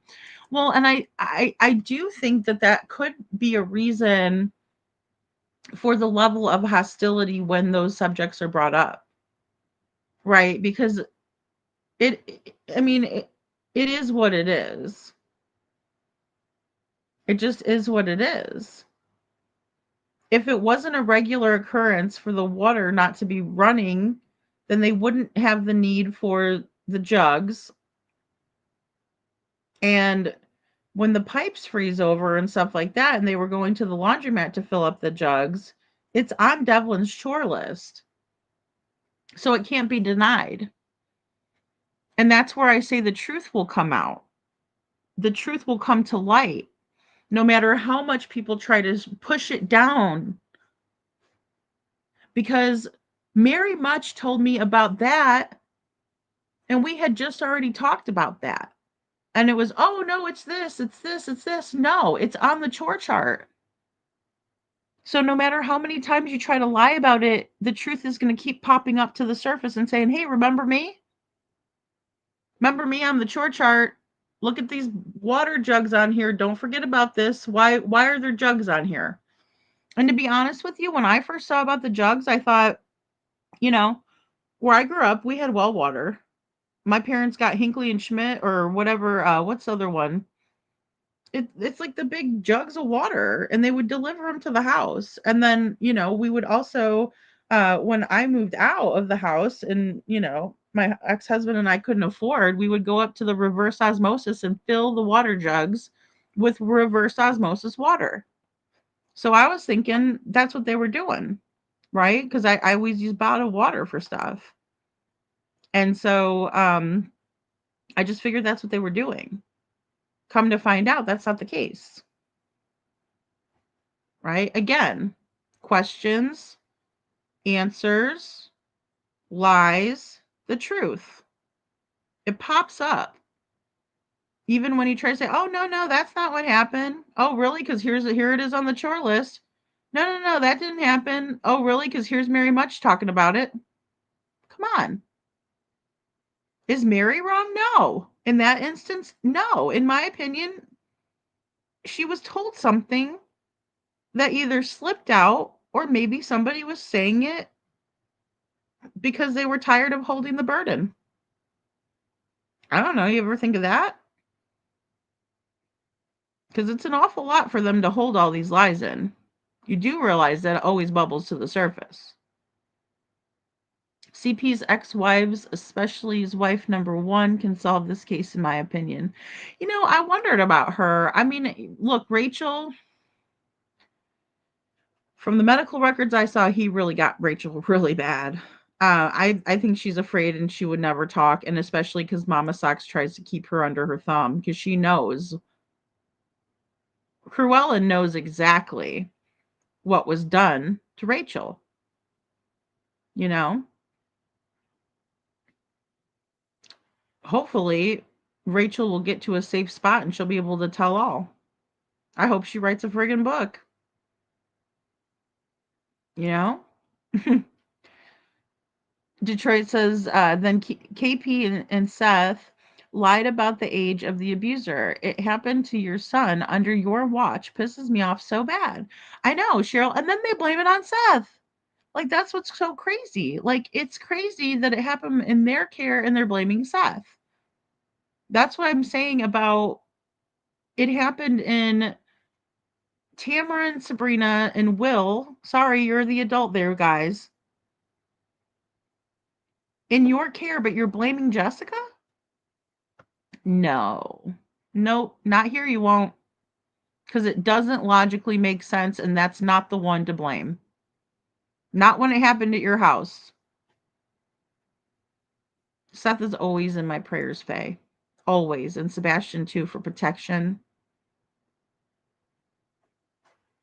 That's right. They did tell no running water. They live like hell. I mean, Little Red, it's crazy, right? I mean, and they live on the lake. And I'm not faulting for people for having a major system in your house breaking. Like, I understand that. I'm not blaming anybody, but don't lie to me about it, and don't lie on other people, and don't make other people feel bad for telling the truth. It kills me. I'm like, why? It's not Sabrina's fault for telling the truth either. I bet there's nothing of Sebastian in that house anymore. Faye, I'm wondering about that too. When it comes to Devlin. Because I think there's nothing in the house, because why would Mr. and Mrs. Proudfoot go get an Airbnb to talk to America's Most Wanted? How come they can't come to the house and be in Sebastian's room? But Sebastian didn't get disappeared from Seth's house, right? But Seth was standing in Sebastian's room. That was still the way he left it. Riddle me that. What's up with that? So, in my opinion, they took all of Sebastian's stuff out of his room and it's no longer his room anymore. That's a huge red flag. Where's all of Devlin's stuff? Where is Devlin's stuff? Where's all the stuff that he left behind when he went poof? I want to know. Do they have it boxed up for him? Did they finally clean out that room? Because where was Will's son staying? So many questions. Because Will's son ended up getting evicted from there, from the best of my knowledge, from what Matt told me. Or what Matt had said in the chat, sorry. Because again, I offered him an opportunity to speak with me, but I'm going to cover both of our butts. It's only the right thing to do, and it's fair. No, someone told us that Sebastian's room was gone from their home. I heard that little Faith said that. How do you think she feels, knowing that her big stepbrother, right, that he went poof, and then they don't even care. They just box his stuff up and, oh, no, he never existed. She's too smart for that, in my opinion. I don't know Faith, but I'm pretty sure she's too smart for that. She knows what they did. She can process through that and understand something ain't right. Lil Red says, what the hell, SP, the laundromat wasn't the charge, or wasn't to charge the phone. How do you bring back those jugs of water fucking walking? Well, I mean, no, this is the thing. I will say this. I did ask about that, and Sabrina apparently would go and help Devlin grab the water jugs. So he wasn't walking back with the water jugs. And I know Sabrina said that's ridiculous, but look, crazier things have happened. Crazier things have happened. And in this situation, it's been appalling, the things that we've learned that Devlin's endured. So when we see that on his chores list and he doesn't have a vehicle, again, that is our brain filling in the blanks. Right?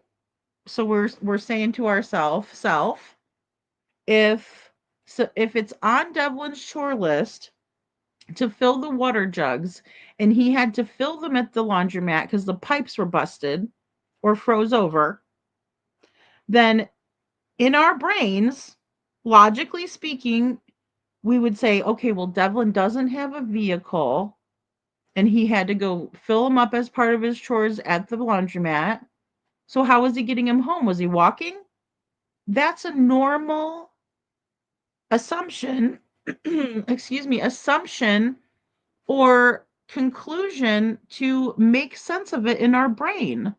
And don't you dare yell at us for doing that. That is very normal, and that's called assimilation. Deafening silence says, lady, was there any red flags from teachers when Devlin went to school at all? I really don't understand how he went under the radar, especially after proven essay in childhood, in my opinion. It's the worst of the worst, in my opinion. Because, again, we have a judge who was overseeing Devlin for 18 years. Where you at, Judge? And again, the teachers fail Devlin. It's not fair, right? And then the judge says, okay, well, sink or swim. And then he sinks, right? Let's set the kid up for failure and see what happens and be surprised. No. You set him up for failure. He ended up failing, right? He ended up getting in trouble, right? And then instead of helping the kid out, you're like, oh, well, now you have a 10 o'clock curfew. Oh, really, Judge? What the hell's that going to do? It's going to do jack crap, is what it's going to do. Poor kid. Never had a chance to do it. Oh, and by the way, we're not going to let you use the electric. And by the way, we're not going to teach you how to cook unless you do it when we want you to. I agree with that too, Faye. Katie's apathy gave Chris the opportunity to act as he does, in my opinion. And I also think a lot of it has to do with Katie pleasing Chris, right? We got to please the narcissist, otherwise our life's a living hell. And Katie, in my opinion, has her own personality and dysfunction. Reminds me of Amber Heard, in my opinion. Faye says it's like he never existed. The silence is deafening. And, that's the thing, is that Katie has lawyered up, guys. Katie has lawyered up, so she's not talking. And as a matter of fact, that's the best advice her lawyer could give her if I was looking at it objectively, just, pushing myself out of the situation and just looking at it. But then when I put myself back into the situation, caring about Sebastian, I think to myself, How in the hell can a mother not be screaming from the rooftops about her missing son? An elevated goof asked that very question. Why is she not screaming from the rooftops? Chris's response was, well, you don't know what happens behind closed doors. And Truth says, oh, well, that's not, what I'm talking about. I'm talking about where's my son not behind closed doors, being outward with it, right? Telling people my son's missing. He's out there somewhere. The last time I saw him, he went to bed and he wasn't in his room when I went to wake him up for school. That's somebody who truly lost their child in the middle of the night and doesn't know what happened. Katie does the exact opposite and lawyers up because she knows she's the last one with her kid and everybody's side-eyeing her. Anybody with a brain can look at Katie and say, okay, Katie, your story's not adding up. There's major lapses of time. We see Sebastian Rogers get in the vehicle, and it was 6:24, 25, 26 before they're pulling out of the Texas Roadhouse parking lot. And then law enforcement says that he made it to the house and he took out the trash. He took the can to the end of the driveway. And then he comes back in the house. I did the Texas Roadhouse to Katie and Chris's drive several times when I was in Hendersonville. It takes about 11 minutes. Right? And that's me estimating, right, the time. From all of the trips that we made, it was about 11 minutes. So that would put Katie and Sebastian home, and we'll give them 15 minutes. I'm fine with that. Right? So that's fine. If they left at 6:25, right? Then we're looking at 6:40 to get home. And then Sebastian takes the can to the end of the driveway, and then he comes back in, and then he was in his room playing. He was playing, and then he said, good night, mama, and good night, puppies. Oh, wait, no, she says, I told him to go to bed, and he did. And guys, this is when Katie was in her Southern Belle phase. That's my best version. Right? I told him to go to bed, and he did. He said, good night, mama, and good night, puppies. Right? But that was only Katie's first story. Katie's next story, she talks about there being a noise. And Smiley's story says to her, what kind of noise was it? Oh, well, he often makes noise in a room. It's not uncommon. But you can understand why a mother wouldn't go into her son's room unexpectedly with him being the age that he is, alluding to the fact that her son is doing something inappropriate in his room. We have to read between the lines with that nut job, in my opinion.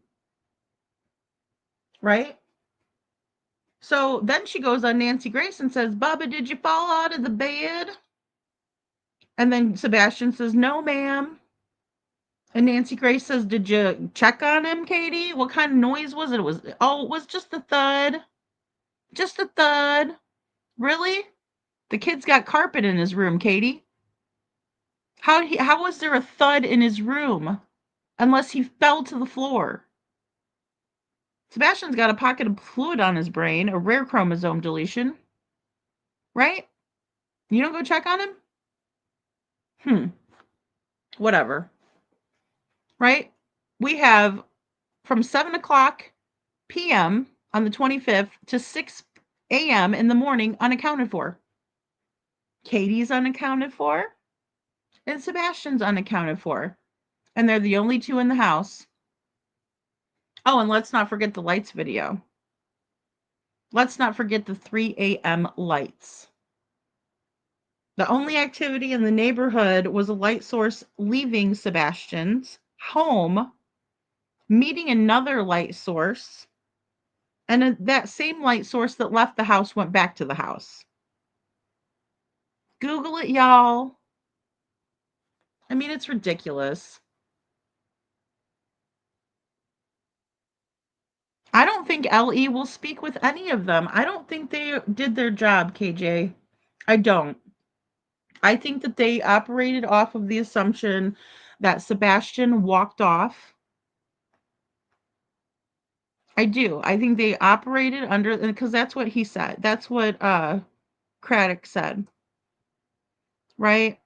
I'm operating off of the assumption that Sebastian just walked off, right?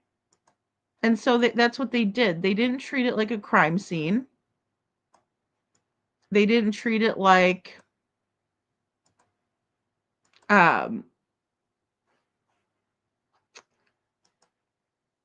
something could have happened to Sebastian.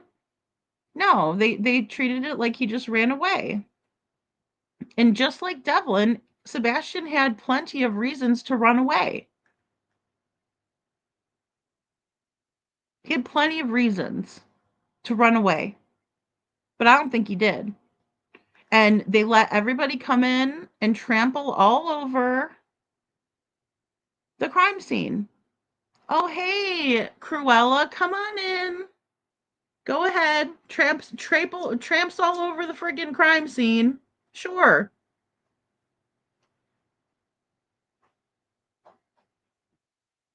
They mishandled it. And you should never operate off of only one assumption. It's just like in Devlin's case. If I only operated off of one assumption, I'd be screwing myself over and I wouldn't be giving him the proper analysis that he deserves in his case. So when I look at someone's case, like Sebastian's or like Devlin's, I have to look at it from all angles. Is he an autistic child that would be someone who would wander? Who would just wander out and then they got to go looking for him because he's overstimulated and he's getting out of the situation. That's why many times the kids will do that. They will just wander off. Some of them are drawn to water, or some of them are drawn out for whatever reason, whatever stimuli they're looking for, right? So you have to consider that first and foremost. Neither one of these children had those tendencies. We also have to consider, with these children being on the spectrum, their routine, their mannerisms, and I think that goes for anybody that is just missing. What's their routine, right? Did they show up for work? And they usually always show up for work. And if they don't show up for work, they call ahead and say, hey, I'm sick, or hey, I'm running late, or whatever. It's about what they're used to doing. And if it's out of the norm for them, then that's a huge red flag no matter who you are. Spectrum, not on the spectrum, right? But furthermore, when we're looking at these situations, I can't just say, well, I think Devlin just didn't want to show up for court and so he took off. If I only operated off of that one assumption and I closed off everything else, I would be doing a disservice. It's not a fair analysis at that point. Same thing goes for Sebastian, right? Because none of the windows or doors or anything on the exterior of the home, and this is Stepfoot's words, was tampered with. Windows only lock from one side of the aisle, folks. Right? They don't lock from the outside. So if one of Sebastian's windows was unlocked, I would have thought to myself, okay, maybe Sebastian went out his window and he snuck out and he was going to come back in, or he wasn't planning on coming back, right? Because you can't lock it from the outside. That would have been a strong indication that Sebastian left on his own. We don't have that.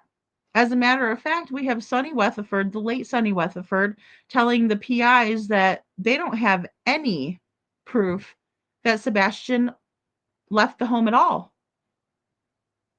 Zero. We were looking at him. We were looking in the walls for him. What a bunch of idiots. You are using infrared heat technology that picks up a heat signature for a child in the walls. It still blows my mind. For one, if you passed away, you have no heat signature. For two, we don't walk in the walls. If that happened, people would be looking for people in the walls the first thing.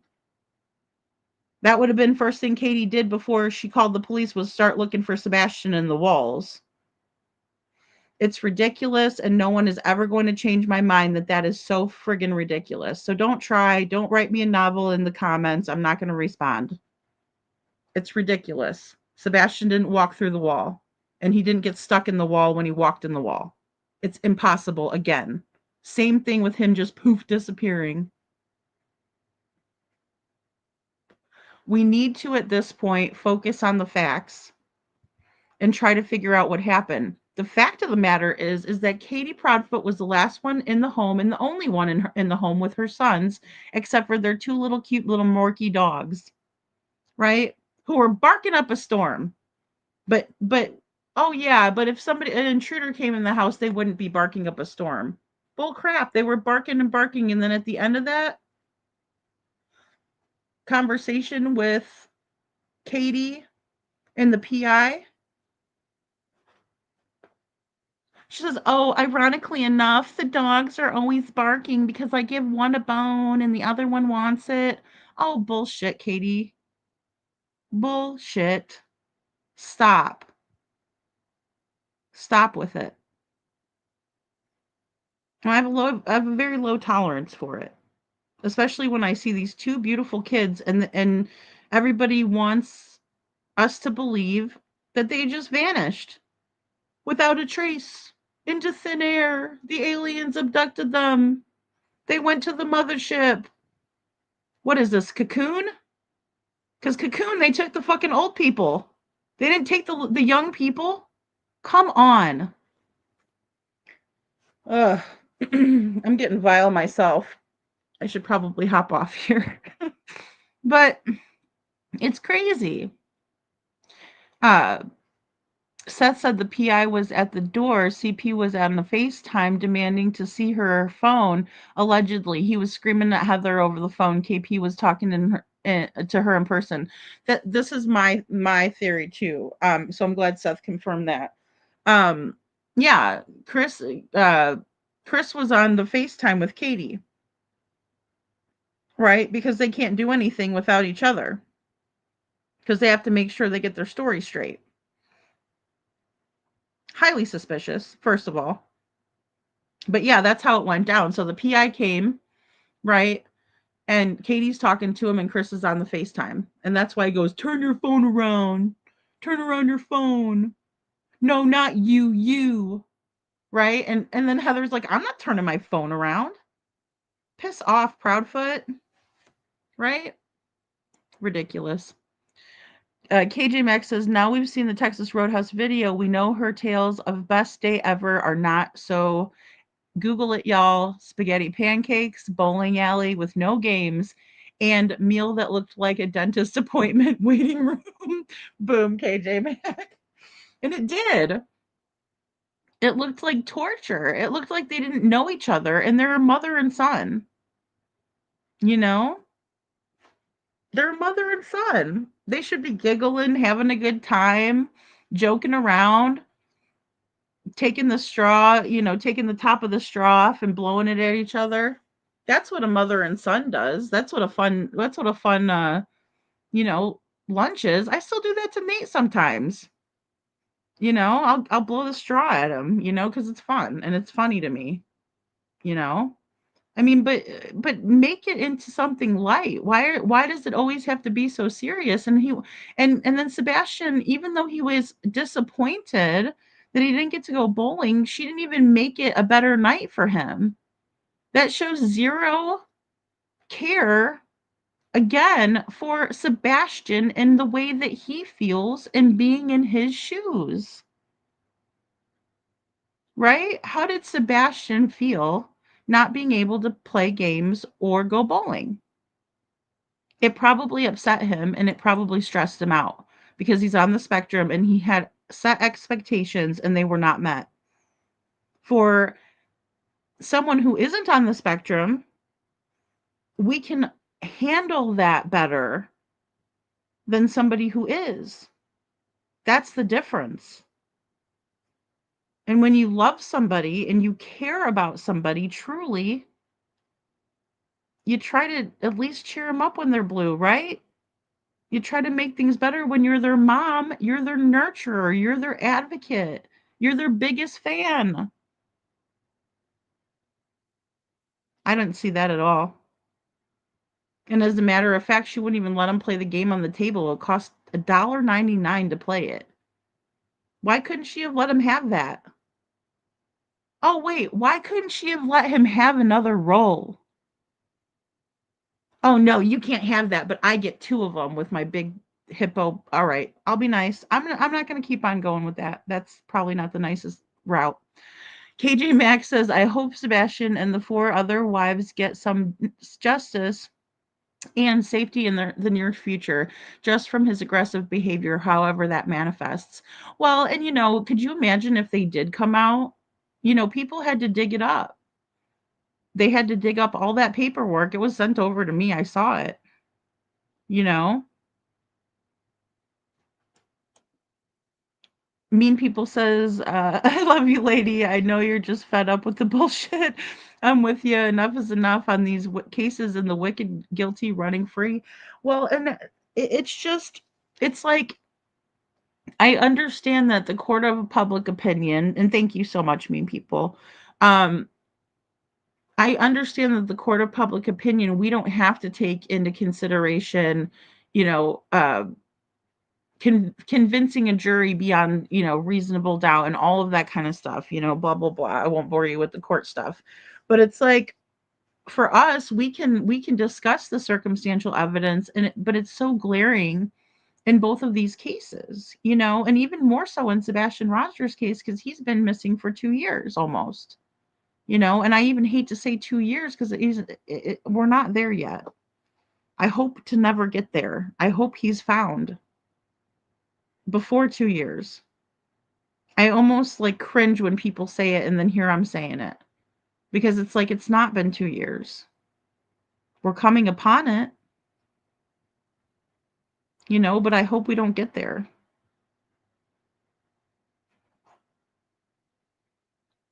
Yeah, the dogs were barking the whole entire time. Yeah. Well, they're little, yappy dogs, Deafening Silence says, I always thought that CP had dug down in the garage into the drainage system and they moved him around in the drain with him being a hit in the retention pond. No CCTV footage, but now with there being no CCTV footage. Yeah, I know. Well, and it's, people were wondering about the crawl space too.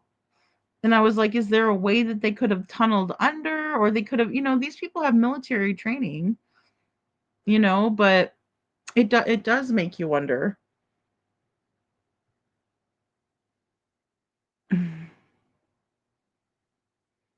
I just don't see them having any fun when they were around, Chris Proudfoot's family.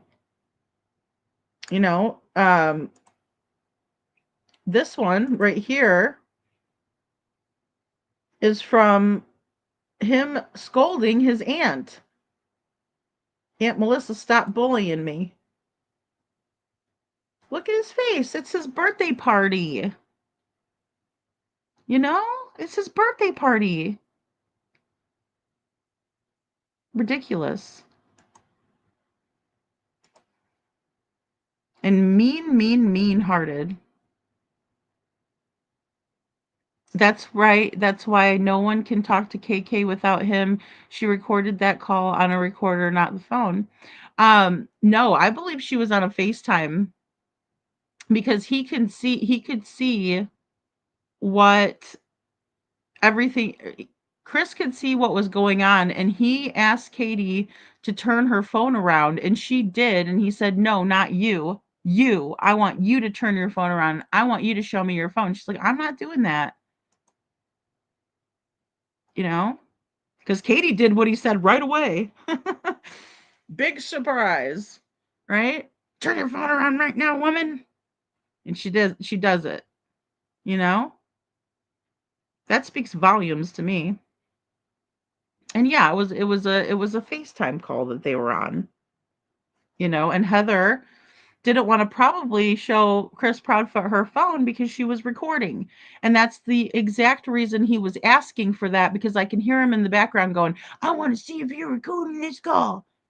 And another thing he was saying as well was that he didn't appreciate Heather coming there, and so he was with detectives at that time, and he was going to tell them all about it, right? And then you could hear him ranting and raving in the background, talking to someone else, not Katie and Heather. "Oh, I can't believe they did it." And then he's telling Heather on top of it that him and Katie don't speak without each other. "We don't even do that when it comes to the police," he says. Really? So the whole time the police have been your puppets? Good to know. And guys, he's been saying that since the beginning. That is not new. "I'm going to get Detectives Bobby and Carter on the phone. We're going to have this little effing powwow right now." That's a direct quote from Web Sleuths. And then Chloe PI goes, "Oh, we're not going to have a powwow like that."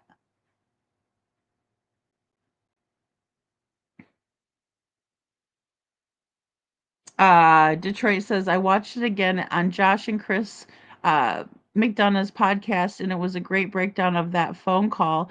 It is definitely worth watching." So I green hearted it and I shared it because I absolutely love Josh from the lab. And I love Chris McDonough. They do a fantastic job, and I didn't get a chance to watch it yet because I was researching. I was deep in Devlin's case, but I can't wait to go watch it. So thanks, Detroit, for the recommendation. But I did share it out because I was like, "Go watch it, guys." And I was late to share it too. I think it was like an hour. I'm like, "Oh my gosh, what time is it?" I'm like, "It's 11 o'clock." Crap, they were starting at 10. But yeah, I'm sorry I missed it. I know twists and turns. I know. I don't know why it's doing that. It's putting everybody's at name instead of like their screen name for some reason. They were barking when the Heather was at the door. Yeah, they were. And you know what? She tells them, Detroit, she's like, "Oh yeah, well, ironically enough," well, she tells that to Heather. She was like, "Ironically enough, they're barking, but they never usually bark. The only reason they're barking is because I put like a biscuit down or something or a bone, and oh, they're going after each other's bones and barking at each other." And it's like, Katie, quit trying to over explain. It's like, okay, Malaya. She had a Malaya Brooks Murray moment. "Oh, the kids went out the sliding glass door, but we can't hear it in our bedroom." Nobody asked you if you could hear it in the bedroom. Why are you offering that up? Because nobody even asked you. Little Red says, "I know my child is not the same at all, but on the spectrum, and I can tell you not going bowling would have bothered him." Yeah, thanks, Little Red.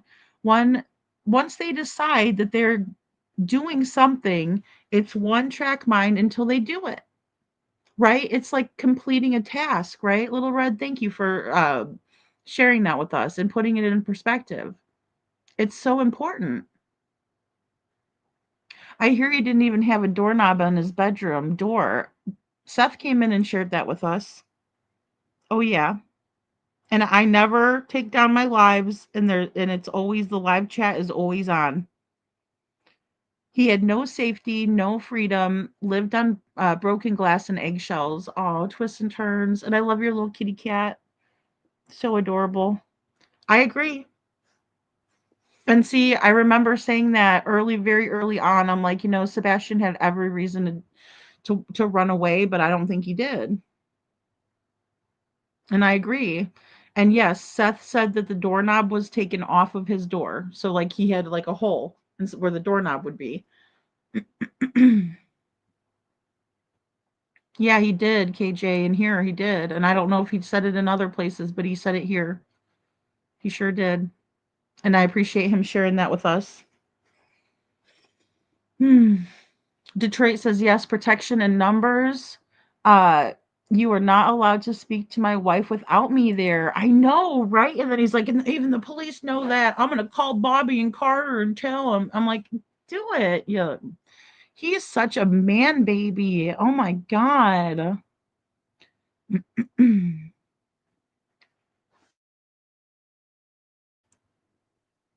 Foot has a great fear of being recorded. Are you worried your stories aren't going to match Proudfoot or Mr. Foot? I think that's the big one, KJ. He doesn't want to get caught up because he knows he's lying his ass off.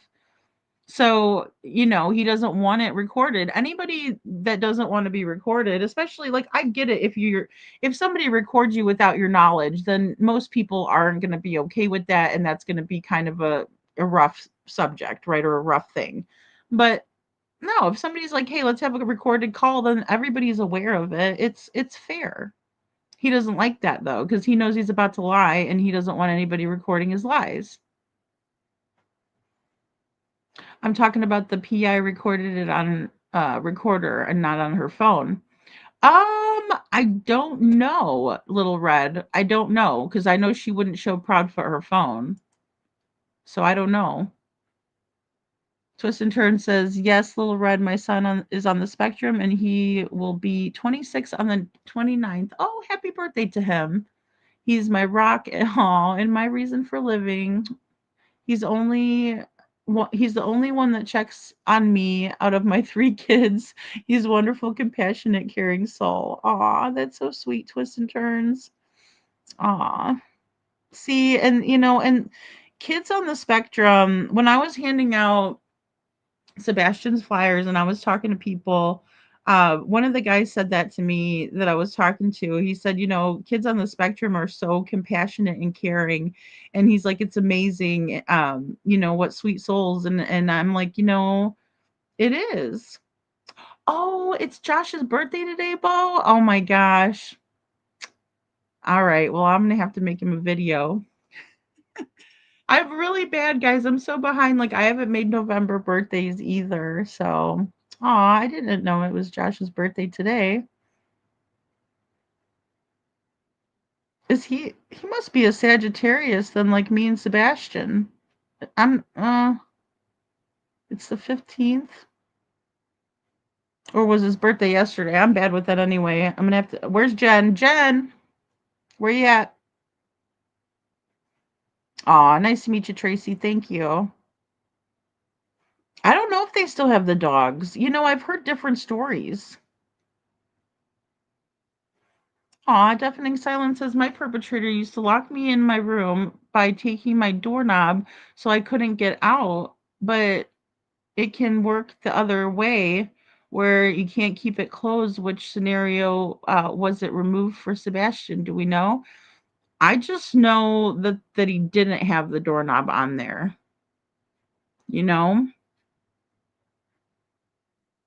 About colossal popcorn, I heard there wasn't any at the store either. Well, that's one thing that Star Lambert and I researched, and they didn't. They had like a colossal. Oh, gosh, Trent helped me out with this one too. Trent was saying it was a colossal. Oh crap, cookie that was on the menu.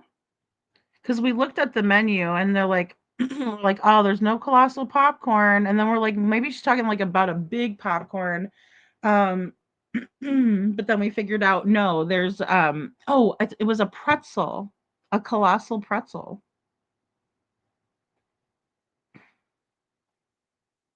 Well, and that's it too, Sam, because I'm thinking, good to see you, hon.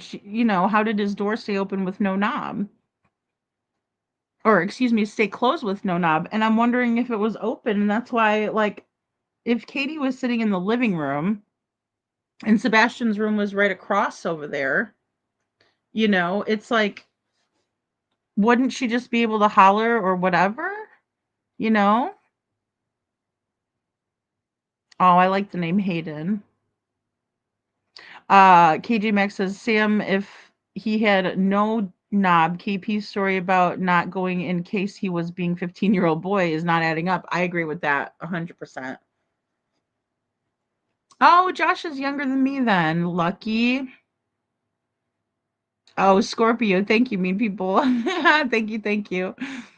15, I believe. She bears a thud. She hears the thud, doesn't go to him while she is on the sofa near him in his room, reading, sleeping, talking to Foot, and then the doorknob is completely off. What? KJ, exactly. Thank you, Colossal Pretzel. It was like a cookie or a pretzel. I thought it was a cookie. Actually, I remember like being in, I believe, yeah, it was Hindsight, right? It was Voices of Truth. And I said, it was something where they didn't have, like, they had a colossal cookie. And then Trent's like, no, lady, it was a colossal pretzel. And I was like, oh, yeah, that's right. So, yeah, thank you guys for that. Thank you so much, Twists and Turns. So someone said that they change things so they have a colossal popcorn, colossal pretzel, colossal cookie, etc. Apparently they change it up. Oh my goodness. They probably added that to the menu specifically for just to make us all crazy. No, I'm just kidding. Make him a song, Joshy Poo. What you gonna do? Twists and Turns. Oh Lordy, you be 40 dancing with a corny corn dog. Oh my gosh, Twists and Turns, that's great.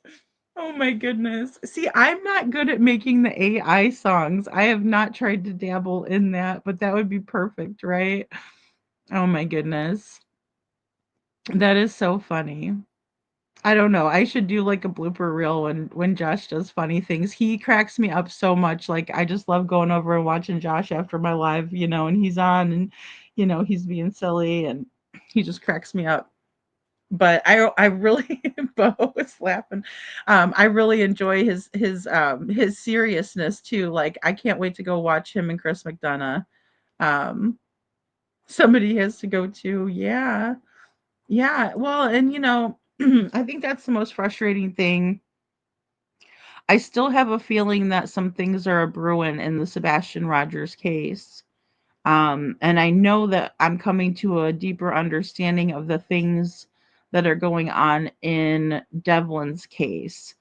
I'm starting to rule out a lot of gossip and things that we heard in the beginning, and then I'm starting to focus on some more facts and things like that. So, he probably gave a donation to the store. Mama Socks went down there. You need to change up the pretzels. We need a colossal popcorn stat. The YouTubers are saying that there is no such thing and we cannot have that. Oh, Lord. And they always blame us. They blame the YouTubers, which is funny because now I don't trust mainstream media anymore at all. Like I used to be like, oh yeah, they're good. It's a reliable source. No, not after what I've seen in Sebastian's case. I mean, I almost am afraid to watch some of the mainstream coverage because I'm like, oh God, they're going to get it wrong. And then I'm never going to be able to like this person again. Like, I'll have a vendetta, like I have against America's Most Wanted. You don't do that in a missing child's case. You don't take the lights video and only show half of it. As a matter of fact, I was like, I would rather not recommend families to go to America's Most Wanted when they do that. You know? Oh, great. Mean people. Oh, I'm so excited. Says, or twists and turns. I'm sorry. I'm just like Ron Burgundy. I read whatever's on the prompter. they uh they were great last night. Their humor, OMG. Chris M wants one of CP's ex-wives to come up on panel. Oh, snap. And Seth about Sebastian taking the medicine. Oh, okay. Great. Okay. I need to watch it. I will go over there and do that, and maybe I can take out some, highlights, and we can discuss it. I know that Josh is very generous in letting people critique his lives and stuff like that. Same thing with Chris McDonough, you know. So maybe we'll do that for tomorrow. I'm gonna be doing a.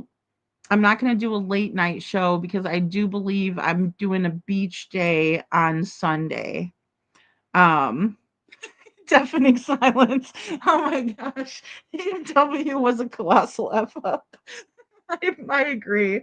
Like I was so I was beyond, you know. And they're like, "Oh, hey, we're gonna do an 8-minute segment." I'm like, "Really? How do you get the whole story in an 8-minute segment?" You know? It's like talk about it in a little nutshell. And then it made me a nutshell because I'm over here like, "Where's the rest of the friggin' lights video?" Oh man, I was beside myself. I just remember, being I didn't even know what to say to you guys when I got up here. I'm like, that was bad, you know? Oh, he wants to know if Sebastian took meds daily, etc. Yeah, that makes sense. Yes, I would love for you to go twists and turns. I would love for you to go. Um, I haven't been over to the beach in a while, and I like going now because it's like the water's cooler, and I don't know, I just like it more because the summertime the water gets so hot here, and it's like it's not refreshing or anything. So, oh, I would definitely go twists and turns for sure. I've never even been to Disney World. So I would love to do that. That would be so much fun. I'm not a big person to ride rides. Like, um, but I would love to do it. I think that would be so fun, twists and turns. We'll have to get together on that for sure. Well, guys, I better get off of here. I want to do, like I said, I think we're gonna do like an afternoon show. So if I can get that together, we'll do that. That way I won't have to do a late show because we're gonna try to leave out early for the beach, which I'm like, oh, that's gonna be tough for this one. But you know, I'm always motivated to go, you know, do that. So I think that would be good. That way I don't miss any more days because I don't want to miss yesterday with you guys, but I was really, really, really wanting to do some more research, right? And just kind of deep dive into all of these little crevices I haven't been able to go into yet. So no, he's on the same day as Don. Oh no. Oh no. That doesn't even compute to me because I'm like, Josh is such a sweetie. And then you got Don, who is such a creepy. It's like- oh my gosh, Don Wells gives me the heebie-jeebies to the max. I mean, he's right up there with like BTK, you know. I just look at him and I'm like, I'm going to send you an email. Okay, great. Twists and turns. That's another one, guys. I really, really need to get to my emails and, you know, kind of organize them more and get back to you guys because I know it's just terrible. Um, but I get down these rabbit holes and my oh my, I'm down there and I'm looking and I'm reading and I'm like, oh my gosh, and then that brings me to another thing and I'm like, oh, I haven't looked into this, you know. Um, Great. Oh, that's so sweet of you, twists and turns. Yeah. Um, yeah, and you know, I want to make it special for Jessica and AJ this year for Christmas. I think that's the least we can do. And you know, I wanted to pick somebody and I couldn't think of who we could, you know, who we could do that for, right? And I think that's just a great idea. And I think that would make Devlin really, really happy to know that we're taking good care of his little brother and his mom, you know. So I definitely want to do that. Thank you, Bo. Yes, I will see you guys tomorrow.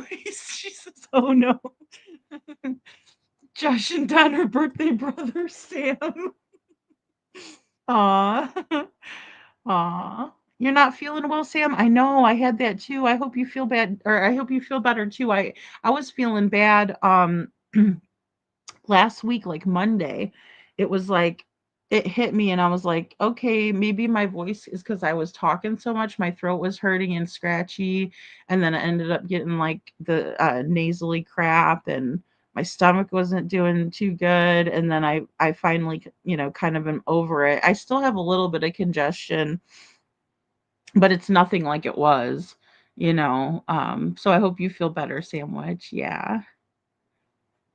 Oh, your son's heavenly birthday is November 20th. Oh, Cheryl, I need to do a happy birthday for November, people.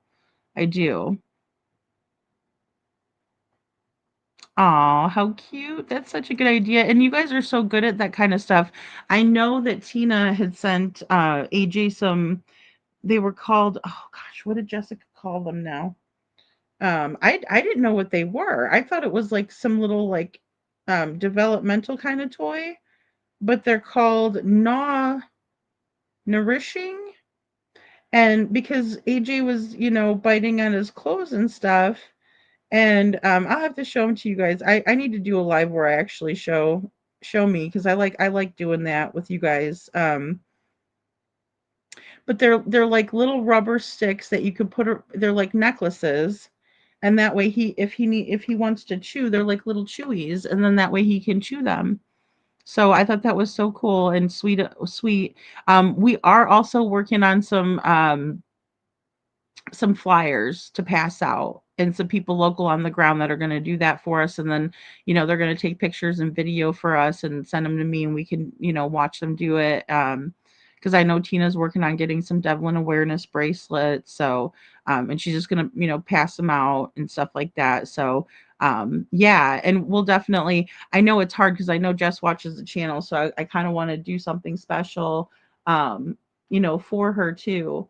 um but yeah, we're gonna work on that, because once I get the YouTube paycheck for this month, then I'll do that with that. And um, my daughter, she's grown, and so I send her cold hard cash. That's what she gets, and she's happy. She does what she wants with it. It's impersonal and stuff. So, but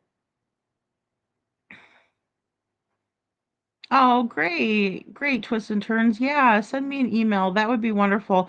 We need to really get her a good support system of people who really care. I'm getting some vibes, guys, and I'm trying to really, you know, figure it out, but I think I'm seeing a lot of the same crap that Seth went through, and I'm seeing a lot of it being played out in Devlin's case, where people are playing both sides and not being completely honest, and then she can't really have, you know she has a, she's trying to trust people, right? And it's tough. So I would love to have that as a network of people and moms that, everybody can talk to each other and help each other out. That is so very important. You know, so you guys are so awesome. Um, and I enjoyed being with you guys tonight. Like I said, we're gonna still keep pressing on, and figure all of this out. But I love you guys all so very, very much, and thank you so much. And I will see you guys here um, this afternoon. All right, guys, have a great day.